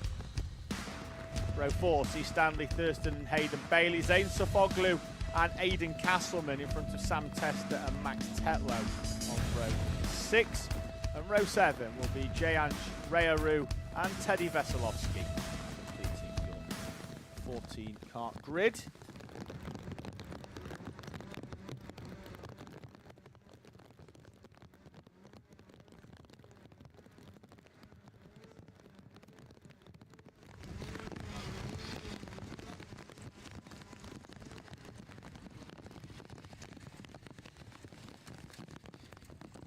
Let's have a quick look at Honda. We've got penalties applied, and also in micro as well. None of it affecting those drivers at the front of micro, but we've definitely had some affecting those in Hondas. Penalties applied for Joshua Knayston Wade, who was inside the top 3. He had a front fairing. No, he didn't. He had a driving in a manner incompatible with safety, so that drops him 5 places. Unfortunate there for Knayston Wade. He's classified P8 after a good run inside the top 3. Jesse Bailey drops from 5th to 10th as well.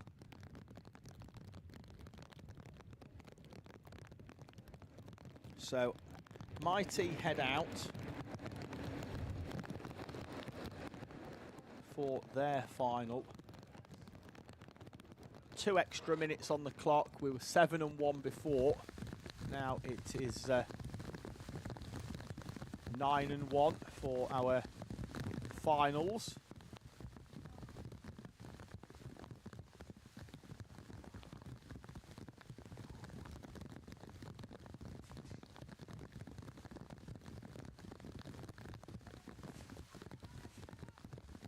So circuit is being cleared.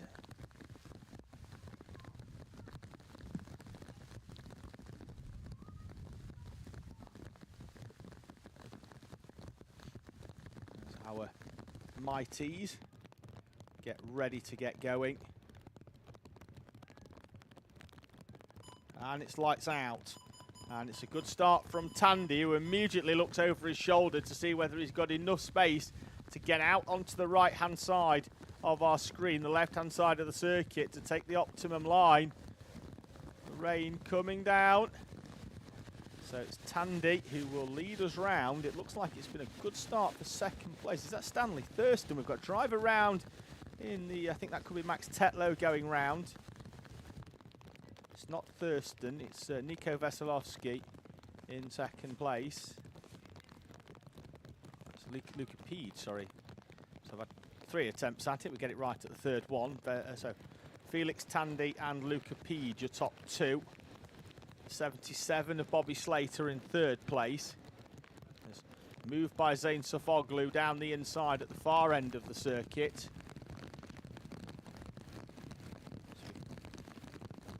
up into the complex, which will be static camera for the time being, and then we'll pick it up in a few moments' time when we return. And there it is, immediately picked up as we rejoin the action. So Tandy leads us over the line with a gap of 1.1 seconds to Luca Pede, who had followed him through for most of that opening lap. Bobby Slater in third place, Sam Tester in fourth, although that's going to be readdressed now because Zane Sofoglu picks up on timing. Tester is indeed in fifth. Veselovsky, Bailey, Pearson, Thurston and EJ Dira complete the top 10. A great opening lap by Sam Tester. He goes from 11th up to P5. Zane Sofoglu 9th up into 4th. So great opening lap for those two. Felix Tandy leads. Battenberg flag. What have we got?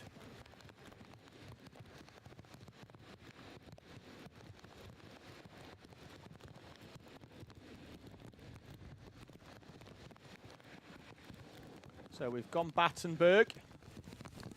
So the field will slow behind the race leader Felix Tandy, who will slow them down to a walking pace.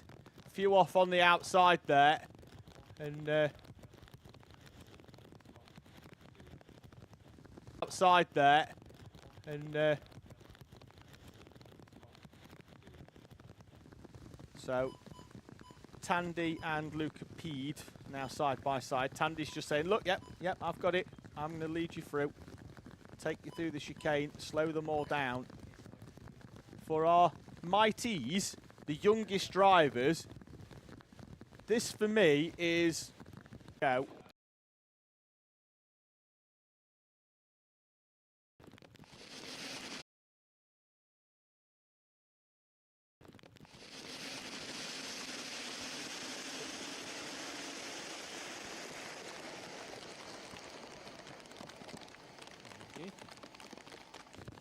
Pick up the pitter-patter of the rain.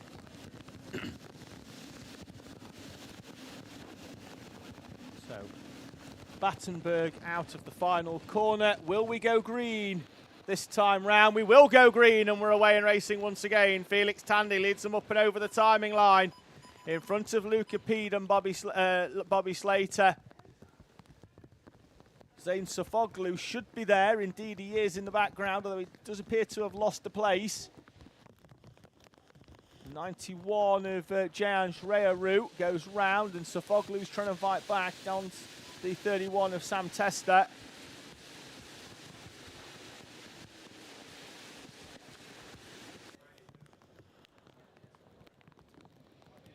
Tandy leads. Got a bit of a gap to Bobby Slater now, who's managed to get past Luca Pede for second place. So Slater splashing his way through the puddles, and then Luca Pede trying to stick it out round the outside. Done well to keep that kart facing forwards. Bobby Slater then in second place as they splash through the puddle there. Felix Tandy doing a great job for the rest of the field at dispersing that puddle of water on the outside, although I can guarantee by the time they come round the next lap, it will be there again. Tandy from Pede, Bobby Slater, although all round, that's Sam Tester in the middle of the complex. He was in fifth place, so it'll be Tandy now from Slater. Pede, waved yellow flag in the background. Zane Sofoglu up into fourth place in front of Nico Veselovsky and Stanley Thurston. Hayden Bailey, Frank Pearson, Aidan Castleman and Teddy Veselovsky. EJ Dira is in 11th place, and then we await to see whether it's going to be Tester, Tetlow or Reyaru. The next three rounders, Luca Pede with a super switchback on Bobby Slater. Through he goes. Sam Tester's car is stationary and being removed off circuit, so a great run up inside the top five for Sam Tester. Now sees him drop down the order.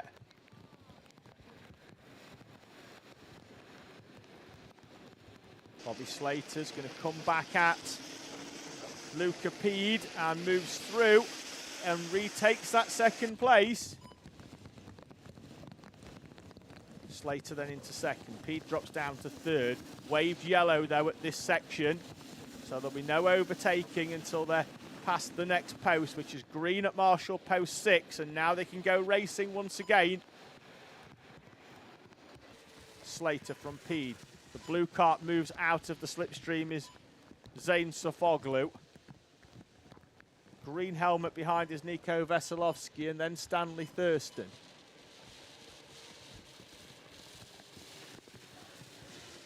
Slater's on the inside. Is that where the grip is? Pede then gets a good run out. I would go with no, as Luca Pede gets a switchback from the outside and moves through. At the front, Felix Tandy set the fastest lap of the race on the previous lap by 1.5 seconds.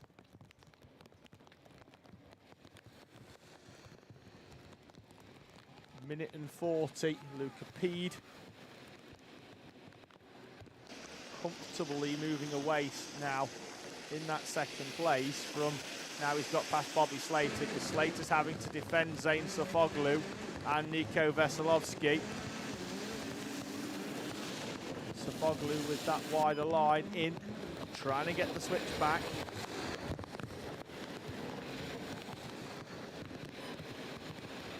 Minute and 12 on the clock for the leader. Likely to see last lap next time round, but Luca Pede was 9/10 of a second quicker. There's 3 seconds between them. So Pede's going to have to find some more of that grip that he found before, as Veselovsky and Zane Sofoglu. Bit of a bumper scrape as they go through the crossover phase. No harm done between either of them. Slater comes out of that back chicane, still in 3rd place. That's Stanley Thurston in the background. In number 28, EJ Deere has come back through the field, having dropped down. Blue flags because we've got lap traffic in front for the leaders to try and deal with. It's these drivers behind as well that are battling. Will this play into the hands of Luca Pede? Because Felix Tandy still not past the lap traffic as they come up and over the timing line to commence the final lap. The gap is down by 2.1 seconds on that previous lap. Helped in part by the lap traffic, but mainly because Luca Pede is on a charge. Pede is going to try and get down the inside in that top bend. And he has on the 91 of Jayanj Rearu. Oh, Stanley Thurston's gone round out of 7th place. He's fallen and we've got another driver off. That's Luca Pede out of 2nd place, goes off into the back chicane and the cart is stuck. Bobby Slater up into 2nd. Zane Sofoglu in 3rd place. Felix Tandy's got to run now to the checkered flag. He's just got to keep the cart facing forward. There was a 2nd car off there as well on the outside with the green helmet. We'll pick out who that was. Is that Nico Veselovsky as well? I think it is. So 2 drivers from the top 5 off on the final lap. Out to the final corner though, Felix Tandy. 2 pole positions, 4 heat victories and 2 final wins here this weekend at Fulbeck. The perfect weekend for the E-plate of Felix Tandy. He takes the victory from Bobby Slater and Nico Veselovsky. It's going to be EJ Deere. Here's the next driver through in 5th place. It wasn't Veselovsky off. He comes through there, same green helmet. EJ Deere, Luca Pede crosses the line eventually in P number 6, Stanley Thurston, Teddy Veselovsky and Frank Pearson. Aidan Castleman, I think the driver on the final lap, falling down the order with the incident.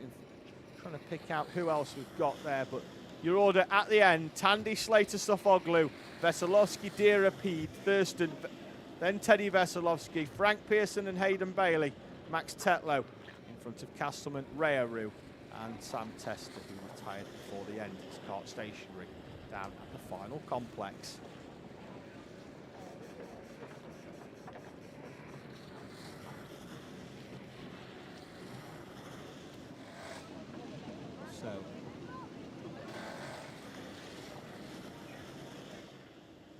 was indeed Aidan Castle. Well, Aidan Castleman was one of the drivers that's off, but wasn't the driver that was in that back chicane.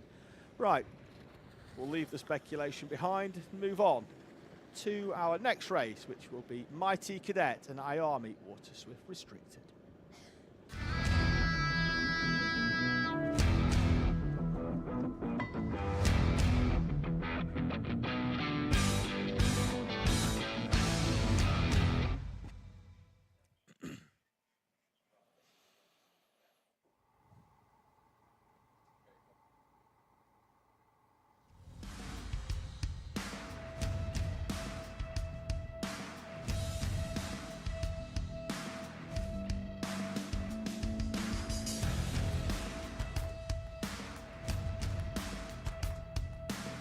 The rain has stopped, but the puddles remain on circuit as we welcome our next final, Mighty Cadet.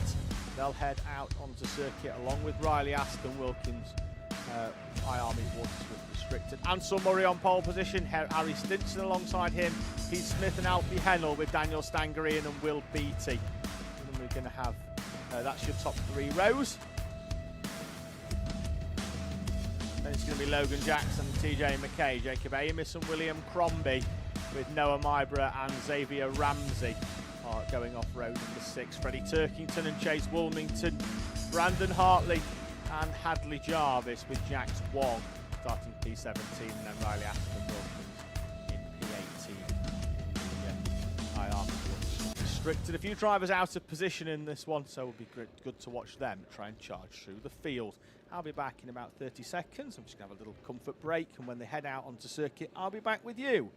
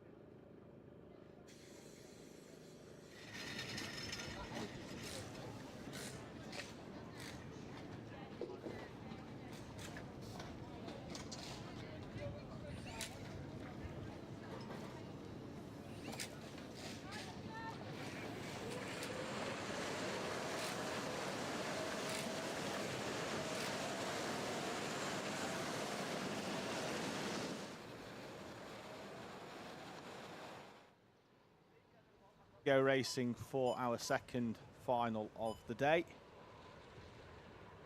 6 more after this one to take us through to the end of round number 8, and then we'll really be able to see our championship positions after this one, because we then head to Wilton Mill in a month's time, where if those drivers have performed particularly well at the first 4 weekends, we've got red arrows at the far end. I'm being preoccupied by aeroplanes.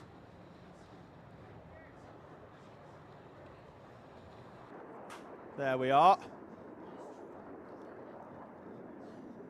We can come back to championships in a bit. They're flying.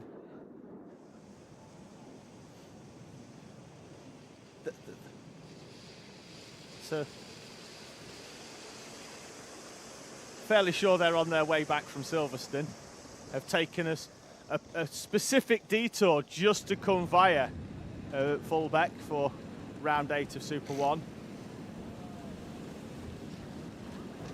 We put the requests in early to get the red arrows in. Field making their way through, then 9 minutes on the clock, plus 1 lap, and as I say, we'll find out whether we can go to Wilton Mill and see whether we can crown any champions around early. Splashing through the puddles and the spray, and we're away and racing as Ansel Murray leads us up towards the first corner. Being pushed along by Heath Smith. So he's making his way through.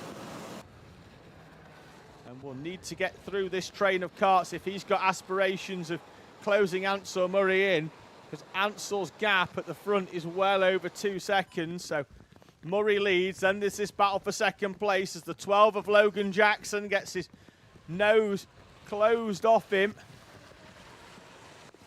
by Daniel Stangarian in front. There's William Crombie trying to nose the 15 down the inside and then slides it wide.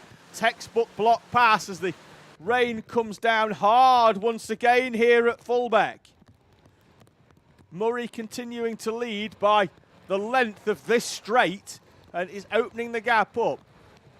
Harry Stinson is broken away from Heath Smith in the 18. And William Crombie finds a way past Daniel Stangarian and is going to try and sweep round the outside of Smith down the far end of the circuit. He's going to try a little switch back. He's got the nose down the inside and is through is William Crombie. Up into third place and still with 7 minutes on the clock for Crombie. Trying to now close in on Harry Stinson at the front of this race. There is Murray with 2 rooster tails of water being flicked up off his rear wheel. Stinson, then Crombie. Then it's the 18, the 70 of TJ McKay going well as well, trying to get through in this field. He's in P number 5.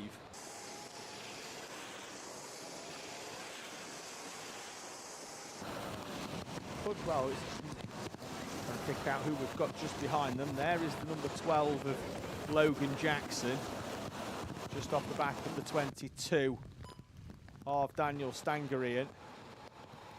Field spreading slightly now. Behind them is the 49 of Alfie Hennell. With 44 of Xavier Ramsey, who comes into this weekend second in the points. Behind William Crombie and Harry Stinson. But in front of Harry Stinson. So a good margin to Stinson as well. And so Murray picked up some good points, but was outside the podium positions at the first round. So when we get to the point where we start applying drop rounds, as it's effectively 10 of 12, then Ansel Murray will jump up the championship order, and I'd expect that we find him inside the top 3 when we arrive at Wilton Mill in a month's time. First weekend in August for the penultimate weekend of the Rally Replay Super 1 Championship. We head to the home circuit of Alpha Live.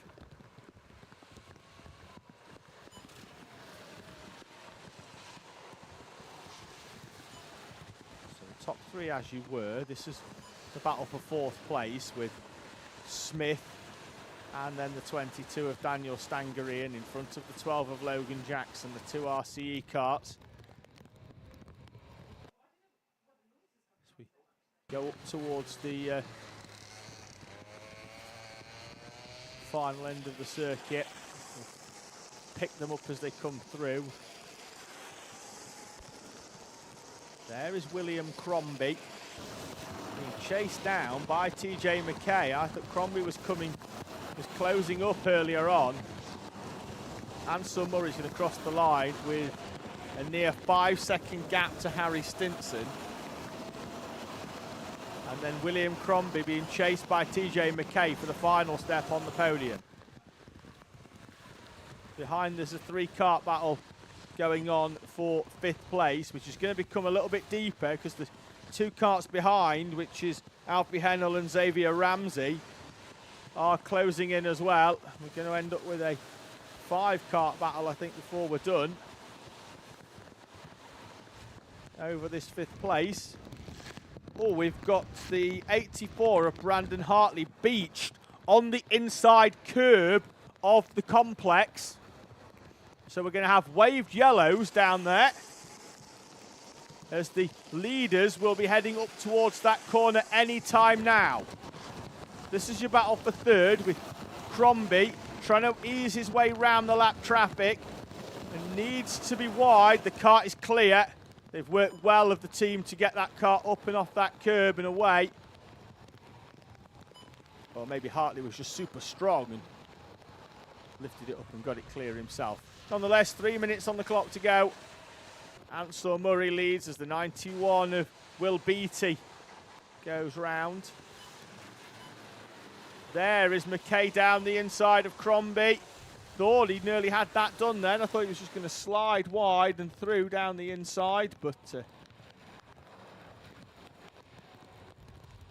door closed and Crombie holding firm round the outside. McKay looks to have the pace though, but at the moment can't find a way through. There is Stinson in second place, having just got past Brandon Hartley, who recovered back onto the circuit well. So Ansel leads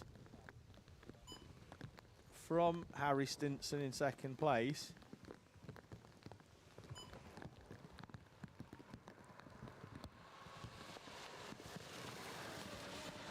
There's your top two.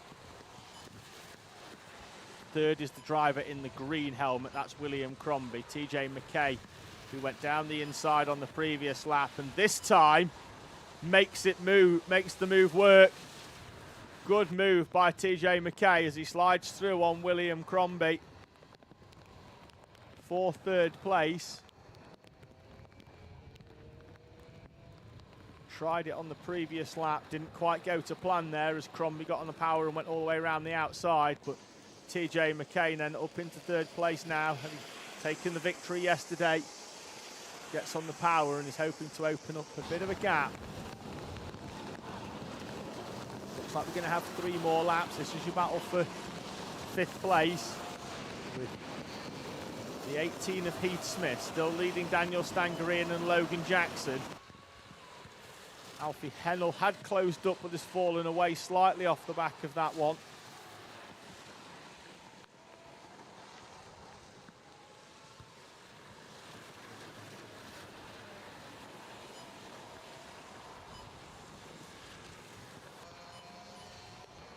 Down the back straight they go. Contact warning for the 96 of Chase Woolmington.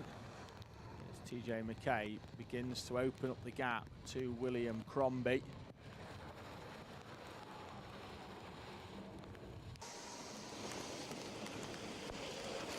Around Caravan corner they go.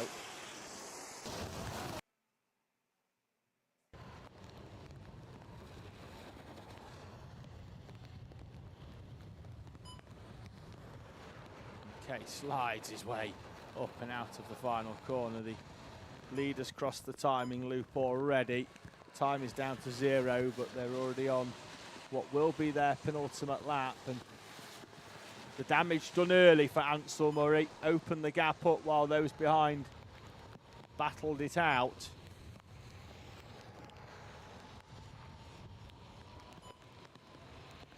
And still has the length of that intermediate straight between the back chicane.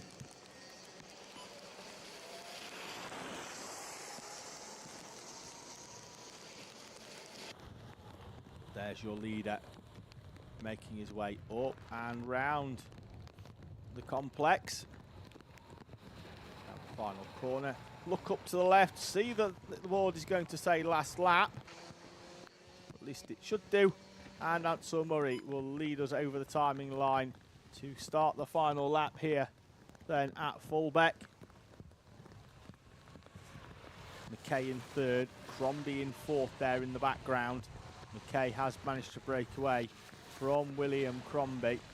There was still a battle going on, I think, for that 5th place. Is fragmented slightly, but is probably still our closest battle on track. You'll see them coming out of in the background, but we're going to follow Ansel Murray round for the final few corners, because it's been a superb run by the number 98 of Ansel Murray. the Anglo-Indian driver, will exit the final corner to win his third Super One final of the season. Ansel Murray wins at round number 8 of the Rally Replay Super One Championship from Harry Stinson in the 78, with TJ McKay rounding out a weekend with a double trip to a podium. First yesterday, third today for McKay in front of William Crombie in P4. Heath Smith is going to come out the final corner for P5. Already celebrating that is Smith in the number 18 machine. He's in front of Daniel Stangarian and Logan Jackson. Then it's going to be Alfie Hennell and Xavier Ramsey. The 27 is Noah Mybra. That looks like that's Brandon Hartley coming through. The 91 is Will Beattie. We've got Freddie Turkington in there as well. With Jacob Amos and Jax Wong and Chase Wilmington as well. So I think that pretty much covers us all in terms of our IAME, of our Mighty Cadets. And we've obviously got our IAME Waters with restricted runner of Riley Aston Wilkins as well in the 111.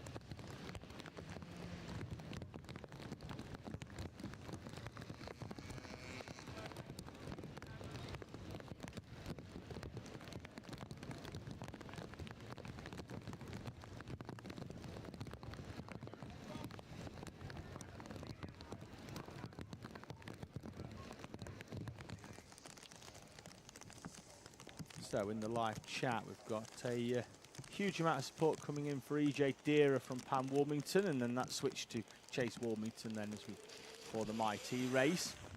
Jake Adams from Wolf Lake Limited was another big fan of Chase Wilmington as well, as was Gary Austin. And we had Chris Hartley supporting Brandon as well in that one. So Intermax are up next.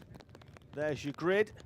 So we'll move on then to race number 19 of the day. It's time for final number 3. It's Intermax.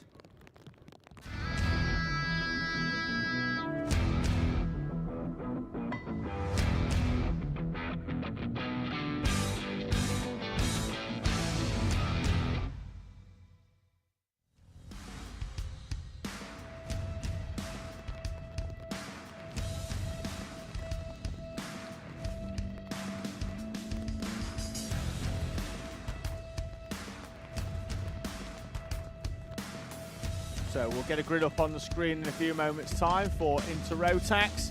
Jay Birmingham, after that superb first heat, followed up with a consolidating second. We'll see him going off pole position with Jensen Sale alongside Oscar Roach and Jackson Hilton on the second row, with Lewis Herbertson and Luca Machechia on row number 3.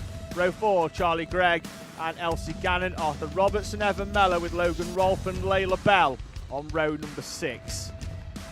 Annika Hurd starts 13th, Isla Parsons 14th, Lucas Esser and Amrit Singh Atwal with Daniel Hulse and Toby Wortley on row number 9. Row 10, Florence Walkington and Alexander Adams, Teddy Roberts and Adam Causer in front of the 23 in P23 of Luke Collins.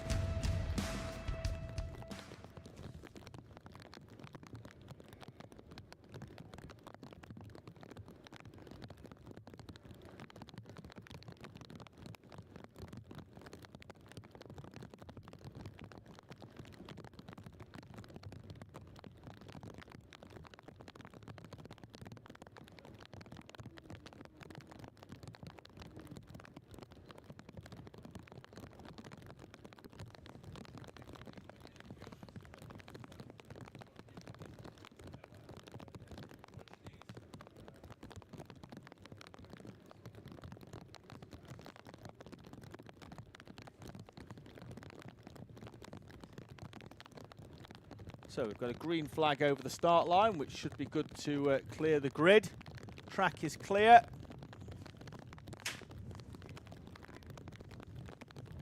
There's Logan Rolfe there, gets his visor dried with a cloth, and that's Evan Mellor, arm up in the air, waving, he can't get away. To 17 of Evan Mellor. Got to get the carts round, and they'll have to grid up, but Evan Mellor in the 17, struggling to get away. Loads of people jumping on. It's great to see that there's loads of people just jumping to try and get that cart going, just to get a driver out on track. Superb. We've got another, we've got the 50 of Isla Parsons rolling to a halt as well on the outside. No power. As Parsons says there, all throttle, no power. The field at the moment massively fragmented. They're going to have to close up and get into the correct order. So everybody sweeps round. We've got Gannon is going. So Isla Parsons is going again, but she's going to be almost half a lap down, I think, unless. So we're false start. So already early on the gantry we go false start. That's the right call for me. We haven't got the drivers in not only the correct order, but close enough either. And with the risk that we might not have been able to get Isla Parsons' kart moved, it is 100% the right call to false start. That one will take a little bit longer to grid up, and we'll go again. So the field roll through. We'll have a roll round, and we'll have a second bite at the cherry.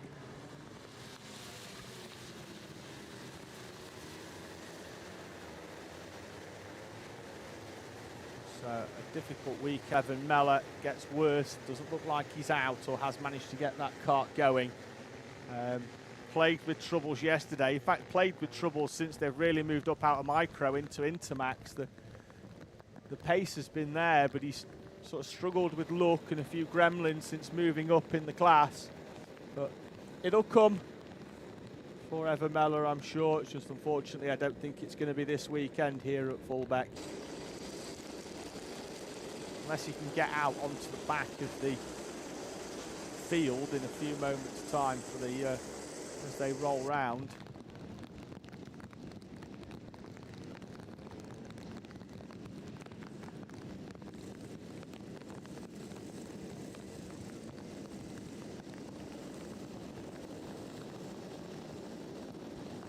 Through come the field then as they head up towards the final corner.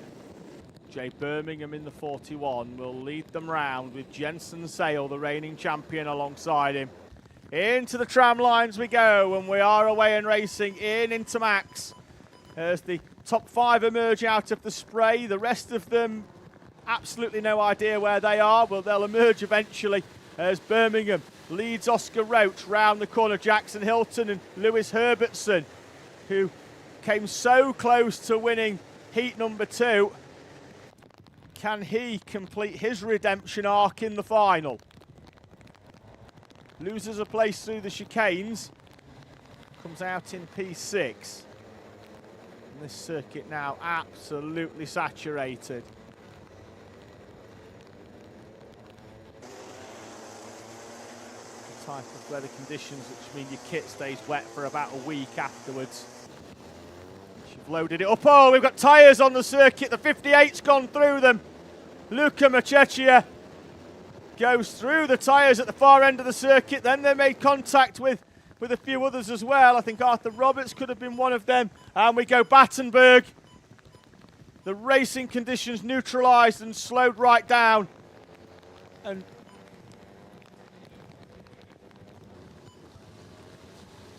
Jay Birmingham then from Oscar Roach.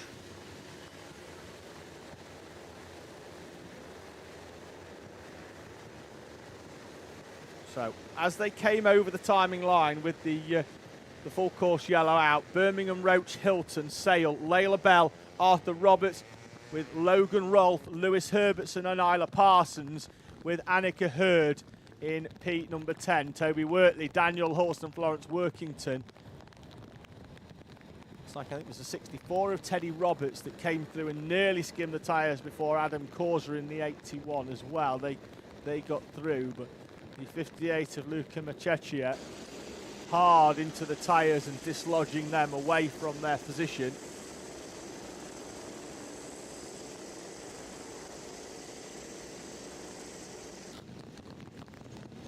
So the tyres are back, the circuit dirty, but we may go green this time round. We won't be green this time round. Birmingham thought they were going to go green, but we remain Battenberg for one more lap.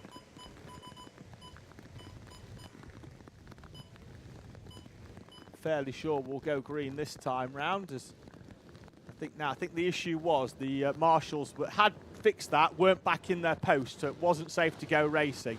So again, whilst it's nice and easy to go, well, the tyre wall's there, we do need our marshals at posts, but we also need them to go and help fix the tyre wall. So hence why we haven't gone racing that time round. But this time, I think we'll go green with around about 5 minutes on the clock.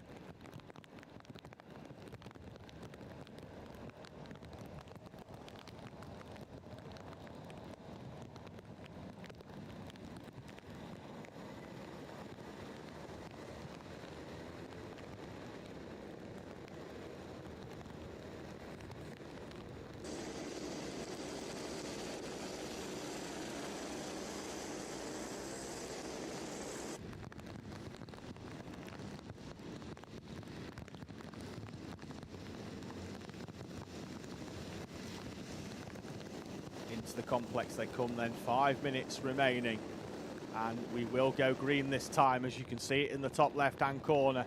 Out of the final corner, Birmingham powers down and will lead Oscar Roach through. 5 to go. Hilton in third place, Jensen Sale then in front of Layla Bell.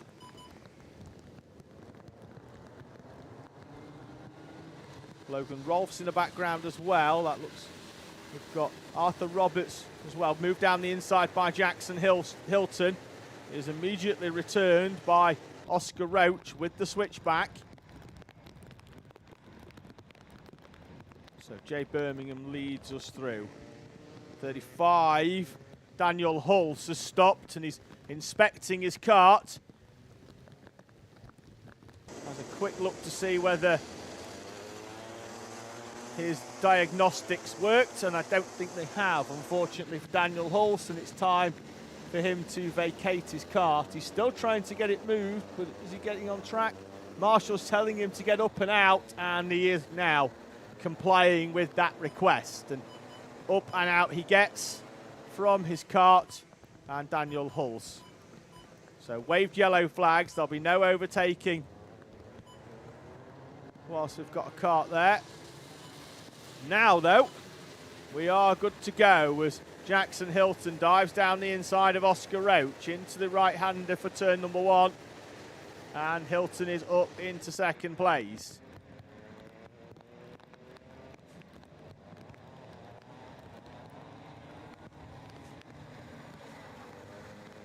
Birmingham continues to lead. Again, just going to have a quick look at where we've been in Intermax so far this season for Jay Birmingham.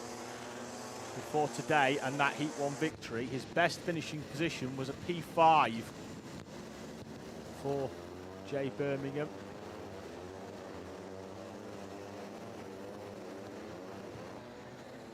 And that was at round number 6, which was in the final. A couple of Heat finishes in P5 as well for Birmingham. Logan Rolfe is up into 5th place in the white helmet there. Oh, huge chunk of curb. Thought he'd done what Morgan Hudson-Brown did earlier. Contact warning for Daniel Hulse, but he's off the track anyway, I think. Unless he's got himself going again. He's been shown as 2 laps down in that number 35 machine. And he was asked to get up and out, and in fact there he is in the middle of the circuit, so.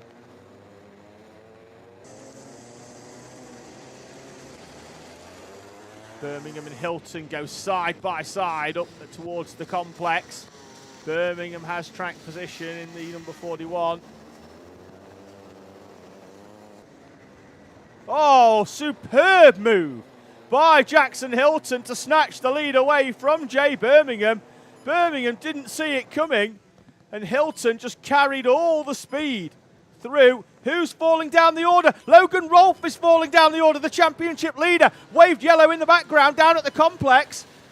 And Logan Rolfe loses 11 places to cross the line in P16. This will be a drop round for sure, and one to forget for Logan Rolfe, who's taken 6 victories out of 8 rounds so far, but it won't be today for the championship leader. As he falls down the order, there he is in the O plate. Roberts then up into 5th, Bell in 6th, Herbertson, Annika Hurd, Charlie Gregg and Isla Parsons complete your top 10.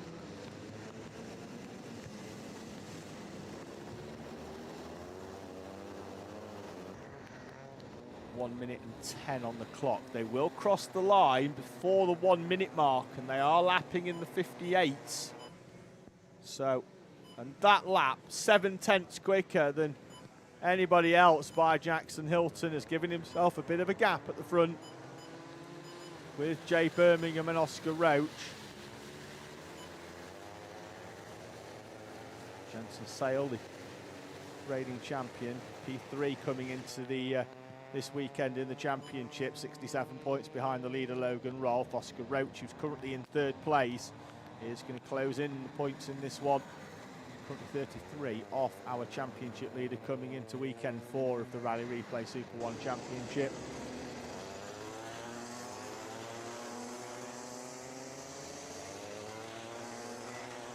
Roberts, Bell, there's Herbertson, Annika Hurd, Charlie Gregg and Toby Wortley now up inside the top 10 as Isla Parsons loses 4 on the previous lap.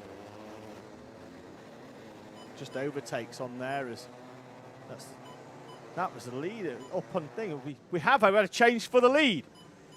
We have had a change for the lead. Yes, Jackson Hilton coming through and over the timing line. We saw an arm up in the air, and it was indeed the race leader, Jackson Hilton, who'd got to the front, and now he's 2.8 seconds behind. Jay Birmingham re-inherits the lead. Time is down to 0, but we're not on the final lap. 2.5 laps to go. Jay Birmingham from Oscar Roach and Jensen Sale. There's Jackson Hilton in the background,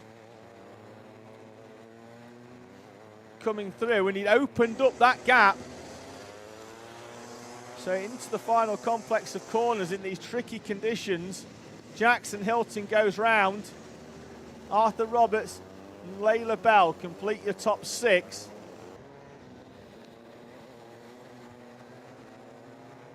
Now Jay Birmingham will complete his lap to start the final lap. It was a lap and a half, now we're down to a lap. Jay Birmingham, we've got Florence Walkington beached up on one of the curbs in the number 24. And I think she's come into contact with Isla Parsons. They're both dropping down the order. Walkington gets a contact warning, so that's where the officials see where this one is heading. Into the final complex though, stationary yellow at Marshall Post, and I think that could mean that there's a waved yellow. No, there isn't. It's in at post 6. So are we going to be close enough for Oscar Roach to try a move? Layla Bell's going to try one, is she, for 5th place? Out of the final corner though, Jay Birmingham, for the first time, wins at SuperOne from Oscar Roach and Jensen Sale. Jackson Hilton finishes in P4 in front of Arthur Roberts in P5. Charlie Gregg on the line, gets past Layla Bell. Gregg past Bell. Bell with a really slow final lap. She was up onto the back of Arthur Roberts and then has come into harm, and Layla Bell crosses the line 0.03 of a second behind Charlie Gregg. Gregg in 6th, Bell in 7th, Herbertson, Hurd and Rolfe complete your top 10 with Lucas Esser, Toby Wortley and Luke Collins, Alexander Adams, Teddy Roberts and Isla Parsons, and a very happy Adam Causer in P17. That's Florence Walkington crossing the line, P18. Amrat Singh Atwell, Daniel Horse and Luca Machechi are the final 3 there, not taking the checkered flag. Congratulations to Jay Birmingham, who made the right call on slick tyres in heat number 1. Proves he can do it on wet tyres in the final, and for the first time he wins in SuperOne.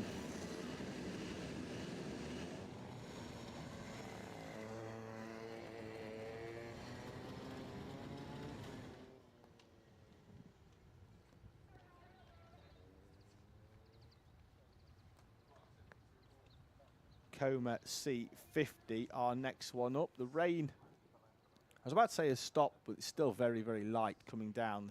Puddles are starting to disperse ever so slightly. There's Daniel Hulse's kart getting pushed towards the centre of the circuit. We have a channel that runs down the middle of the track where karts can be recovered and pushed down to a waiting zone, and they cross the track back into the paddock at the end of each race. Now, what I would say on the outside of that curb there is I wouldn't want to... well, what we've done is we've basically meant that track limits is being policed here by a massive puddle down at Caravan Corner on the outside, which I think should be employed in Formula One. I'm not a massive fan of that thing they've done recently where they've gone, well, in order to avoid track limits, we're going to paint a 4-metre wide white line on the outside of a corner. And as long as you don't go over that 4-metre wide white line, you're okay. I think we should have more moat and Baileys. We should have big trenches down the outside of the circuit and fill them full of water. Or 90s game show, let's fill them full of gunge. Send them in, custard.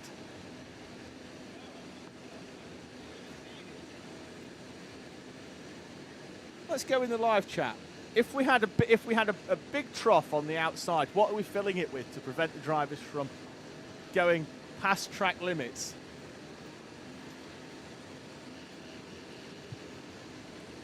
Well, I best crack on with the grid while we see whether the live chat goes crazy on that one, because we don't have a rolling up lap. They come straight out for Coma C50 into the grid. So next up then, it's Coma C50.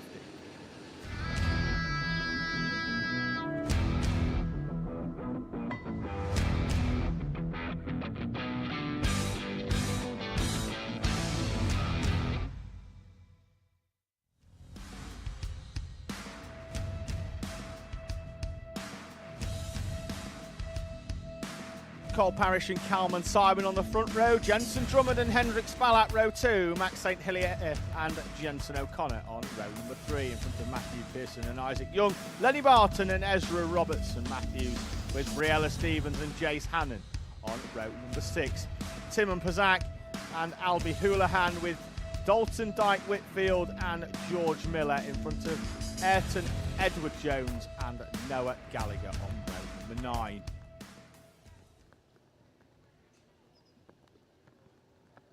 We've got a few missing. Who are we missing? Let me have a quick look. So 3 and 5 off this Coma grid are missing as we are away and racing.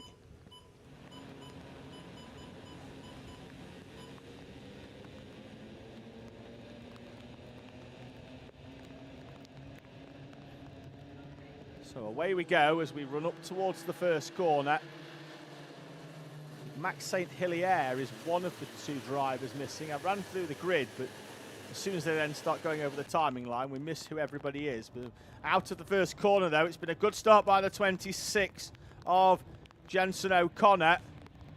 And he's going to run us up into the chicane for the first time. O'Connor from Kalman Simon and Cole Parrish. Hendrik Spallat, then it's the 11 of Lenny Barton.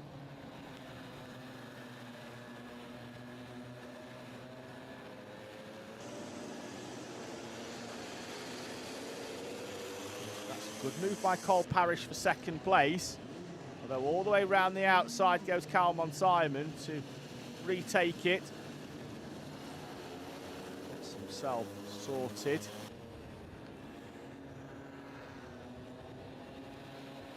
Top 5 together. Lenny Barton trying to go with the top 4, but still there. Wave yellow in the background. Matthew Pearson, and we've got the 84 of Isaac Young stationary. So O'Connor continuing to lead then after the first lap.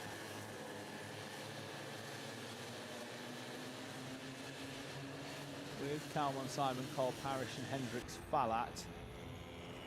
Behind them it's Barton, Pearson, Briella Stevens in 7th. Ezra Robinson Matthews in P8. Timon Pazak and Albie Houlihan with Jace Hannon, Dalton Dyke Whitfield and Isaac Young. So Max St. Hilaire definitely one of the drivers that isn't out there. 34 of George Miller, another driver missing from this grid. Looks like we've got missing 5 potentially from the grid. Noah Gallagher's not out there as well in the 24. Neither is Ayrton Edward Jones, who should be out there in the 27.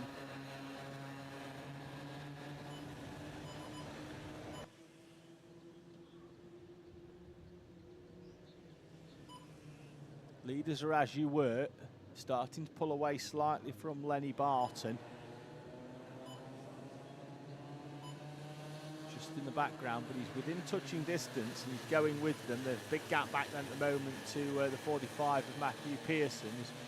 Jensen O'Connor in the 26 leads them down the back straight towards the second of the 2 chicanes.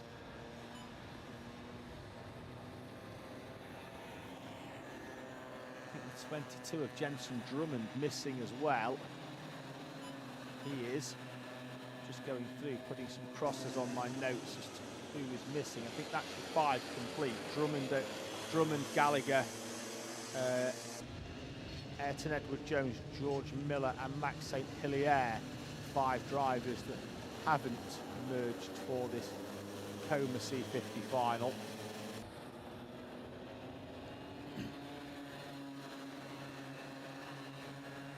Field starting to spread out ever so slightly.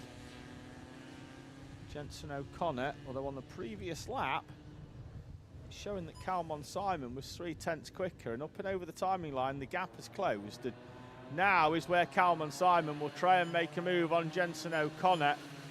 He's down the inside. O'Connor's going to try and go all the way around the outside and get the power down. Then he's going to have a little bit of a switchback, and we've had a change for the lead with Calmon Simon through on the 26 of Jensen O'Connor.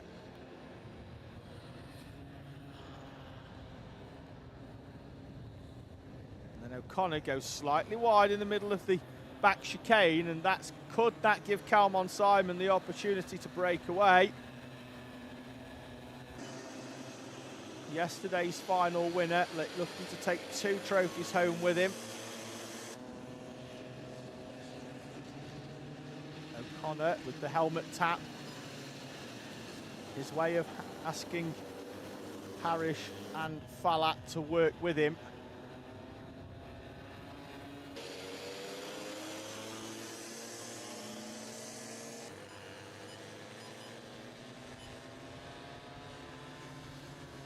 Lenny Barton, I think, is closing in here on this train in front ever so slightly. Visually, at least, I think he's a little bit closer than what he was on the previous lap.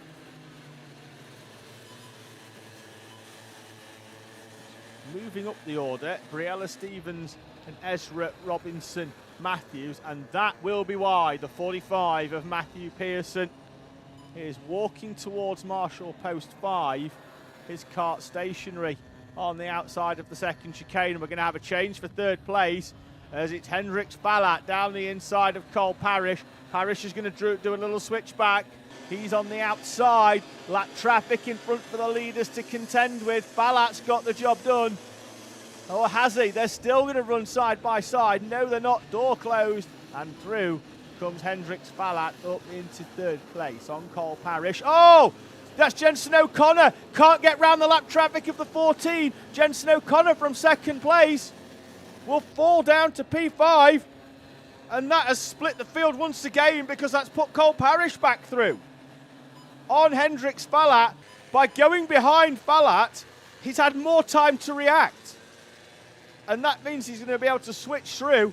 So Cole Parrish back to 2nd. They're 3 seconds now behind Calmon Simon. Lenny Barton in 3rd place. With Hendrix Ballat, and now Jensen O'Connor dropping from 2nd down into 5th place.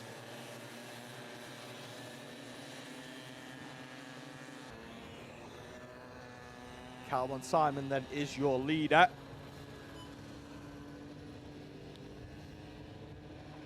It's established on many occasions throughout this race day. It's not over till it's over. Another little spin in the background for one of our drivers. We've seen it on a number of occasions. Being fast is fine, but in conditions like this, you've got to safely pass the lap traffic.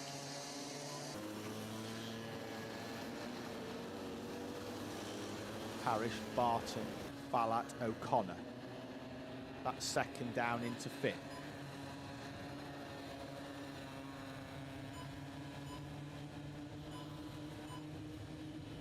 Minute and 40 or so on the clock when the leader went through. He's opened the gap up even further, 7/10 quicker on that previous lap than those behind him.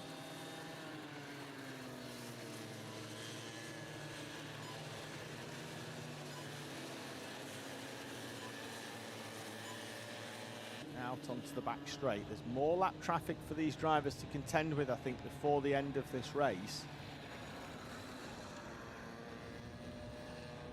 They are lapping some 4 or 5 seconds clear of those behind or those in front on track.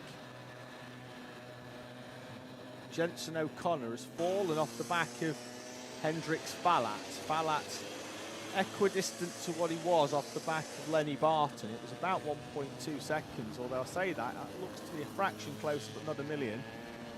Jenson O'Connor, though, has fallen off and was 7/10 off the back of Hendrix Ballat on the previous lap, and I think that it's going to be well over a second now. Lead gap will extend again this lap, I believe, and indeed has by 1 second, almost to the dot for Calmon Simon.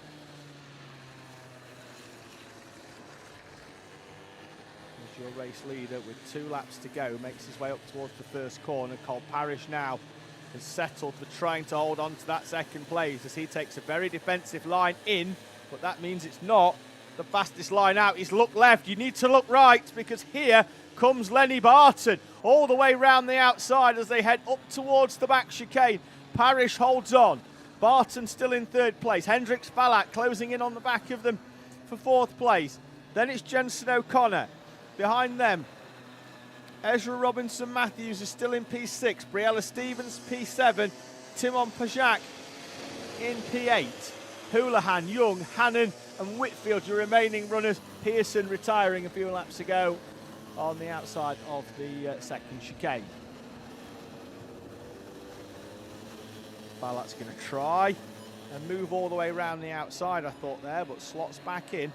Final lap then for our leader. And it's Calmon Simon by 5.2 seconds. Got the break earlier on when everybody else had to take evasive action and has just been moving away lap on lap. Since some slowing is the 11 of Lenny Barton. Through goes Hendrix Ballat.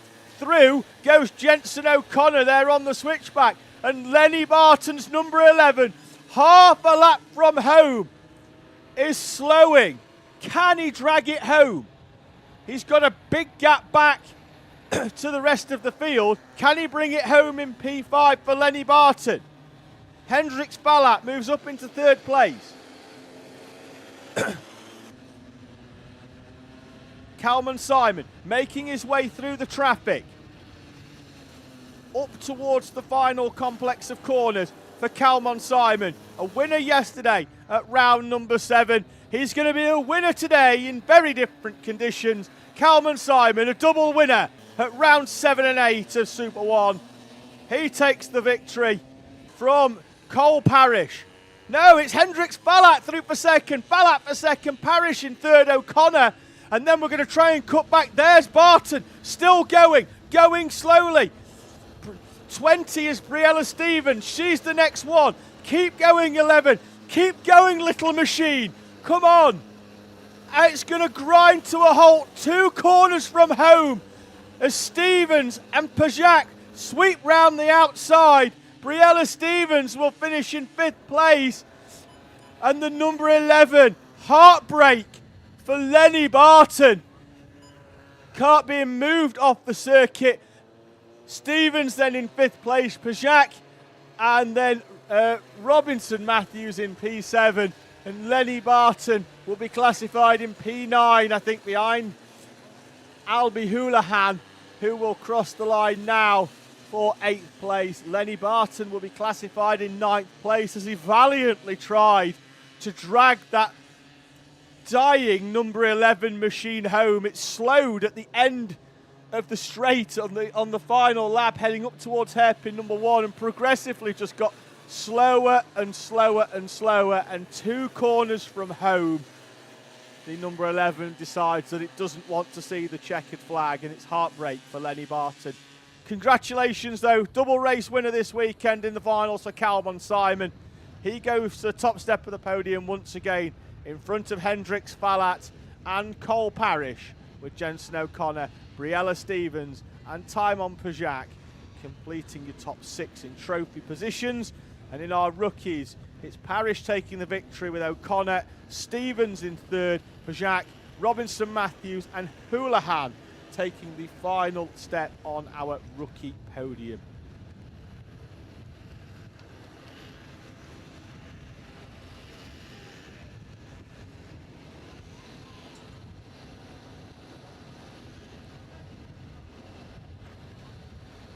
So circuit will have a little bit of a clear-up job, and we will move on to our 5th final of the day. It's Junior Rotax.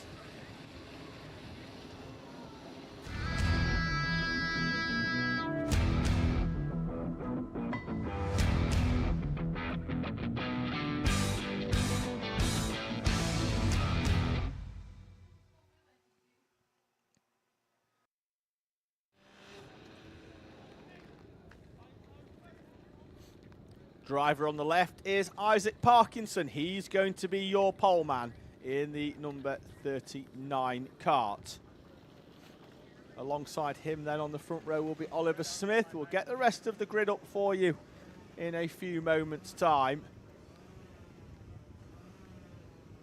But Parkinson and Smith on the front row is what we can see. Behind Parkinson, well hidden, is the number 21 of Leon Barlow. He starts in 3rd place inside of row number 2 alongside Drew Priesner, Rory Hinckley and Amy Peacock on row number 3. Row 4 will be Maximilian Braskoff and Teddy Cooper, the championship leader, with Jensen Powers and Lucas Steele on row number 5. Alex McCullough and Cassidy Southall on row 6. And it's Lewis Holt and Riley Bishop with Mia Caruso and Aidan Young, Noah Moulton and Leo Steed. Shea Hilton and Sam Flynn complete the top 20. Jackson Lane and Adam Giardoustis with Travis Dolby and Elijah Hartley on row number 12. Row 13, Angad Singh and Hayagriva Gogolnath, Trevelyan Sampson and Alfie Clark, Joseph Murphy and Charlie Benson on row number 15 in front of Kian Hundle, Maxim Karuk and Isaac Jameson rolling off 33.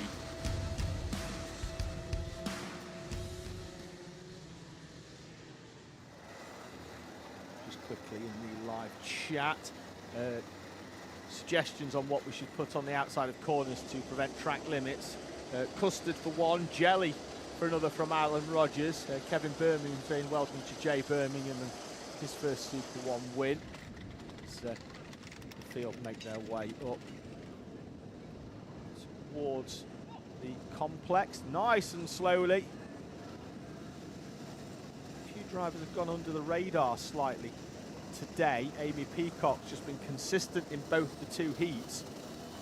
Has put her on the outside of the 3rd row in P number 6. Out of the final corner they go, power down.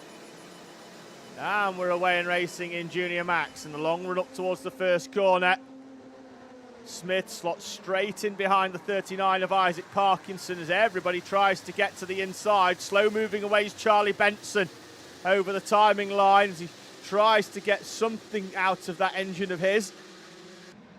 Up towards the back chicane. Who's that sweeping all the way around the outside with a healthy amount of side pod helping them find their way through? Red helmet there. Could well be Lucas Steele with the red helmet. Oh, we've got 2 hooked up down at Christmas Corner, and they're all slowly feeding their way round the outside of the 2 carts that were hooked up. Another spinner in the middle. That looks like it's Shea Hilton in the 88. It is. But Parkinson leads us over the line then from Oliver Smith and Leon Barlow, Teddy Cooper and Lucas Steele with Amy Peacock, Max Brascoff, Riley Bishop and Jensen Powers and Lewis Holt. Steele up 5 on the opening lap. Bishop up 6 onto the grass. Trying to pick a number out. It was very difficult as it's bouncing up and down. Could have been the 57, could it have Jackson Lane? Potentially. He's around about P14 at the time. We'll see who the drops are. Those drivers on the first lap that were struggling, getting hooked up with each other. Big drop for Rory Hinckley down to P15. We've got a kart stationary on the left-hand side of the circuit. That could well be Charlie Benson's kart that was struggling on the opening lap to get away. It's still Parkinson from Smith and Leon Barlow at the front, and they've got a gap of 3 seconds to Teddy Cooper. It's Alex McCullough is dropping down the order. There he is. Up and out of the kart for the 25 of Charlie Benson as well. But Alex McCullough drops down the order 15 places down to P26 on that previous lap. And it was Jackson Lane that was on the grass on the previous lap. I clocked the 7 and was just going down trying to find the rest of the numbers because I couldn't quite pick out the 5 as it bounced across the dirt. Waved yellow flag down at the far end of the circuit. That's just because we've still got the 50, the 25 and the 16 of Jensen Powers. Climbs out of the JDR liveried MS kart on the outside. We've got another one down, unfortunately. So unfortunately another retiree. Parkinson leads still then from Oliver Smith. They still got Leon Barlow going with them. Teddy Cooper still 3 seconds or so off the lead in the 4th place. Shea Hilton drops a few places. The big one though, Trevelyan Sampson in the 56. Down 12, Leo Stead down 9 as well, so they weren't too far apart on the circuit.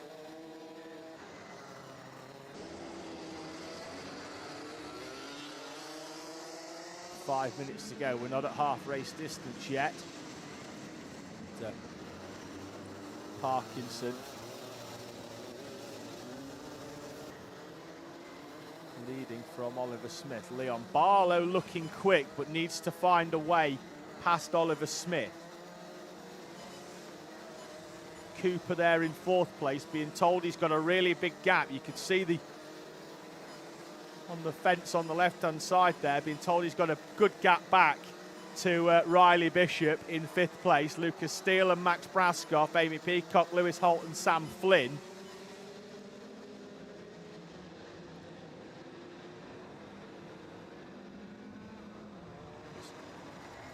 Smith now leads from Parkinson. Change on this lap. Oliver Smith through and into the lead. And could this be the win that puts him back to the top of the championship standings? Because yesterday he finished 2nd in the final to Teddy Cooper's 4th place. Now he currently leads as Lucas Steele picks up a contact warning in 6th place behind his ex-kart teammate Riley Bishop. Charlie Benson, who was 3rd in the championship, didn't complete the opening lap, neither did Jensen Powers 2 laps later, so they'll be losing points, and Jackson Lane is falling down the order as well in the number 31.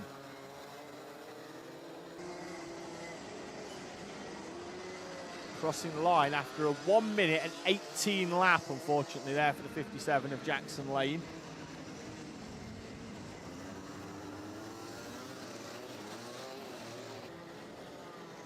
As it's begun to rain once again. It had stopped around about 10 or 15 minutes ago.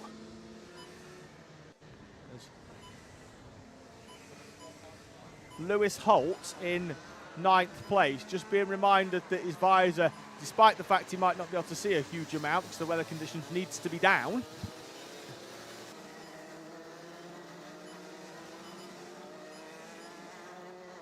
since we've had that change round for the lead, it has spread out, this top three.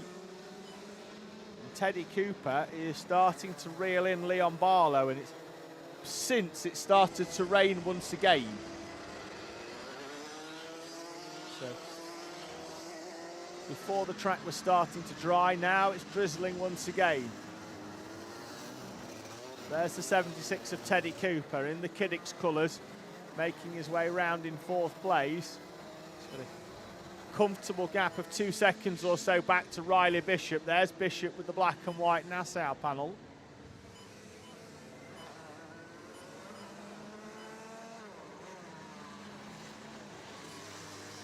Behind him, Lucas Steele, who's come through the field from P10. We've got another driver walking away at the far end. That's up on the outside, I think, of the first corner. Has he gone in there? No, he's in the chicane. It's the 57 of Jackson Lane. He's walking away. The kart is on the outside there, well off the racing line, but we're going to Battenberg with 1 minute and 55 to go.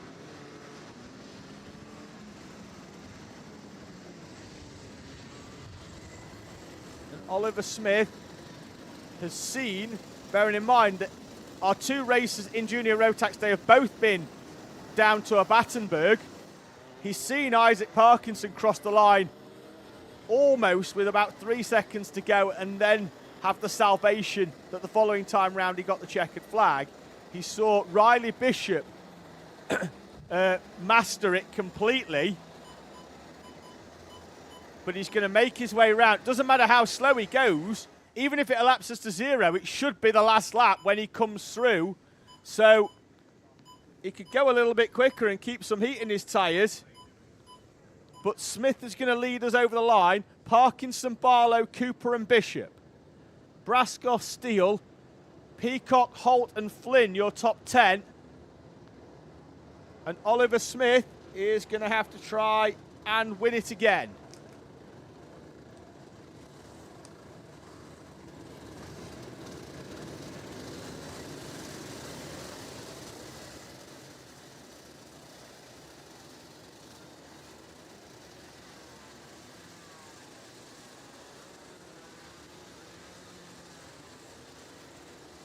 .30 seconds on the clock. Jackson Lane's number 57 kart is clear.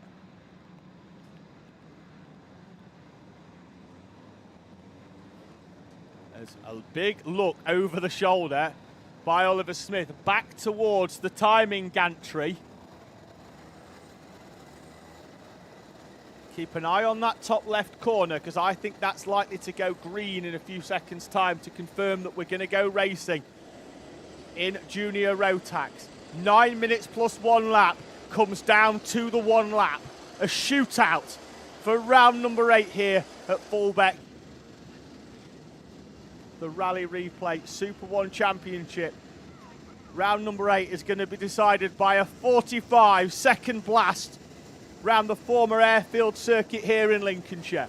Oliver Smith, Isaac Parkinson, Leon Barlow, Teddy Cooper, Riley Bishop. That's your top 5 in front of Brascoff, Steele, Peacock, Holt and Flynn.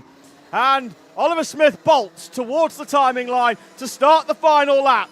Green flag. Smith will lead us up. Parkinson, then Barlow. Teddy Cooper, Riley Bishop. Out of the chicane. Look over the shoulder again from Oliver Smith. Parkinson puts the kart on the inside to fend off attack from Leon Barlow. Oliver Smith with the perfect restart. Up towards the back bus stop chicane. Through they go. Barlow holding on to 3rd place from Teddy Cooper and Riley Bishop. Brascoff in 6th place. Smith out up towards Caravan Corner for the final time as the rain increases again here at Fulbeck. But he's just going to get round the complex. He mastered the restart.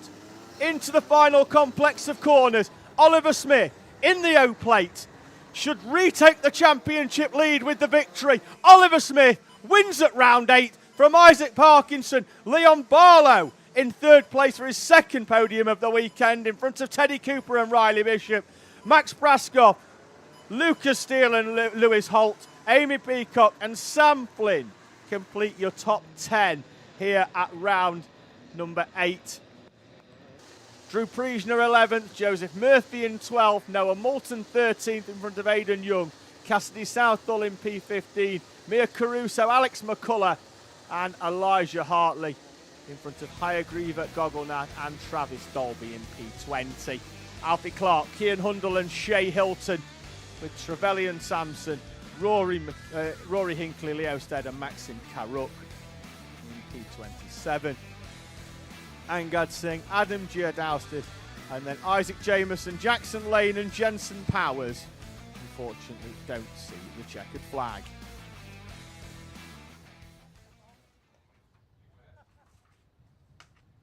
Five finals already consigned to the history books. 3 more to go then to round out round number 8 of the Rally Replay SuperOne Championship. And as it's a dual class of both Micro and Honda Cadet, we don't have the customary start line sting bumper before we go into the race. However, we will have some grids because again, we'll run through the right-hand side of our screen first. In fact, the right-hand side of the entire dummy grid. There's another line of carts on the left-hand side. So Micro's gridding up. Ready to go. Benjamin Shivar and Noah Wicklow then on the front row. Oscar Churches and Ray Owen on row number 2. Ellis Holt and Charlie Cale on row number 3. Row 4, Arda Bilionoff and Finley Thompson. Isaac Garth and Louis Granell with Will Hatton and Eleanor Shelby Parsons on row number 6. Theo Jepson, after retirement earlier on in heat number 2, starts 13th. Laney Eden alongside Henry Perrin and Yezhit Nedim Shelik by P16 in front of Teddy Shepherd on route number 9.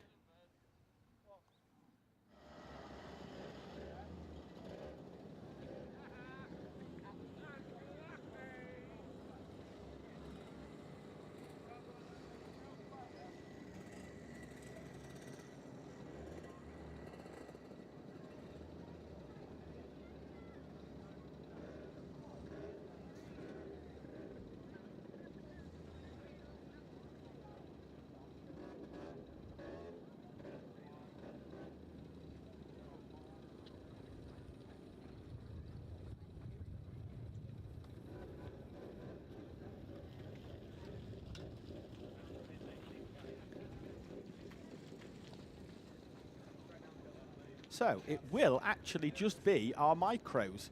So throughout the heats they're together, and then for the final they are split. It was the same yesterday, and it is the same today. So we are going to have an extra race. So Micro will head out first.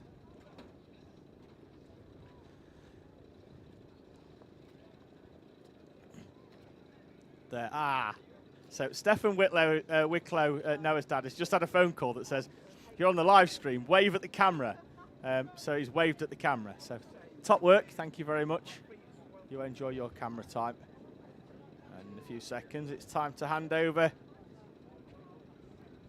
to the Tame Racing driver.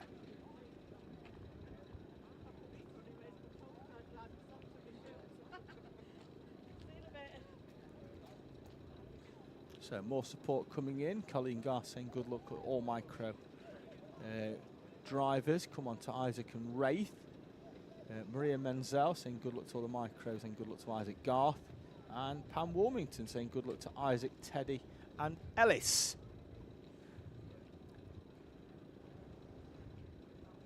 So the track is clear. We've got green at our marshal's posts.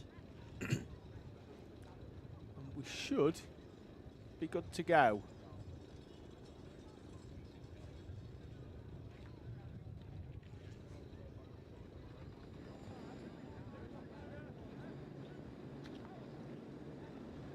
Holding area being cleared of mechanics and drivers being sent on their way. All managed to make their way out.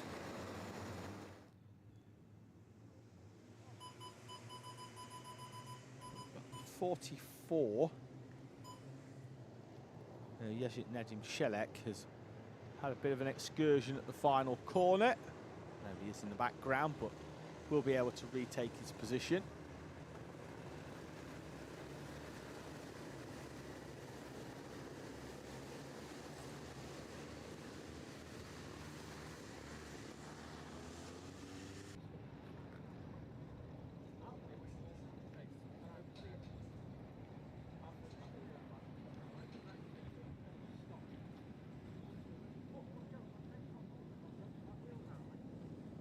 Field making their way through. Wicklow just slowing them all down. Everybody else following suit with the hand signals.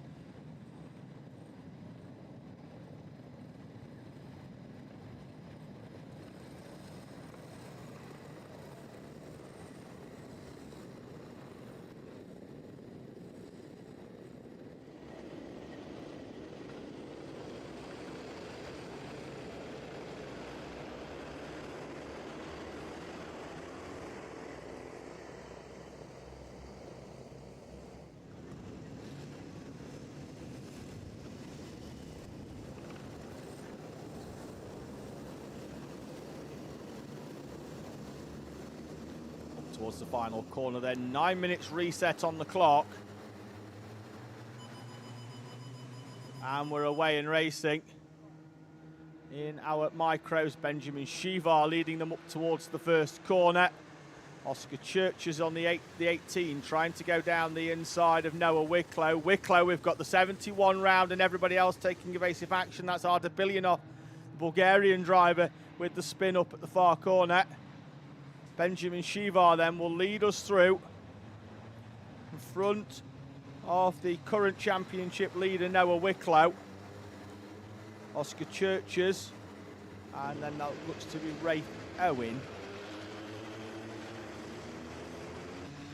The 4 and the number 21, indeed it is.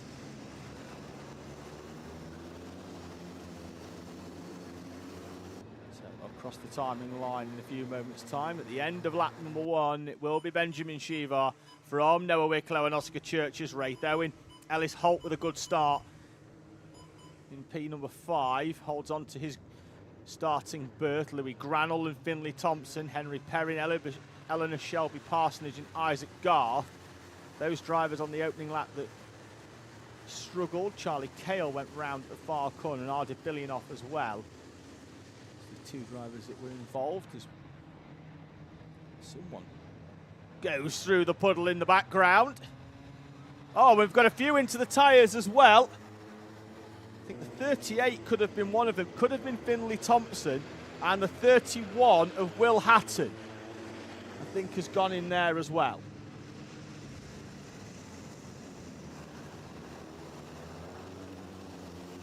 Background, someone had already gone for a trip through the puddle at the far end of the circuit, and as they rejoined, contact warning for the 24 of Henry Perrin. So no rain has meant the circuit is going to continue to dry throughout this race. So who's gone lower on pressure? Because if you go high, it's still rooster tail, so the circuit down that back straight, particularly with the overhang, the bushes next to it, is going to be slightly longer in drying than the other end of the circuit. The start straight appears particularly down. There's not as much in the way of water coming up.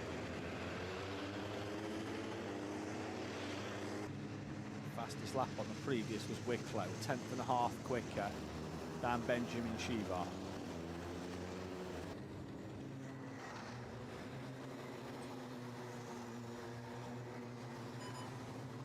Gap comes down ever so slightly again. Wicklow in the wheel tracks of the 78.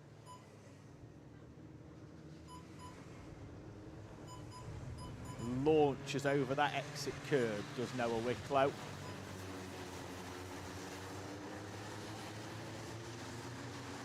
Down the back straight they go. Not close enough, but Wicklow already with that radiator flap open, trying to control the engine temperatures. little bit of oversteer there from Benjamin Shivar on the outside. He caught the curb. Wicklow just keeping this under control at the moment. Needs to be careful though, because if he takes too much time, then Oscar Churches is going to close right up on the back, and then you get yourself in that really difficult position where you have to both attack and defend. You don't really want to be in a sandwich. That's the problem when you're a train of three.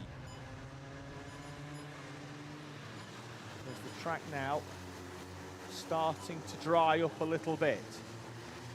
Warning for Eleanor Shelby Parsonage in the number 39 machine. Currently running in P15. Wicklow is through, as I was looking where Eleanor Shelby Parsonage was, on Benjamin Shivar, and as Shivar tries to go round the outside, Noah Wicklow just parks the number 53 in the right place. And Wicklow moving the number 53 MJR kart through and into the lead.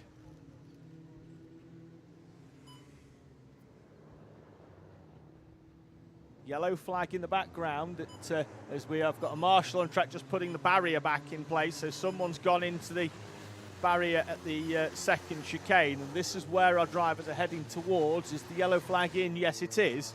So they're going to have an opportunity to overtake. None done this time though. Shivar under pressure now, not only to try and get past Wicklow, but because Oscar Churches is the fastest driver on the track. His fastest time, 2/10 quicker, and Wicklow goes wide at Caravan Corner, and through gleefully goes Benjamin Shivar down the inside. And Wicklow could lose second place as well, as there's a nose down the inside there by the number 18 Momentum kart of Oscar Churches. Wicklow's going to come back at Benjamin Shivar. Shivar tries to chop across to try and hold on, and does indeed hold on. Switch back incoming here, I think, if Wicklow can get the run up towards the first corner. Shivar's going to defend, and now Wicklow is in that hard position. Wicklow back down the inside with the drive. Churches is alongside Benjamin Shivar. Shivar slots back into second place. Wicklow retakes the lead. Through the back chicane they go, and Oscar Churches trying to take advantage. Behind them, Wraith Owen 4 seconds back, but I wouldn't say completely out of this yet, because these drivers will start squabbling. He's just got to try and hold his position there. He's got a comfortable gap back now to Louis Granell, who's got past Ellis Holt in the last couple of laps to move himself up into P number 5. For the driver of the 83. He had a 4th place in one of the heats yesterday. In his Super One weekend debut did Louis Granell in the number 83. And now Wicklow has started to open up a little bit of a gap.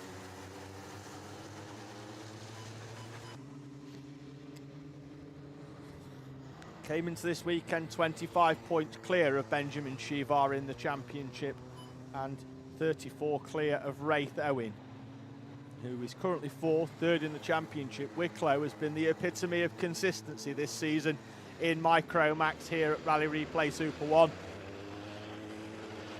2 final victories so far. More importantly though, the 4 second places to go with it has meant that only on 1 occasion has he not stood on one of the top 2 steps on the podium. Noah Wicklow in that number 53 MJR kart, one of the newer teams in the Rally Replay Super One Championship. But he's taking that kart not only to a victory, but with every lap and with every round closer and closer to the 2025 Micromax Championship. Shivar now really appears to be struggling with the rear end, getting the bite, trying to get the power down, but behind him Oscar Church just can't find a way through on the number 78.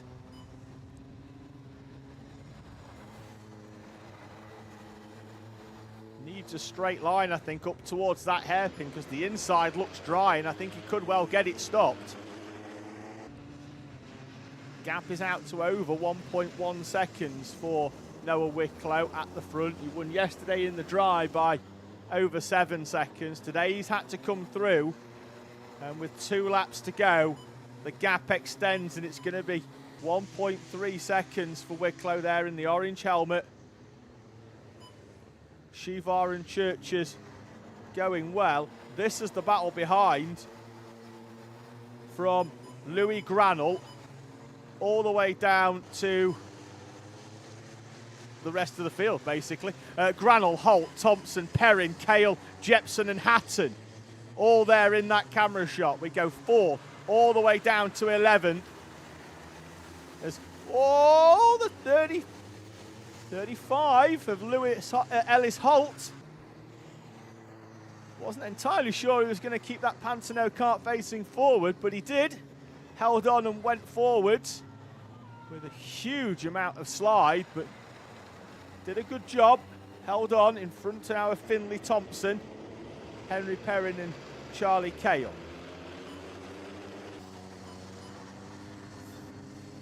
Leader is through to commence the final lap.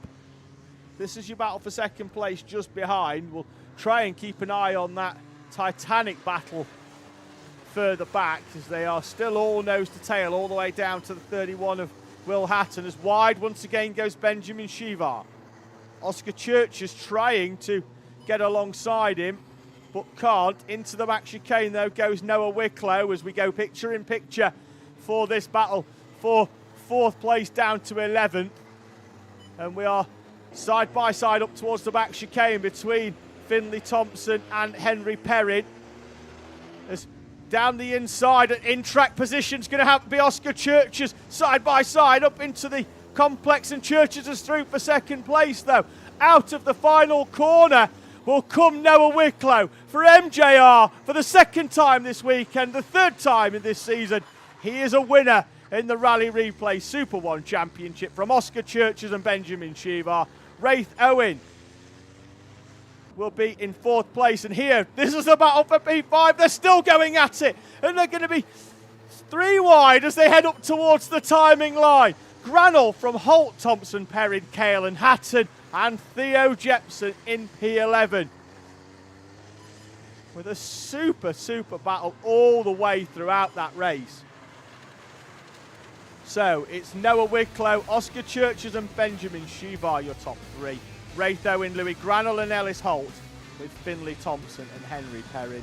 Charlie Cale, Will Hatton and Theo Jepson in front of Isaac Garth, Lainey Eden, Eleanor Shelby Parsonage in P14. Teddy Shepherd, Arda Bilionoff and Yezhit Nedim Shelik complete your Micro Max grid of 17.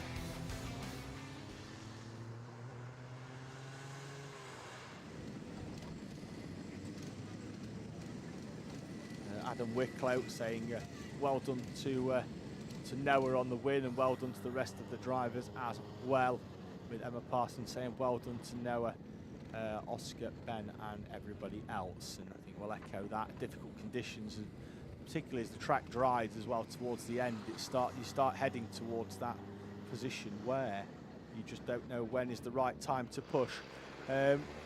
Circuit being cleared, it's time for a grid then for our Honda Cadet final. So Honda Cadet being gridded up on the left-hand side of your screen is the pole man, the 75 of Henry Colborne. Unbeaten in Hondas this weekend, with the exception of a 5th place in qualifying yesterday, but still managed to convert all his races into wins and looking to maximise his points for the few drivers not here this weekend to try and elevate him up from that 3rd place in the championship. So Colborne on pole, Joshua Bailey, who arrived 2nd in the championship, 30 points behind Riley Blakemore, who isn't here this weekend, goes off the outside of the front row. Henry Soraya and Joshua Knayston Wade, Freddie Drury and Ethan Pearson on row number 3. Jesse Bailey starts 7th, Oliver Vickers in 8th, Kaya Sori and Krish Doshi on row number 5, Archie Edgar, Sui Hong Jevon Ip on row number 6.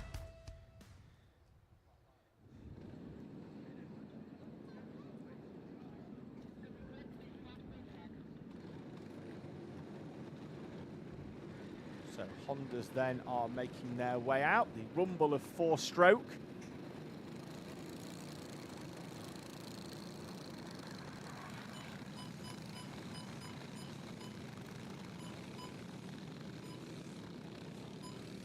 All of them appear to be on wet tyres.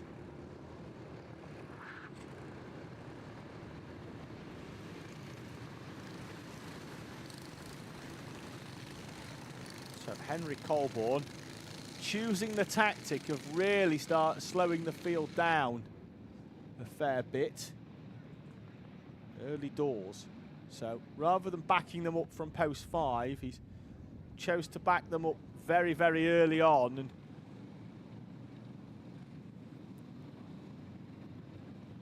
this will have 2 factors, is that haven't seen a huge amount of tyre warming by our Hondas since they've been back into this train where Colborne has backed them up. So I think Colborne's just very confident that he's got some grip on that cold tyre, and lap 1 he's going to try and break away.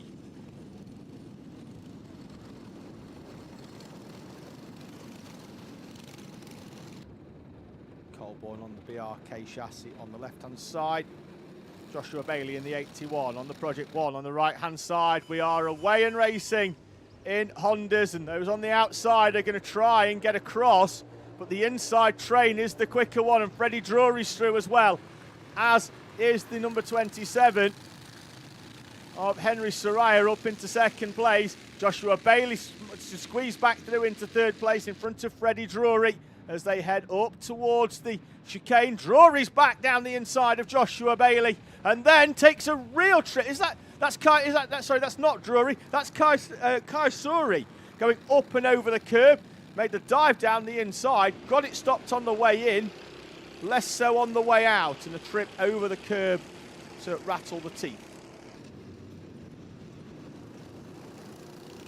Concertina together through the right-hander of the boot section.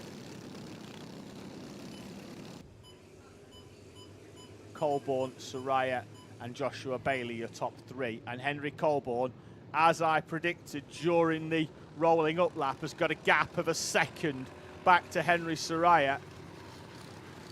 Joshua Bailey in that 3rd place, Freddie Drury, Joshua Knayston Wade. I get the feeling somebody down the back had bolted some slicks on. We might have had a bit of a dice roll, because we are within around about 3 seconds of the slick time. Normally you're looking at sort of 51s, 52s for Hondas round here. It's been really interesting, because that time will only get down the more we circulate, the drier the track's going to be, and whilst it's wet offline, it's very much getting dry on it. Colborne has a gap to Henry Soraya, but there's going to be a change for 2nd place, I think, as we head up towards the chicane. No, there won't. Soraya holding on all the way around the outside of Joshua Bailey. Thought Bailey had enough to get down the inside there. Now he's going to try the move at the hairpin. Bailey needs to let that run out wide and can't. And he's going to be on the outside and will slot back in, and this is going to allow Colborne, I think, to break away. Can Bailey sweep round the outside? No, is the answer. Slots back in, and Henry Soraya holding on, proving a tough cookie to get past for that 2nd place. There is the change for the 2nd place. Soraya goes wide, a slight error, and through comes Bailey, but then Henry Soraya gets it back. Bailey then with the switch back, and finally it looks like we've got the job done for Joshua Bailey. Freddie Drury P4, the next one, trying to make his way through there in the black and red machine. Joshua Knayston Wade, Kai Suri in the number 17 is in the background in the black and orange. There's a gap back then to Oliver Vickers in the 31. Jesse Bailey on his rear bumper. And then the 71 of Ethan Pearson with Archie Edgar. Sui Hong Javan Ip in 11th place, and then Chris Doshi in P12.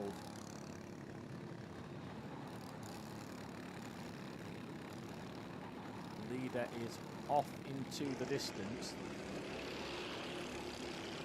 49 of Archie Pennell not out for this final.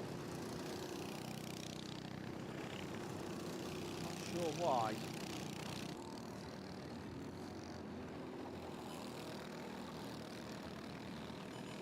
So might have had a problem, but nonetheless we're 12 runners on track. Drury up into third place now and setting the fastest lap of the race as well in the process. The only driver in the 57s, 2/10 quicker than Henry Colborne at the front, but unless something drastic happens, he's once again put the hard yards in early. Drury trying to find his way past Joshua Bailey.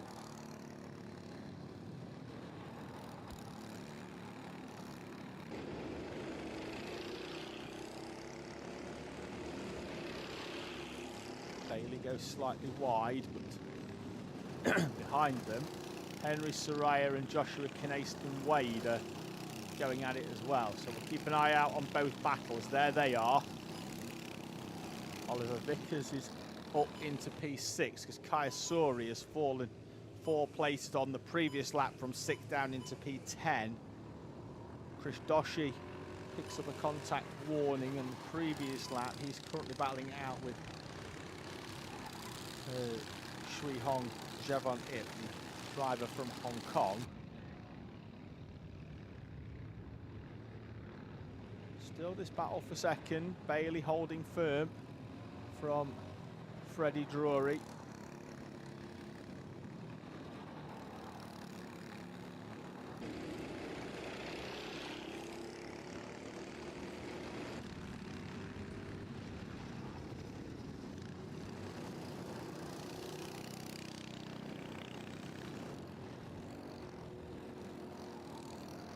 Colborne with the gap of 3 seconds. Bailey and Drury. Knayston Wade is past Henry Soraya, who sees in the background that Oliver Vickers and Jesse Bailey are actually closing in on him as well.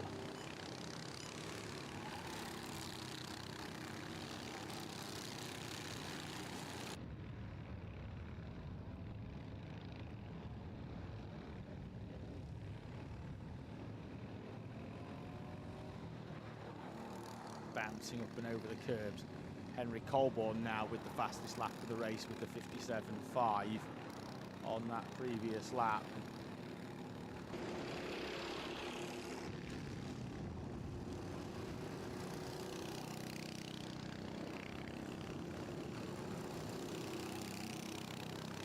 Down to the final few bends. 2.5 minutes on the clock-ish when Colborne went through, so he will get round. We're still going to get 4 laps here, and Joshua Bailey is defending from Freddie Drury.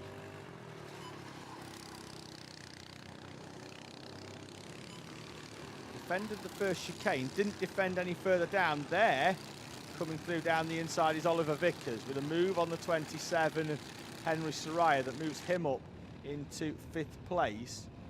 He started the race in P8. I think he actually fell down the order a little bit further than that.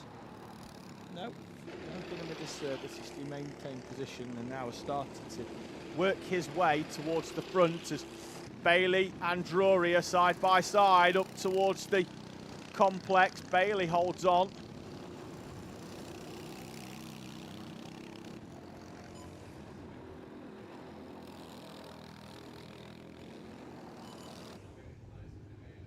Joshua Bailey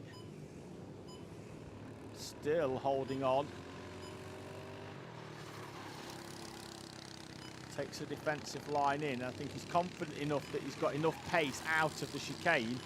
There is Oliver Vickers again now moving straight up onto the back of Joshua Knayston Wade. And Vickers could be on for P4 here if he can find a way through.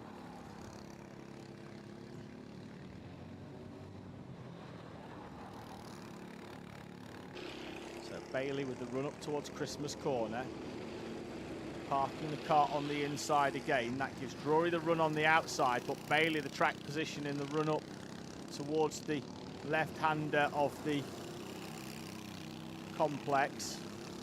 Drury's going to take a wider line and try and get a bit of a switch back and get the run, but Joshua Bailey will take to the inside.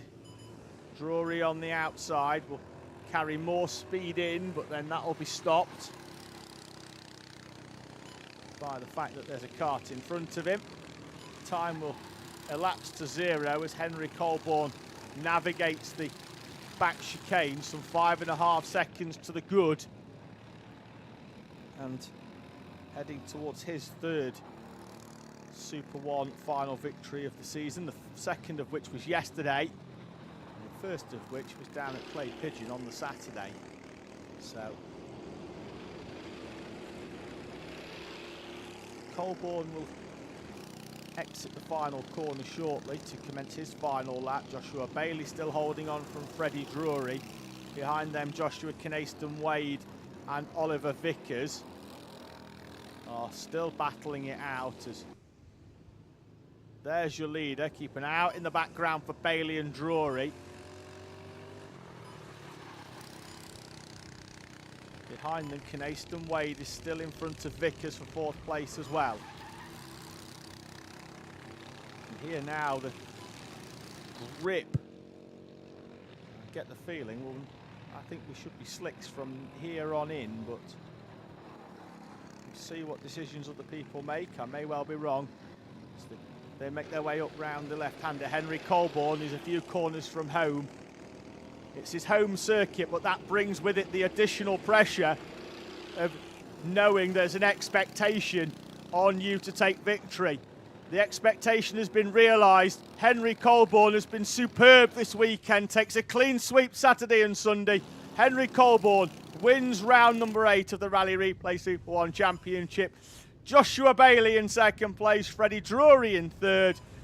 Behind, they're side by side at the timing line. Knayston Wade holds on from Oliver Vickers and Henry Soraya, with Jesse Bailey, Ethan Pearson and Archie Edgar, with Krish Doshi getting up into P10 on the final lap in front of Kaisori, and then Shui Hong Javan completing your 12 runners, with Alfie Hennell not taking part in the final.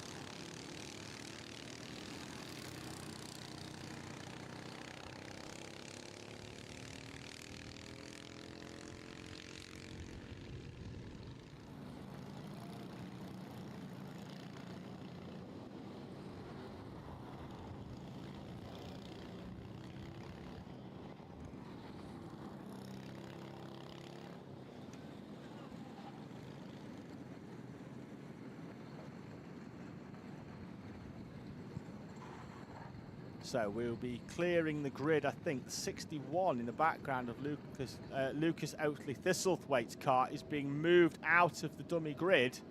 So problems, it looks like, for the 61. But we'll head then towards our penultimate final of the day. It's time for IAME M1.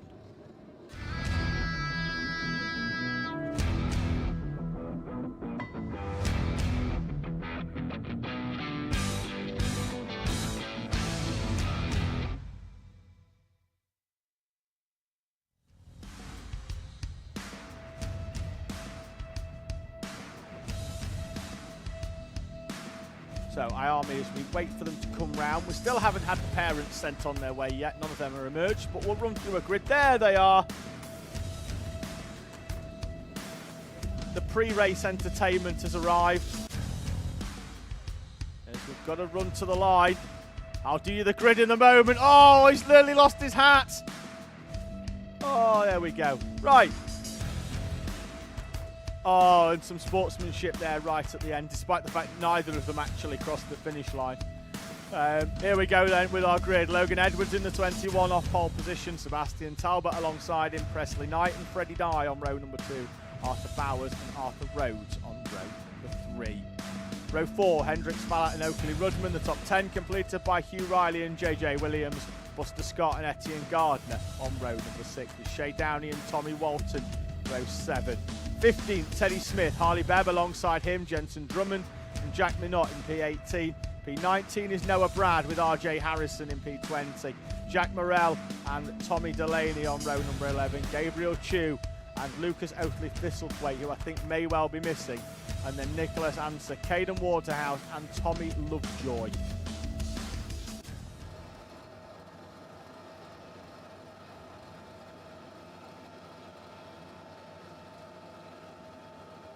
Red light on the overhead gantry extinguishers, and we go racing in IAME M1. It's a good start by the pole man.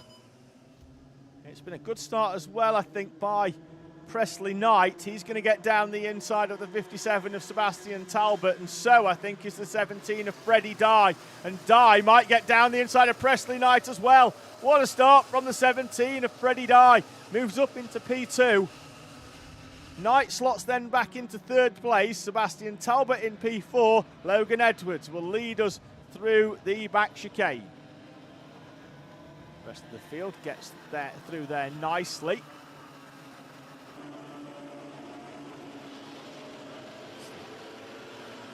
Field make their way through on what is a rapidly drying surface here at Fulbeck. In this 9-minute +1 lap final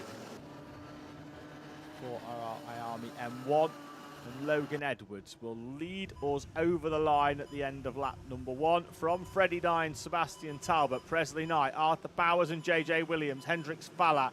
Great opening lap from Tommy Walton. He moves up 4 places to P8 and actually started P14, but by the time he got to the timing line had already made up 2 on that opening lap. So 4 since then, from 12th into 8th. Gardner, Scott, Riley and Smith.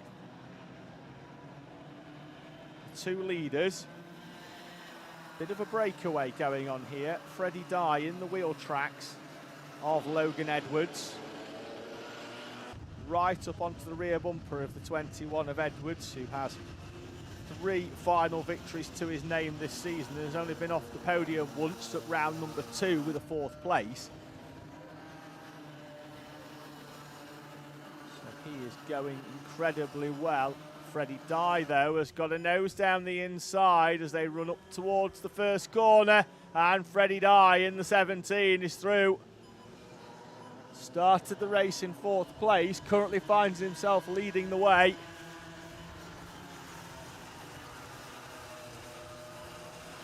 Logan Edwards.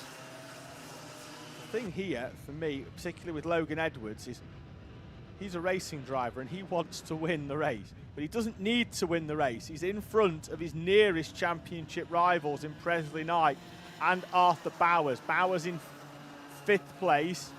We've got a driver off there. No, we just had somebody walking in front of our camera, which was less than helpful, but we shall persevere.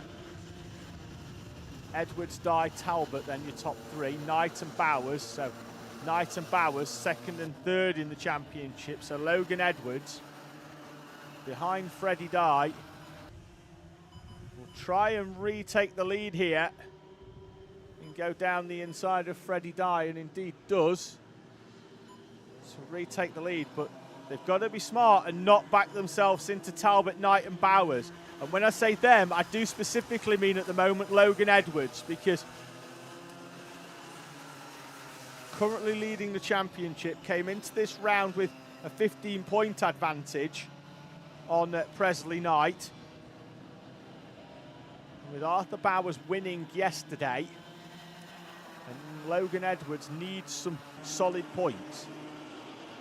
He just needs to take the go with Freddie Dye at the moment. If the opportunity arises, go through, but don't lose time, because behind you've got Knight and you've got Bowers, and Bowers has set the fastest lap on the previous lap, and he was 8/10 quicker than the leaders, but now he's got to get through the traffic as Arthur Bowers to try and get himself back towards the front once again. There he is in the 99, pops out of the slipstream and slots back in.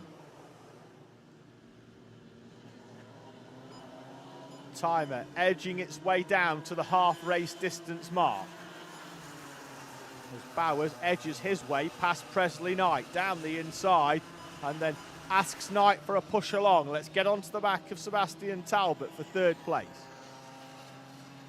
Freddie Dye. Oh, huge chunk of curb. The 34 of Caden Waterhouse is stationary. And that's up at the complex.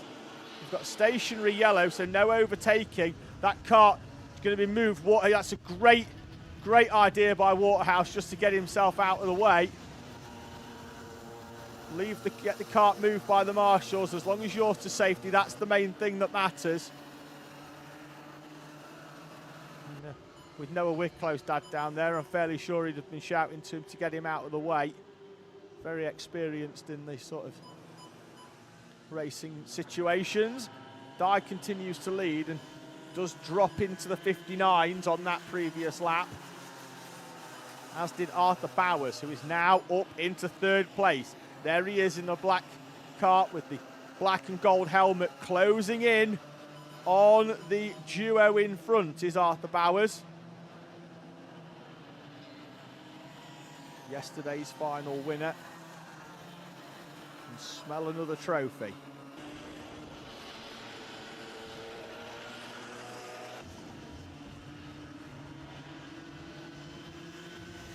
Dye leads from Logan Edwards.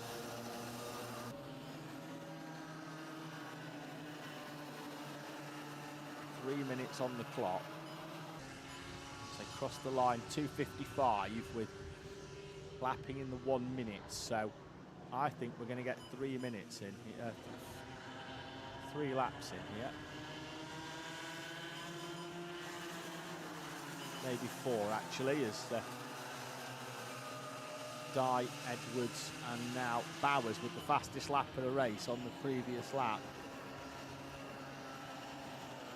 Set exactly the same lap time as Logan Edwards did Arthur Bowers. 59.401. Mechanical flag for the 46 of Jack Minot.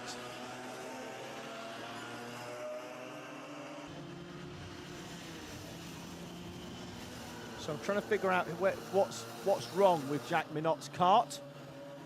Rear bumper detached for Jack Minot in the 46.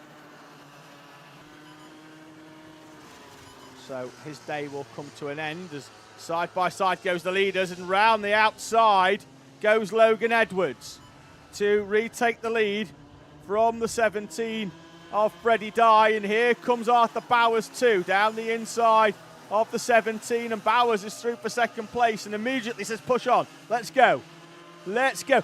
Is that a mechanical flag for the leader coming up on the top of the screen?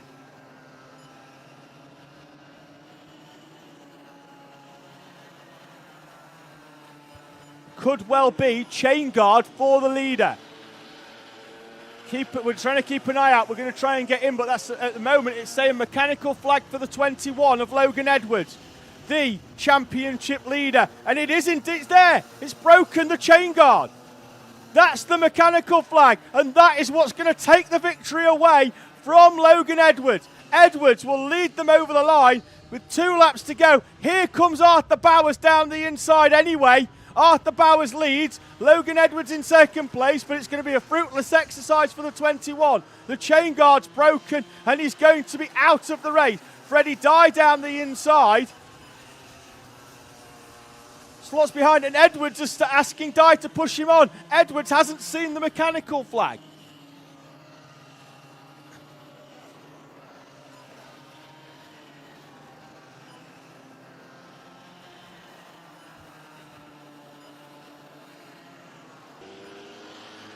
Lap traffic in front for our trio of leaders.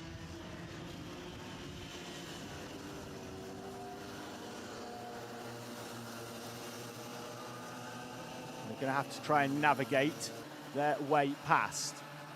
Still saying technical defect as they see the last lap board. Arthur Bowers has managed to get past the lap traffic, and Edwards and Dye haven't. Edwards, and Freddie Dye into the back of Logan Edwards, and Freddie Dye will lose what will effectively be second place. He's going to end up back down in third. Sebastian Talbot is through for what will become second place.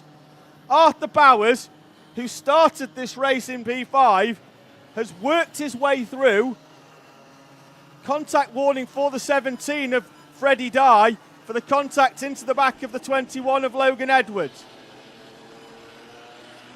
Up and around the caravan corner hairpin for Arthur Bowers. Took the victory yesterday, started the final in 5th place, and he will come through to take the checkered flag and the victory for the 99 of Arthur Bowers. Logan Edwards shown in 2nd place, but he's had a mechanical flag, so it's going to be Sebastian Talbot in 2nd place, Freddie Dye in P3. We await the rest. JJ Williams, P4, Presley Knight, P5. That's your top 5 then. Bowers, Talbot, Dye, Williams and Knight, Rudman, and then Hendricks, Falat. Teddy Smith takes 9th on the line from Etienne Gardner. Hugh Riley, Shea Downey and Buster Scott in P13, which will become P12 when Edwards is removed from the standings.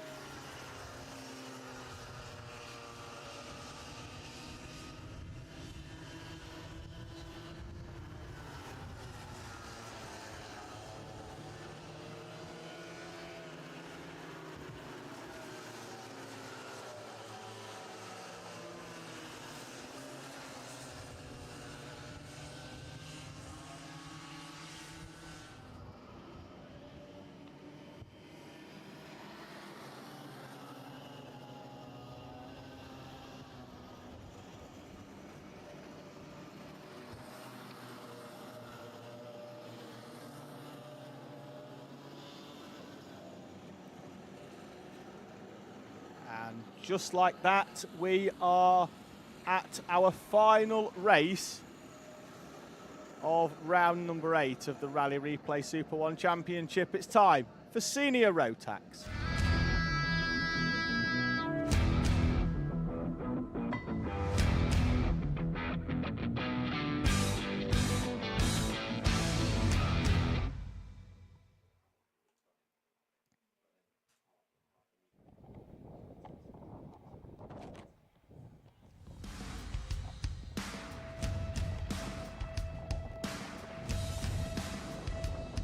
So we'll have a grid up on the screen shortly, but it will be the 53 of Jarek Metters on pole position.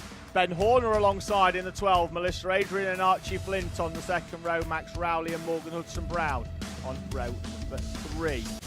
Row 4 will be Sam Halley-Hicksman and Lucas Blanford, with Max Chown and Tom Nottingham, Max Davis and Josh Gorer in front of Braden Donoghue and Billy Edgecombe. 15, Jasmine Taylor, Kieran Denny is 16th, Harry Pearson and Jay Pearson are on row number 9, Max Lorna Bennett and Sky Fraser on row number 10, Kian Eastick and Kate Broadbent on row number 11, Henry Swanson and George Daniels on row number 12, with Daniel Beards and Tom Williams, Izzy Lawton and Callum Ghosh, row 14, with our 2 Rotax 177 entrants, Jamie Salter and Alfie Baron Oxford on row 15.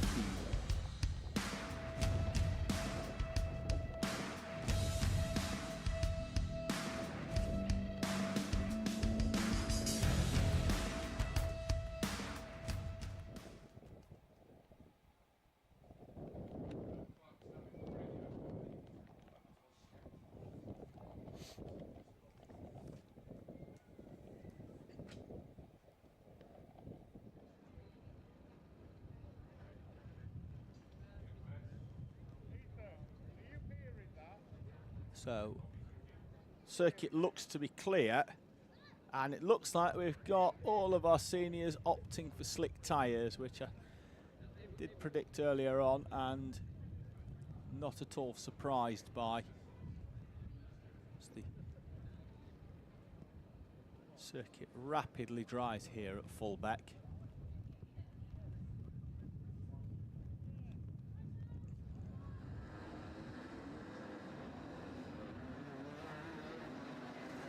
Oh, problems for Ben Horner. He gets going. I don't know whether that was a a wiring issue for the 12, but he does get going. We've got problems for another driver and problems for that driver as well. That's the 51 of Tom Williams going round. But we've got one still stationary in the holding area on the dummy grid.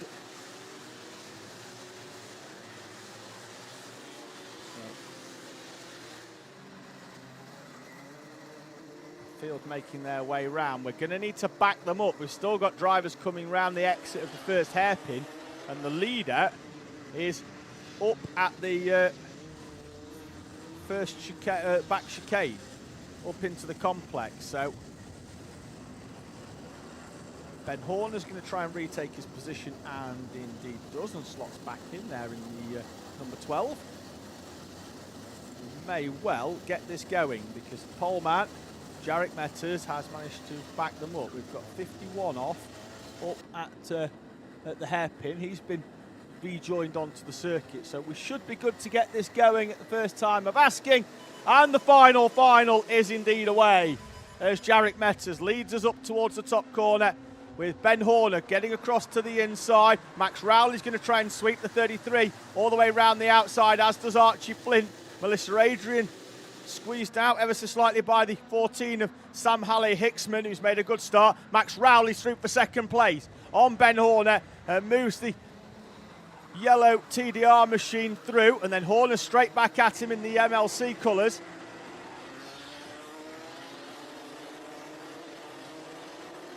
The rest of the field making its way through. There's your championship leader, Lucas Blanford, in the O plate. Started the race in P8, crosses the line in P7 at the end of lap 1. Jarek Metters then leads from Ben Horner, Max Rowley, Archie Flint, Sam Halley-Hicksman and Melissa Adrian. Then it's Lucas Blanford as down get the inside goes Flint for third place. Moving through on the 14. So fourth place as well. We've got 5 or 6 carts all together. Blanford, the championship leaders, won. Melissa Adrian is in the tyres on the outside. She gets straight out of the cart, jumps straight back in it and drags it out the tyre wall to rejoin. Yesterday she was on the podium in second place and gets herself back on track. So Metters leads us over the line then. He's got a gap back to Ben Horner now of 0.8 of a second. Max Rowley and Archie Flint. Morgan Hudson-Brown up into P5. Jasmine Taylor, P6. Gains 9 places on the previous lap, as does Kieran Denyer, Harry Pearson, Billy Edgecombe, Braden Donahue. The 14 is in and out of the race. That's Sam Halley-Hicksman.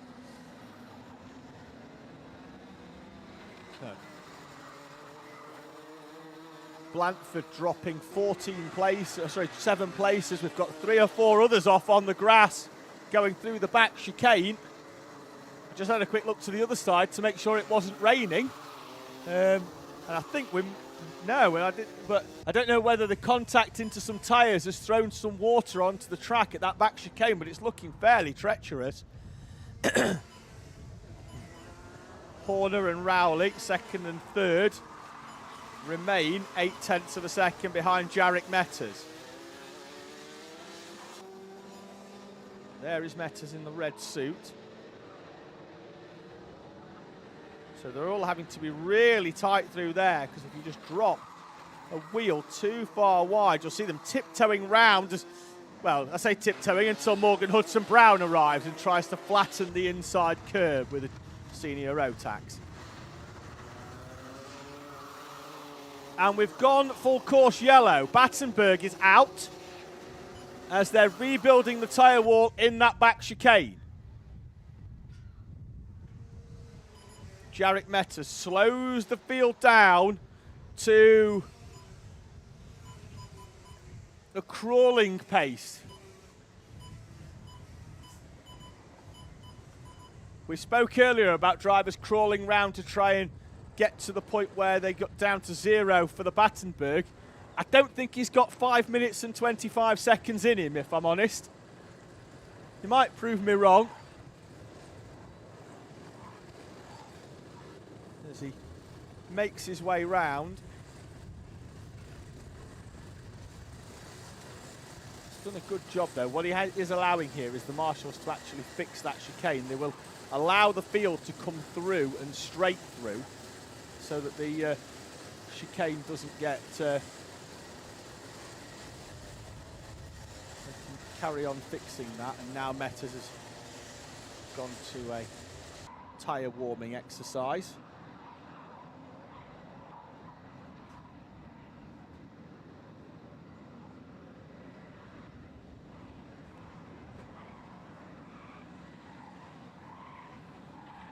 You can hear them squealing, tyres left and right, just trying to keep some heat into it.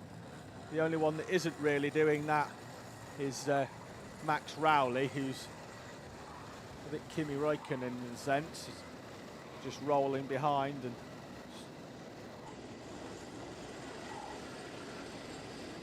get the race going. So Battenberg out, green this time I believe when they come round, so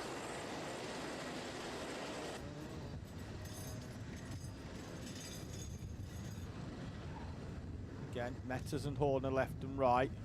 Max Rowley's not interested in them type of games. In the 33. Lucas Blanchfield with his hand on the back of his head. I think he's took a fairly big impact in that back chicane. He's only got 4 minutes or so to try and hold on. There's Lucas Blanchfield. And we are away and racing again as Jarek Metters powers down early, but Ben Horner saw it coming and has gone with Jarek Metters. He saw Metters go and went with. And the gap here was only 0.3 of a second as they came over the timing line. Metters, who had a gap of 0.8 of a second at one point, is now going to have to try and break away from Ben Horner. And he slides wide in the middle of the chicane. Up and over the grass goes Billy Edgecombe in the number 2. Who's made his way up into 6th place from a starting position of 14. Jasmine Taylor in the 84 made up 10 places from 15th to 5th, and we're going to be 3 wide in the run up towards the right-hand part on the screen. They all slot into single file order. Edgecombe up into 5th place then in the number 2. Metters, Horner, Rowley, Flint, Edgecombe, Taylor, Denyer, Donoghue, Blanford and Pearson.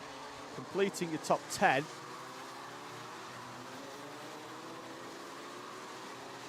Edgecombe in the 2 in 5th place. Make their way up and through. It's still very treacherous through that back chicane. The water and the 76 goes off. Just as I say that, Max Chown onto the grass and he rejoins behind the number 77 of Alfie Barron Oxbury, one of our Rotax 177 runners.